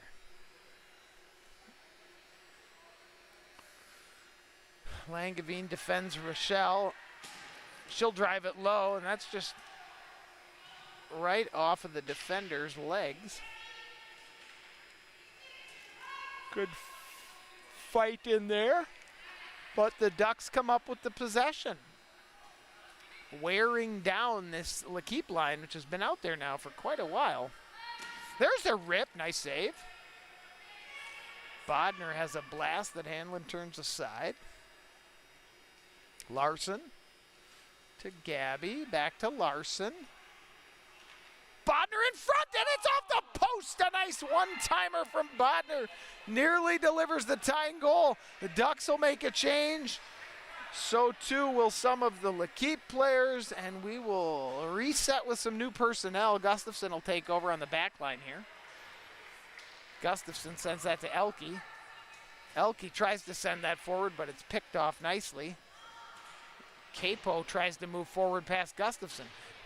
Gustafson does manage to get that ball through. Past Parisian too, and the forecheck is on. Gelhar's on there for L'Keep.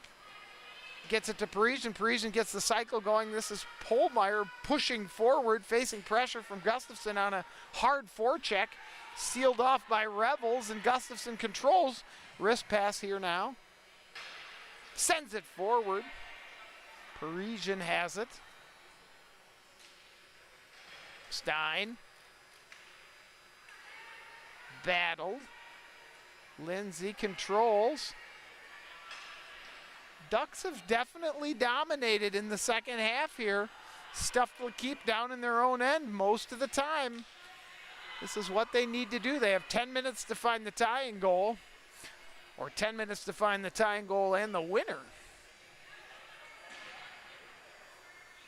Everybody's playing hard here in the national semifinal. After this game, there's another women's semifinal. We go late into the night here in Broomball between Arctic Blast and the Bees.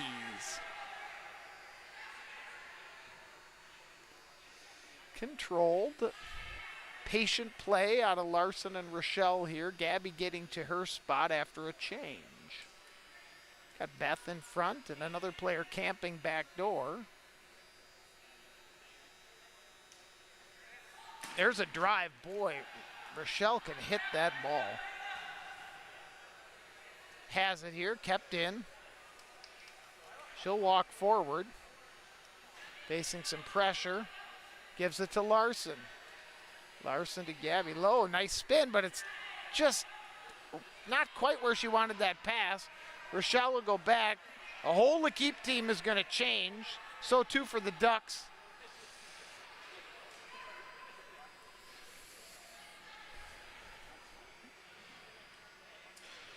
There's a nice pass from Gustafson up to Elke. Batted forward. Elke and Gustafson, part of an American contingent that played with a Canadian team in Canada in February. Elke, Rochelle, and Gustafson all suited up for a Canadian women's team and won a tournament. There's a shot off the side of the cage. Bazicki takes over.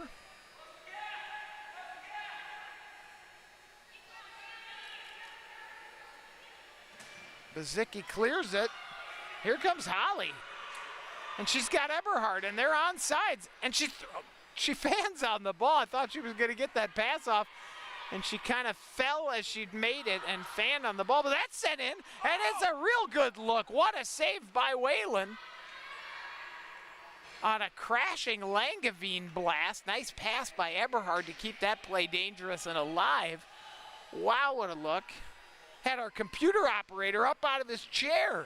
I'm just here for good defense. What a save by Whalen. Here's Gustafson.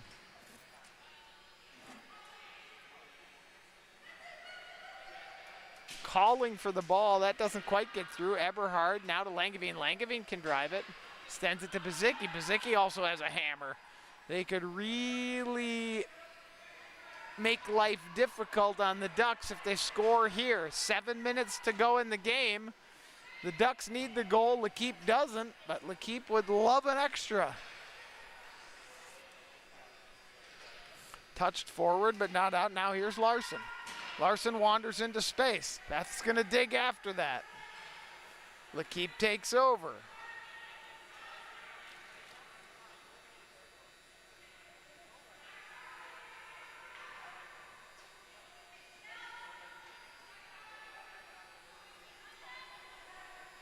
Uh-oh.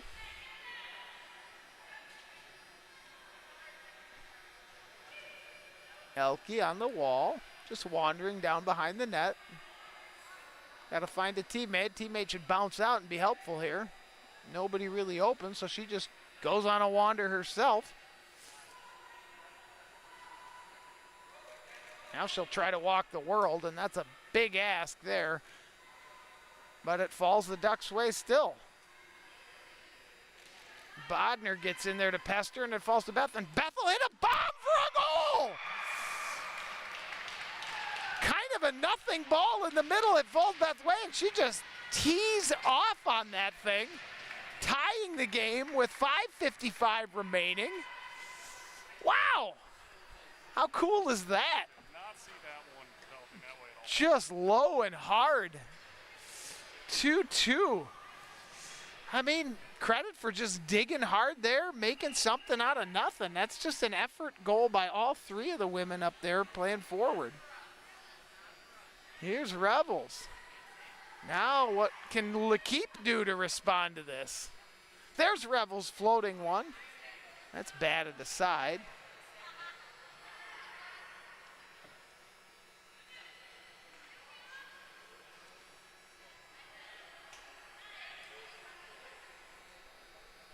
Revels. Broomball Hall of Famer, Jen Revels. It's her full name.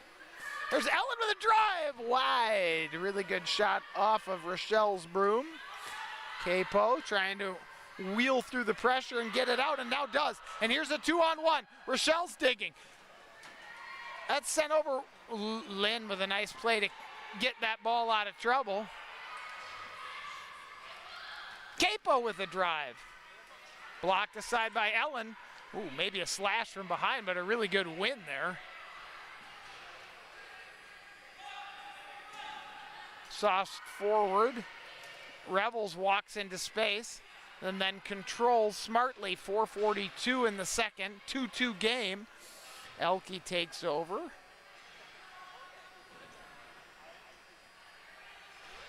Bodner. Bodner to Beth. That ball's batted forward and out. And now it goes the other way. Steffenhagen and Larson fighting for it. And that ball bounces favorably to Gabby. It's a 3-on-2 if they hustle. Both players are crashing. Larson stays high. There's a shot and a goal! Up around Hanlon. Gabby with a great shot drove the net and fired that up and around the goaltender. And in an instant, L'Equipe's down a goal. At 7:06, they were winning and seemingly comfortably in control, but the Ducks' pressure has paid off with 2 in the second half, and 4:11 now. L'Equipe's got to find a new gear and see if they can get this thing tied up. Timeout. L'Equipe is going to talk things over and come up with a game plan. I mean, I'm guessing the forecheck is on, and probably 2:30 or so, we'll see Hanlon wander to the bench. Probably not before that. We'll see what they have in store. McGahee talking it over with the troops. Westy on the bench running the door for him. Houchin, one of the great defenders in the country, the coach of the Ducks over there, he's talking it over with his team. Referees are asking players to get back out on the ice because to keep this thing going. Nope, they still want to talk it over. Sallow, Langeveen, Fulmer, Bazicki, all on the ice for L'Equipe. Gustafson, Revels, McCannell, Rochelle. The who's who for the Ducks. Here's Gustafson. Pocket picked. Fulmer blasted aside by Rochelle, though. That's a nice play there just to throw that deep. You're up a goal. Gustafson tries to control. Here's Langeveen. Bazicki. There's a pass up the boards. It could skip favorably to Langeveen, and it does. Wow. And how can she turn the corner? She's dangerous. She crosses in on Lynn. What a save! Langevin pulls it from her backhand to her forehand, tries to go rooftop, but Lynn gobbles it up. Difficult and excellent save out of Whalen there. Really great play out of Langevin to turn the corner on the defenders and get a shot on goal. 3:36. Polmeyer comes on for L'Keep. Bodner, Larson, Gabby. Elke back on D. She tries to win it from Fulmer and battles hard.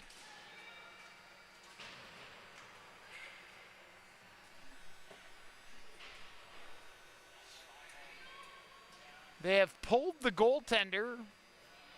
3:20 to go here. The empty net is on. Can you do the next one? Bazicki. 3 minutes remaining, no goaltender. It's an empty net situation. L'Keep needing a goal, deciding to pull early, and there's a ball off the side of the frame. Larson has it. Immediate pressure from L'Keep. Fulmer loses her broom. Ball's pinned into the corner. They're going to try to get a whistle, but they'll dig for it here. We'll wait for the referee to blow the whistle. And no, it does pop free. Here's Polmeyer.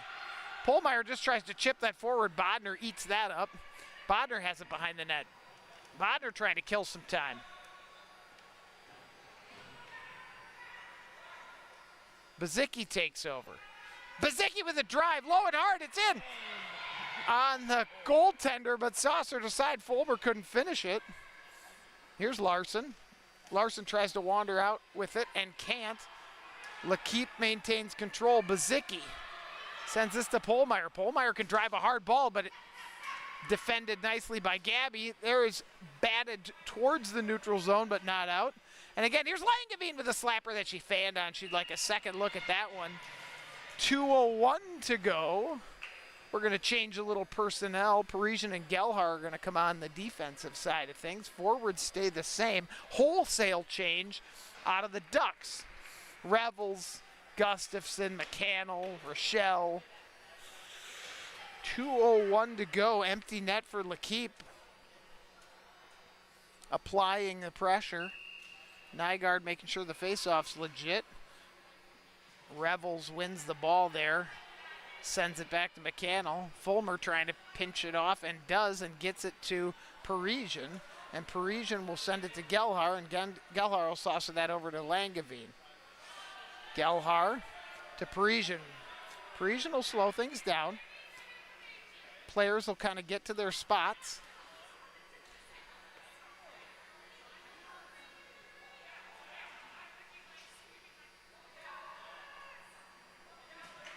Fulmer.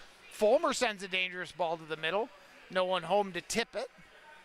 1:20 to go in the game. There's a bat out of the air, and it's in! What an incredible pass shot.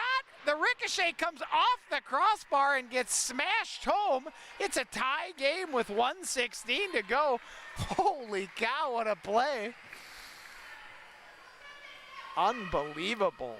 Out of the air, off the crossbar, and then just clean up the garbage and tie the game.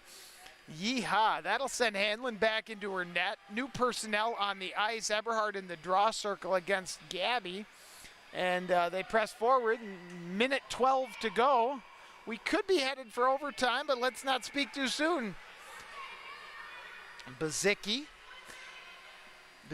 a member of the all-tournament team at the Super Series this last fall when the women won it. The USA beat the Canadians in the Super Series on the women's side, and boy, Bazicki was a big part of that.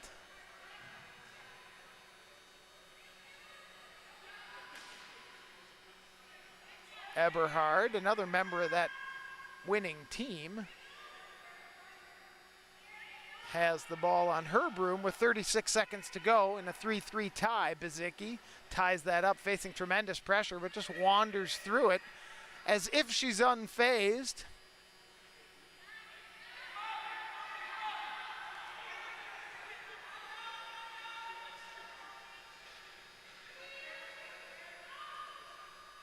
That's sent just out into the neutral zone, 12 seconds, 10. We're going to find our way to overtime here with 8 seconds left. I don't think the ball's getting put on frame here. Gabby will tie it up, although there's maybe one last chance. Here's Everard throwing it in on Whalen. Whalen sends it aside, and we go to OT. Of course we go to OT when I have an 8 a.m. game. Of course we do.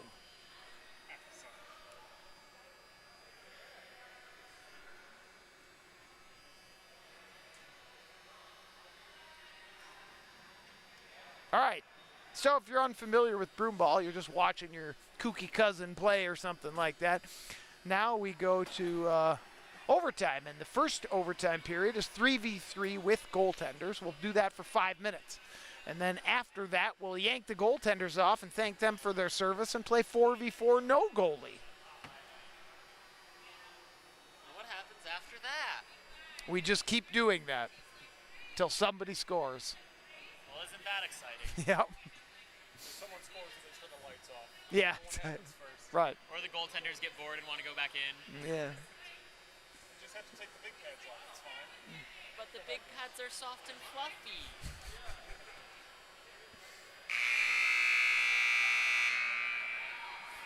All right, well, this has been felt like a Philip Roth novel here, this game. Holy cow.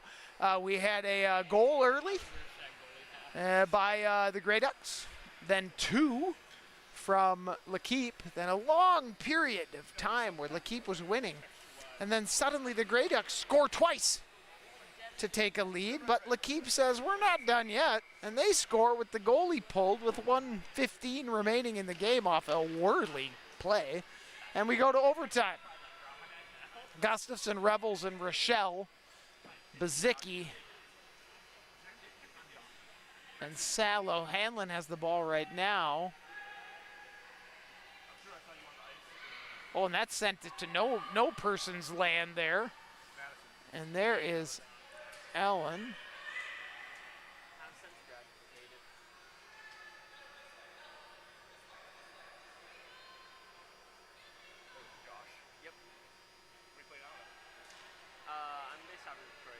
Gustafson tries to send it in. Here's a chance. Sent wide. Hanlon's well out of her net. Gustafson with a wrister blocked by Bazicki. Nice defensive play there.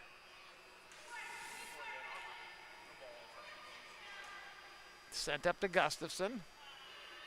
Gustafson turns the corner. Big check from Bazicki on Rochelle there.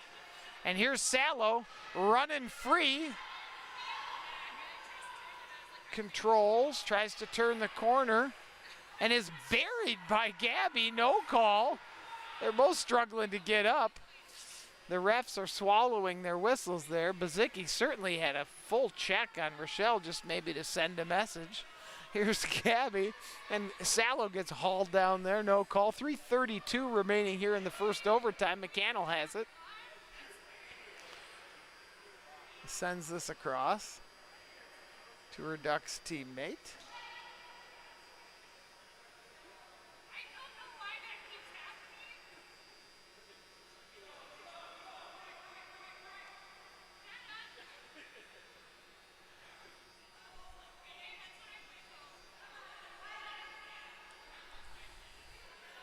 Parisian with some pestering defense here on number 10.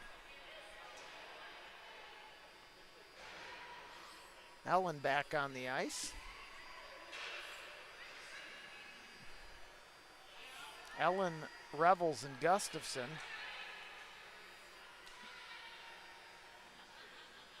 Revels turns the corner here. And that's a pass that is not going to quite fall the way she wanted it to. There's a battle behind the net. Ellen's pinned against the wall. Revels is fighting for it. Ball is not free. Both players digging for it, and it'll come Ellen's way in the end. And she'll send that to Gustafson. Gustafson should take 2 steps and fire. Doesn't do it.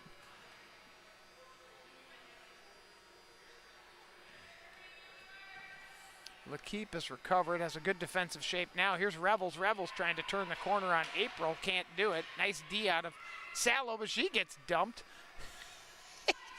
And Larson takes over. Gustafson. Some changes for the Ducks.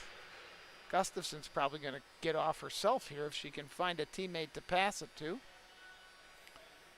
She wanders, and she's going to go for a change. Here's Gabby. Nice possession by the Ducks here. They're able to change personnel. Lakeep's stuck out there on the long change in overtime. There's a drive. It's going to fall to Larson, and it's out front. No Duck there to clean it up.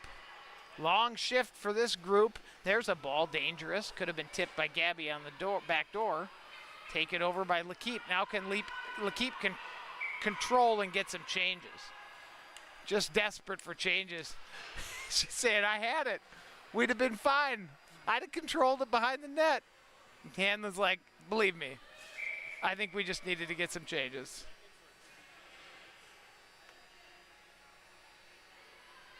Langevin, Fulmer, and Bazicki out there. Langevin has a serious set of wheels, and if they can spring her, Lakeep has a chance.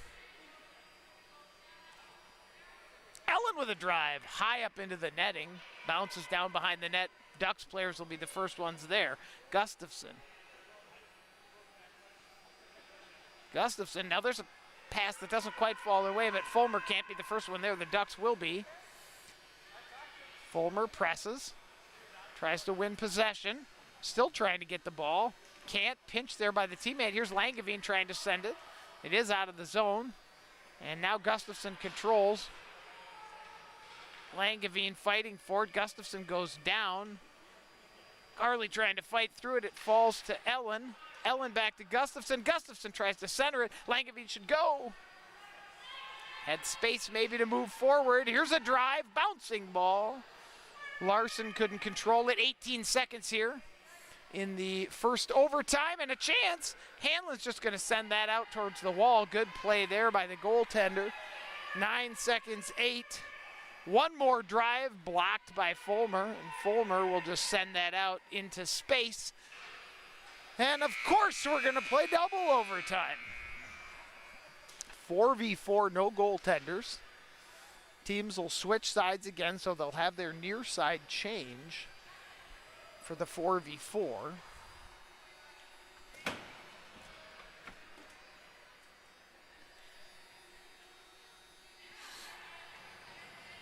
Arctic Blast and the B squad are waiting in the wings, chilling until they have a chance to take the ice themselves for a late night national semifinal.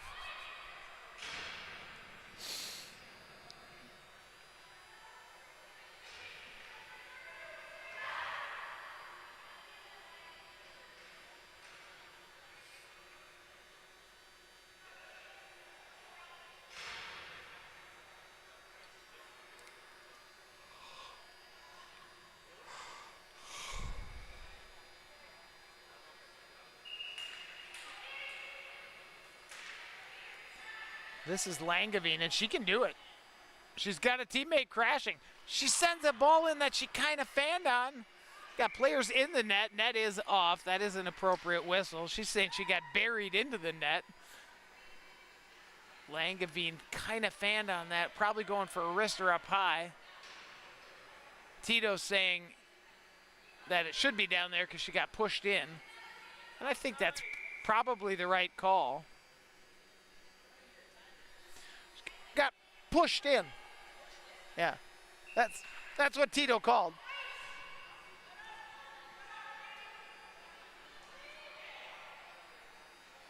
Bazicki. Langevin. Possession is everything here in the double overtime. You're just trying to kind of squeeze your opponent like a boa constrictor here. There's no goaltender, so you really should be able to run it almost like a 4v3 power play with the fourth defender acting as a goaltender but no goalie privileges. So they're at a disadvantage once you get possession and can kind of squeeze them like a snake. Here's Parisian to Bazicki. Ducks have a good shape, tight in around. There's a shot through the neutral zone, through the crease, but nobody there to touch it. And here's Parisian with a chance, and it bounces in!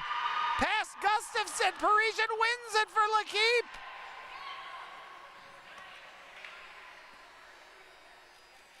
And L'Équipe will play for a national title tomorrow night against a to-be-determined opponent, and to be determined in just a few minutes when Arctic Blast and the B Squad take over. I'm done for the night. We'll have someone else announce that game. Thanks for listening.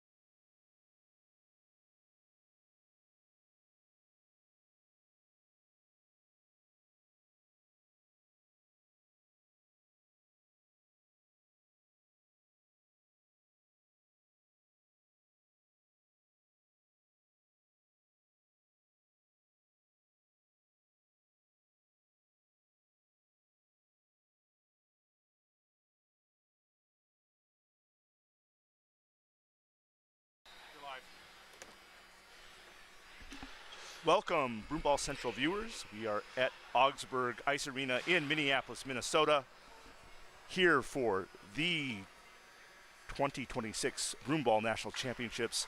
We are watching a Women's A matchup between Arctic Blast in the blue and Bees in the black and yellow. Bees win the face-off, but quickly Arctic Blast gets possession in the attacking zone. Shot goes up. It's very, very high. Dawson now with the ball. Dawson passes down to Myers. Myers spins, has the ball in the corner, spins out, tries to get a wrister off. Well defended by the Bees. Bees going forward. Arctic Blast keeps possession. Dawson now finds Amy Steck. Steck, high shot.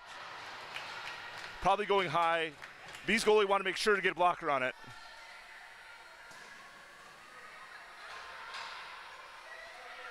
Jess Marsala with the ball now for Arctic Blast. She wrists one. Great save by the Bees. Marsala carries the ball up the near boards. Hits Sheila Chang. Chang shoots. It is blocked. Chang with a one-timer, also blocked. Marsala hits someone from the Bees hard into the boards, and a penalty is called.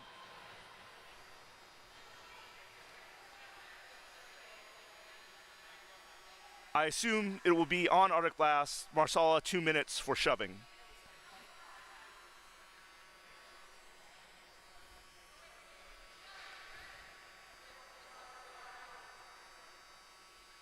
My assumptions were correct. Marsala 2 minutes for shoving.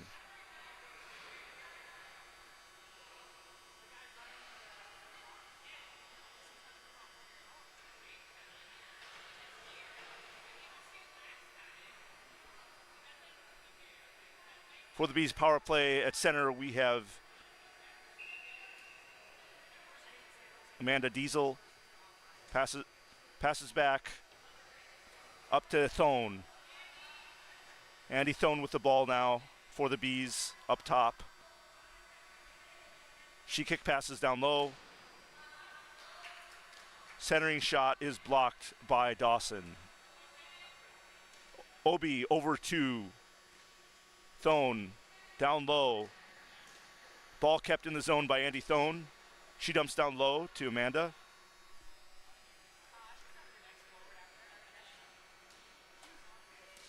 Up back now for Thone. Bees still on the power play. Nice shot by Obi. Gets through. And a follow-up shot is deflected past the net.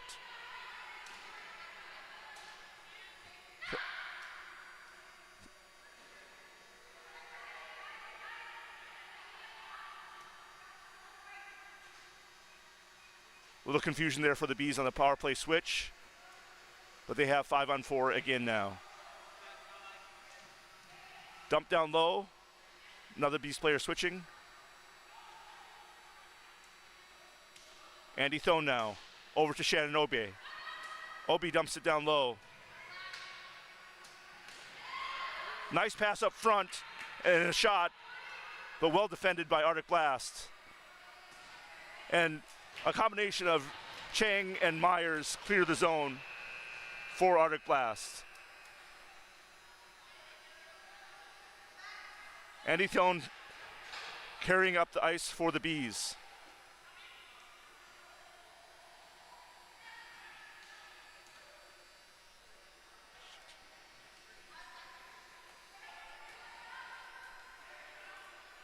Thone with another kick pass down low to the corner. Rasmussen controls it. And full strength for Arctic Blast. Good control behind the net for the Bees. Passes up to Rasmussen. Rasmussen dumps down to the corner.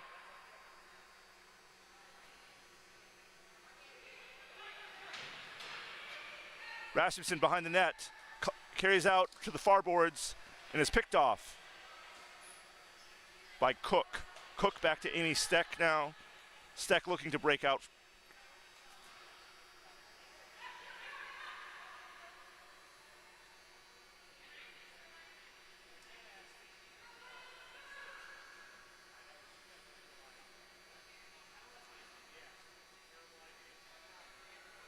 Taylor Myers now going behind the net to assist, and Amy Steck runs away to clear. Arctic Blast now have the zone. Hugh Trin passes up to Cook. Arctic Blast still have the ball.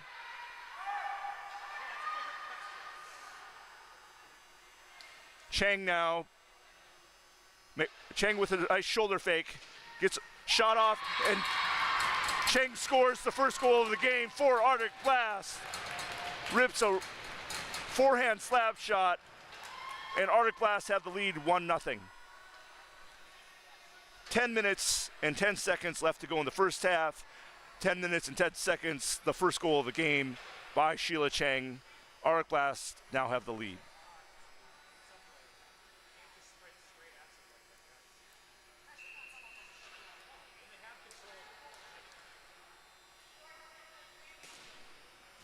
Andy passes over to Mackenzie.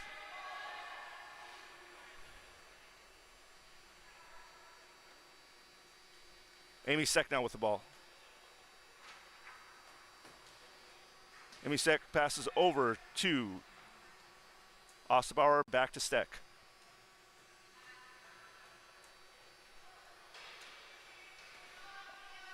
Osterbauer goes to switch. Hamsky now with the ball. Hamsky not liking her forward options. Passes high to Steck. Steck keeps the ball. Passes to Dawson. Dawson passes center.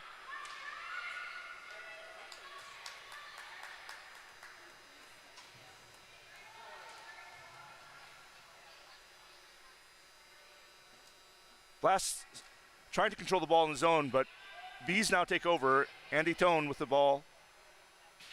Passes behind the net.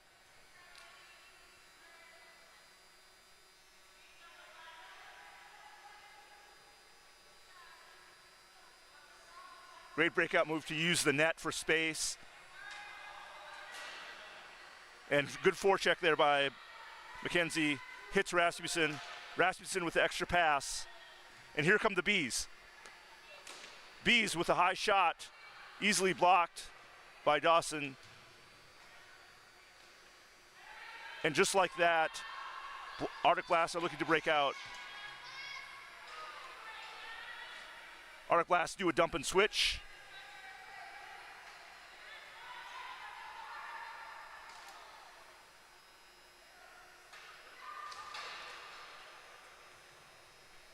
Hugh Trin now with the ball for Arctic Blast. Carrying up the boards, passing back to Osterbauer. Osterbauer back to Trin. Trin with a shot towards the net.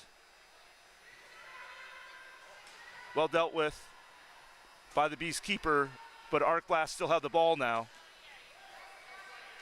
Marcelo with a wrister towards the net. And now Chang.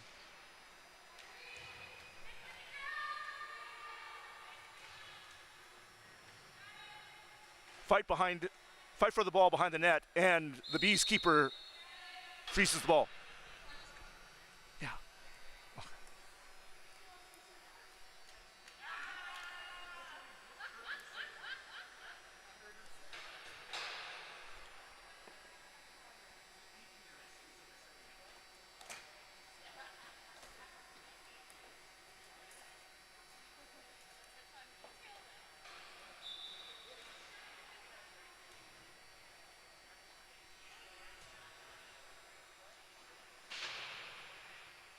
Bees now have control of it in their defensive zone. Long breakout attempt tried. Sheila Cheng steals the ball, takes another shot. Hugh gets the rebound. And Marsala almost was able to put it in. Marsala controlling the ball behind the net now. Pass up front. Taylor Myers gets a foot on it, but not a broom. Chang to Marsala.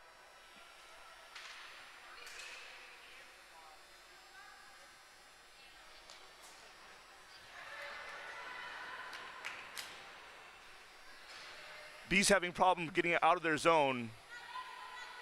Arctic Blast, Marsala with the pass across.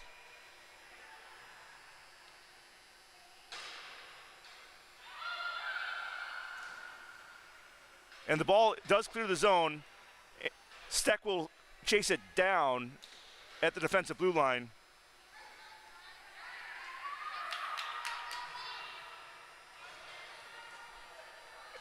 And a backhand wrister goes towards the net, but wide. Backhanded by Becker Rutel. And there will be face-off in the zone. Arctic Blast with the offensive zone here. As the Bees switch out some players. Blast win the face-off. Ossebauer. Great centering pass to Cook. Great save by the Bees goalkeeper to keep them in this game.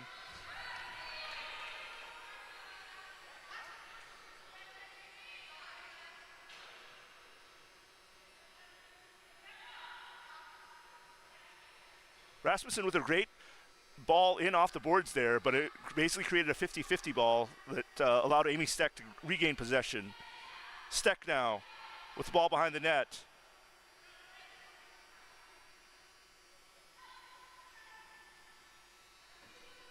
Steck being patient.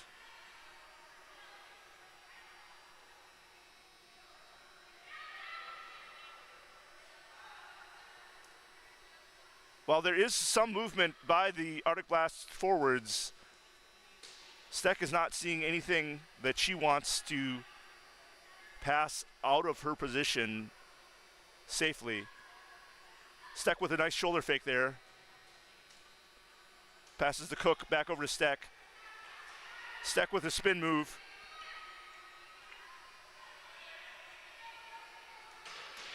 And Steck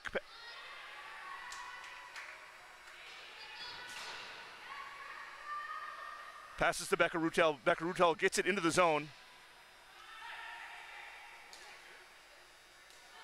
Extra pass over to back to Steck.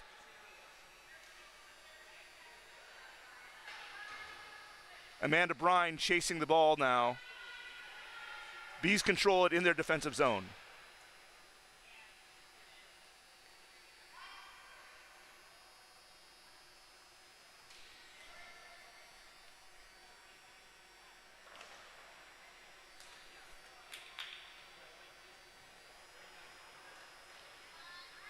Great read there by the Bees defense woman.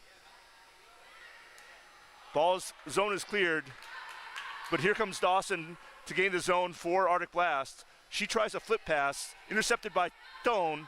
Thone, extra pass to McKenzie. McKenzie back to Thone, off her back heel, so Arctic Blast will dump and switch.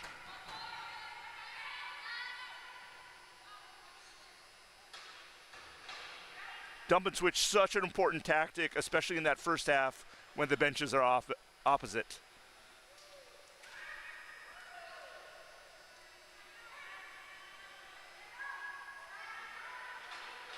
Bees now have the ball, looking to break out. Marsala with a wrister. Hugh gets in there, tries to do a shot. Everything is being swallowed up by the goalie or the defensewoman for the Bees.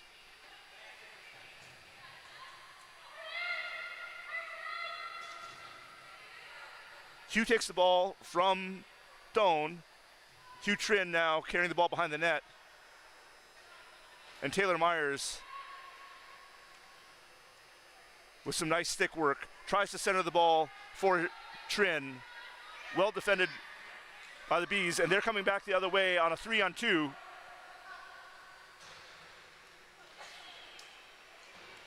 Bees find the seam. ultimately, Blast defend that 3-on-2 very well. And Chang with the ball for Arctic Blast now, looking to break out. Chang splits the double team. Hard shot to Marsala. Marsala now dumps it deep to switch.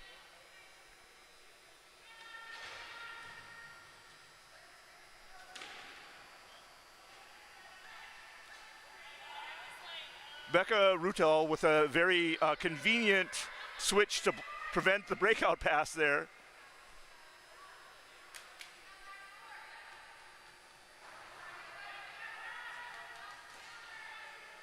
Hamsky now, back to Chang.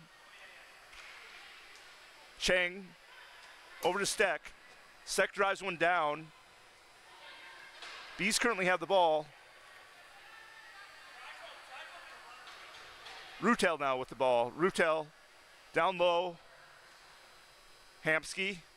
Hamsky centers the ball. Looking for Phoebe Alvarosa there. Well dealt with by the Bees. Going the other way, and the Bees are going to switch.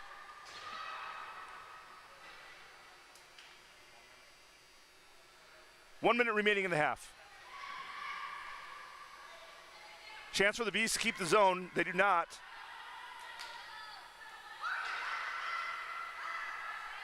Great defense by the Bees there.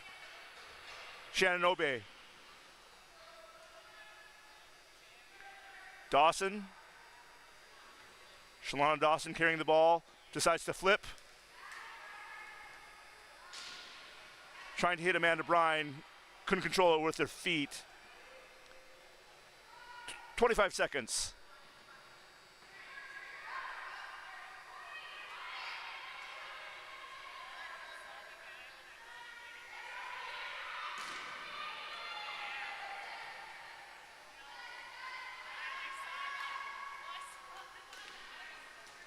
Eventually, Cook gets it. And Blasts are willing to kick the ball down. And the first half ends. Score is 1-0.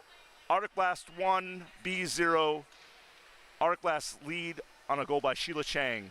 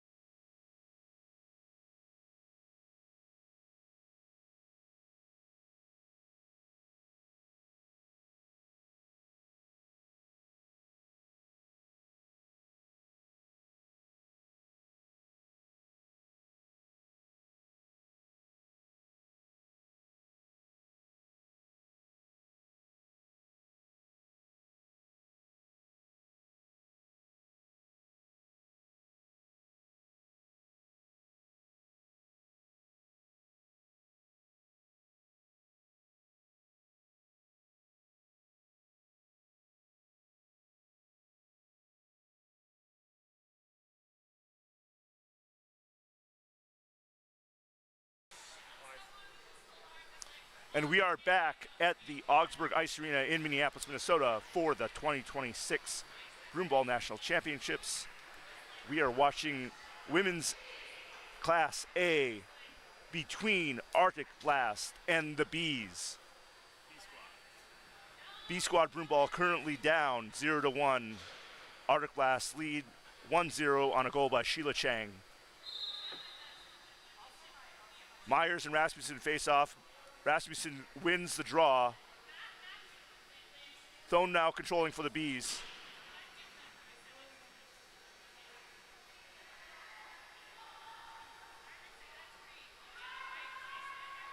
Dawson just throws it in the corner, playing for the dump and chase. But Bees looking to break out. But Dawson controls it again for Arctic Blast. Dawson to Myers.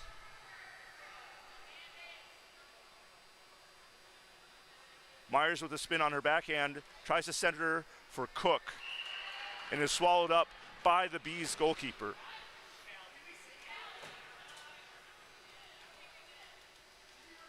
Swallowed up very quickly, like yours truly at his favorite burger joint.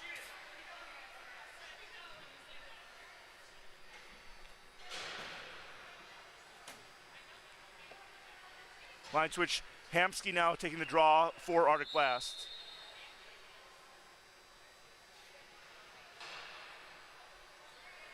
Nygaard, the referee, didn't like something that went on during the face-off.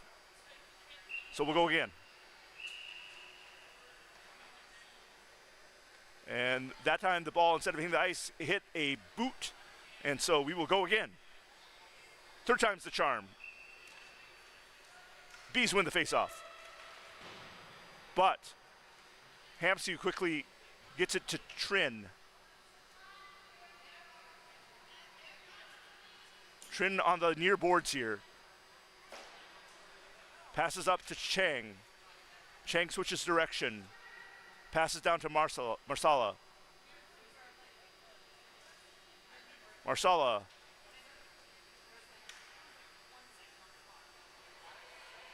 Almost messes a pass, but hits it down to Trin. No, it is stolen by the Bees. Bees going the other direction now. Bretzman for the Bees. Tries to pass far side, but a friendly Bee was not in the neighborhood. Bees are going to keep the zone here.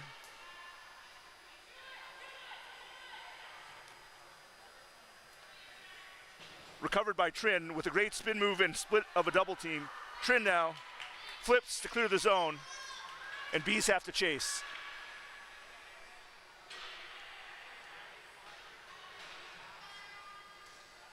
Back the other direction, Bees breaking out.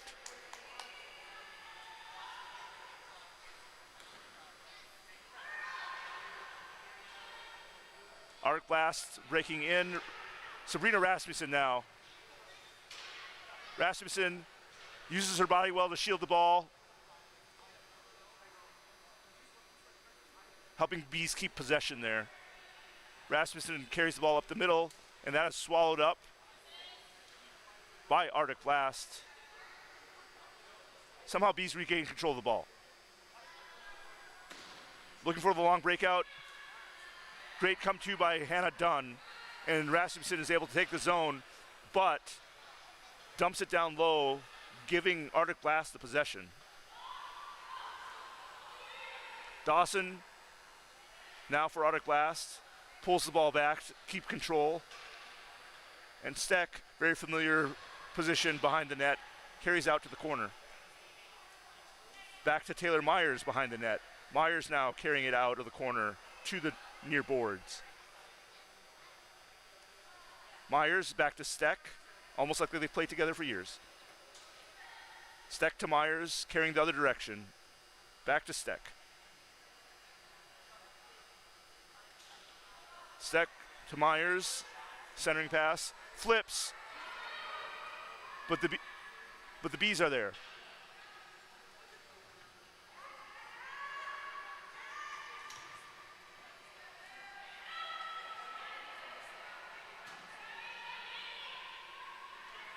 Bees turn over the ball in their defensive zone, but might get it back here, and they do. Looking to break out. Steck keeps the ball in the zone for the Blast. Steck to Myers, back to Dawson. Quick passes. Dawson now carrying middle. Dawson takes a shot. Marsala tried to tip, but it was well defended. Good box out and use of the body by the Bees. And the Bees are now coming the other way. 2-on-1 here for the Bees. Quickly 2-on-2 is a great back check by Hugh Trin. And now Dawson gets it to Marsala. Marsala takes the zone. Passes down the boards to Dawson.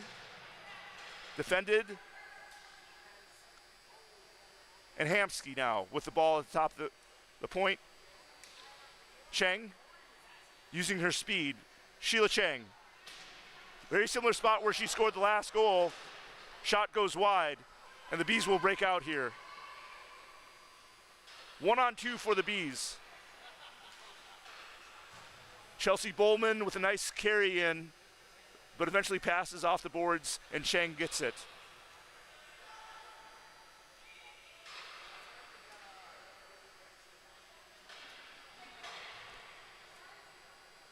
Arctic Blast's turn to dump, and they dump back to the Bees.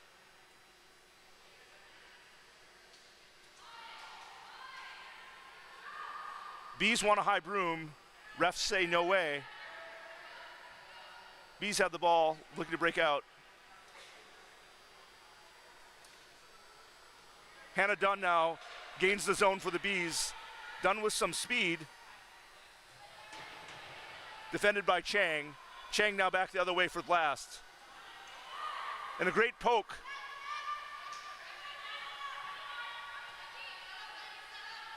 Bees keep the zone.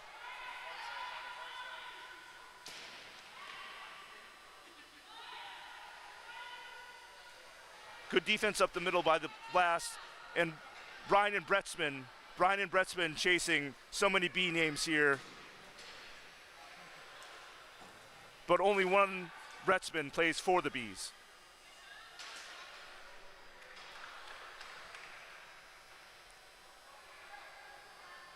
I feel this game has seen a lot of dump and switch to the point where as soon as one team gains the zone, they're giving possession up right away. It's been very back and forth. Both teams having a chance to possess and control the ball. Arctic Blast having slightly better possession. Again, Myers and Steck trading passes. Myers now goes forward. Steck and Dawson, the other defensewoman, will now cut behind the net, control the ball from the far corner. Dawson over to Steck on the near corner. Steck carrying the ball behind the net. And another rotation with Myers.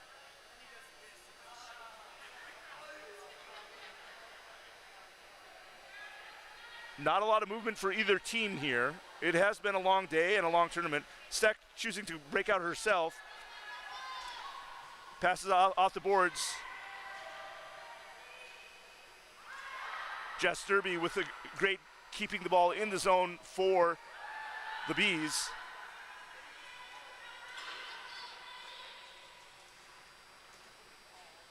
Battle on the boards, but Arctic Blast still come up with the possession. Easy pass. Steck to Alvarosa. Alvarosa dumps it low. Alvarosa tries to send her. Phoebe Alvarosa pass behind the net to Becca Rutel. Becca Rutel tries to wrap around. Great cover by the Bees.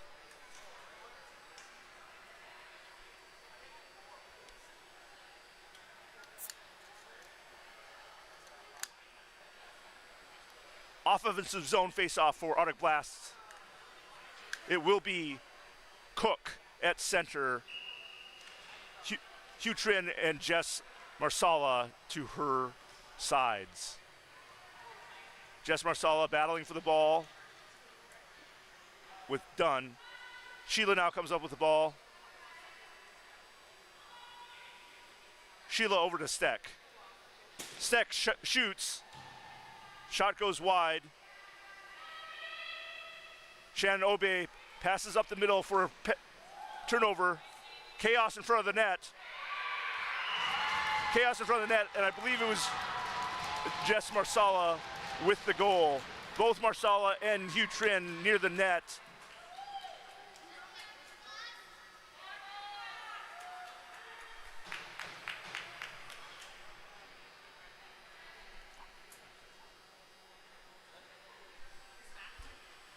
Arctic Blast take a 2-0 lead with 6:21 left to go in the second half. Arctic Blast 2, Bees 0.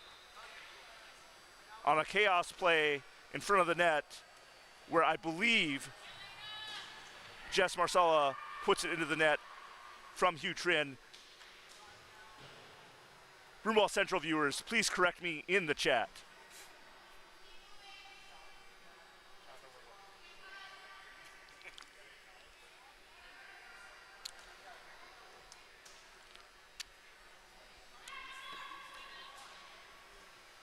Kenzie Patrick tries to pass up the boards, but Chang quickly steals the ball. And the ball is poked away from Chang. Amanda Brine now carrying the ball down the left boards for Arctic Blast. She spins, passes up to Dawson. Dawson to Phoebe Alvarosa. Phoebe to Myers. Myers looking for something in the center. Isn't finding something. And the ball is dispossessed. And here comes Serena Rasmussen for the Bees. Rasmussen picked off by Becca Rutel. And Arctic Blast come the other way. Steck chooses to dump. Again, a lot of dumping in this game. Last time I saw this much dumping, I was in middle school, where relationships just didn't last very long.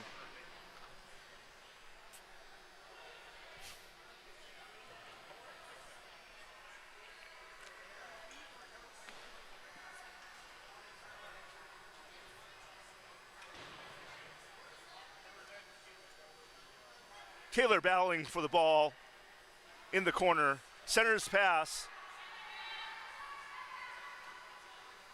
Becca Rudell can't quite get it, and the Bees come the other way, but a bad lateral pass by the Bees. And Blast choose to dump and switch again.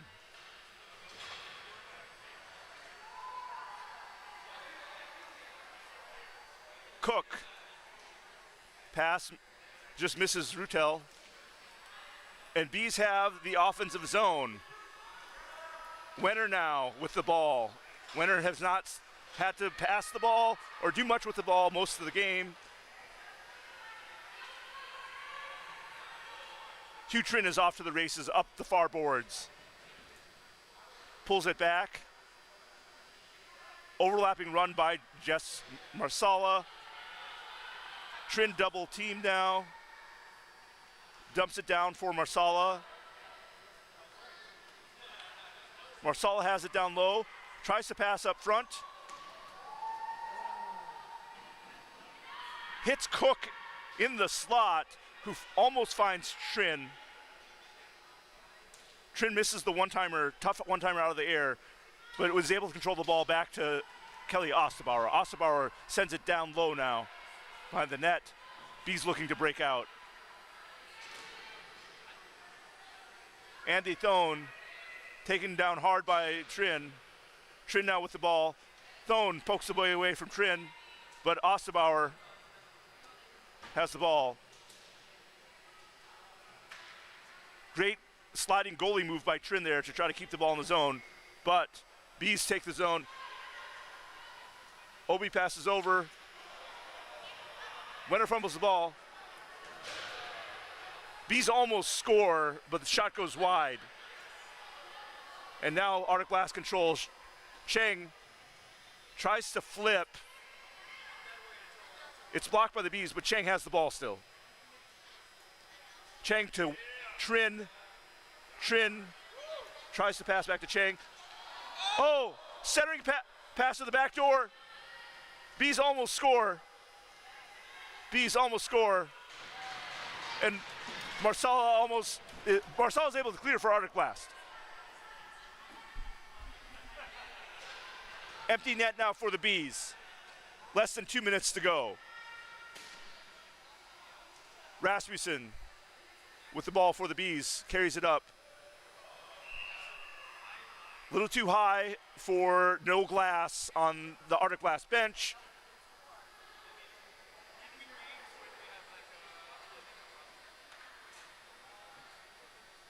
There'll be a face-off just outside the offensive zone for the Bees. Again, empty net for the Bees. 1:47 to go in the second half. Down 2-0. Cheng with a flip deep to make the Bees go the long way.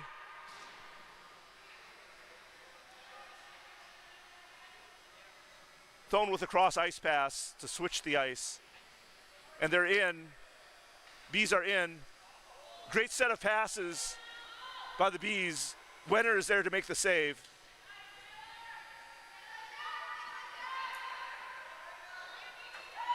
A great hustle push poke by Becca Rutel. Rutel now spinning, controlling, tries the wrister on net, goes off the outside of the post.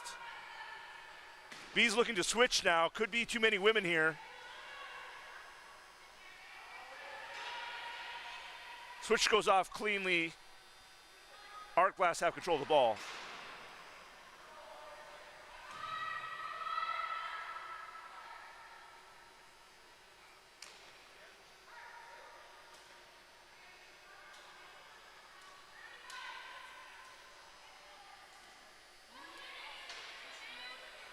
He's controlling the ball, but Obey just throws it at the net. Didn't see her partner to her left. Chang with a nice clearance, and Hugh is in on net with the empty net. Will Hugh get the empty netter? Goes just wide. Hugh still has the ball. 9 seconds remaining. Arctic Blast are going to win this game. Hugh trying to control the ball to kill time.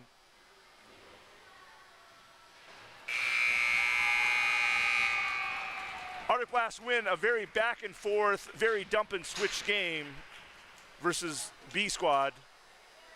2-0. Goals by Chang and Jess Marsala. Thank you for watching Broomball Central.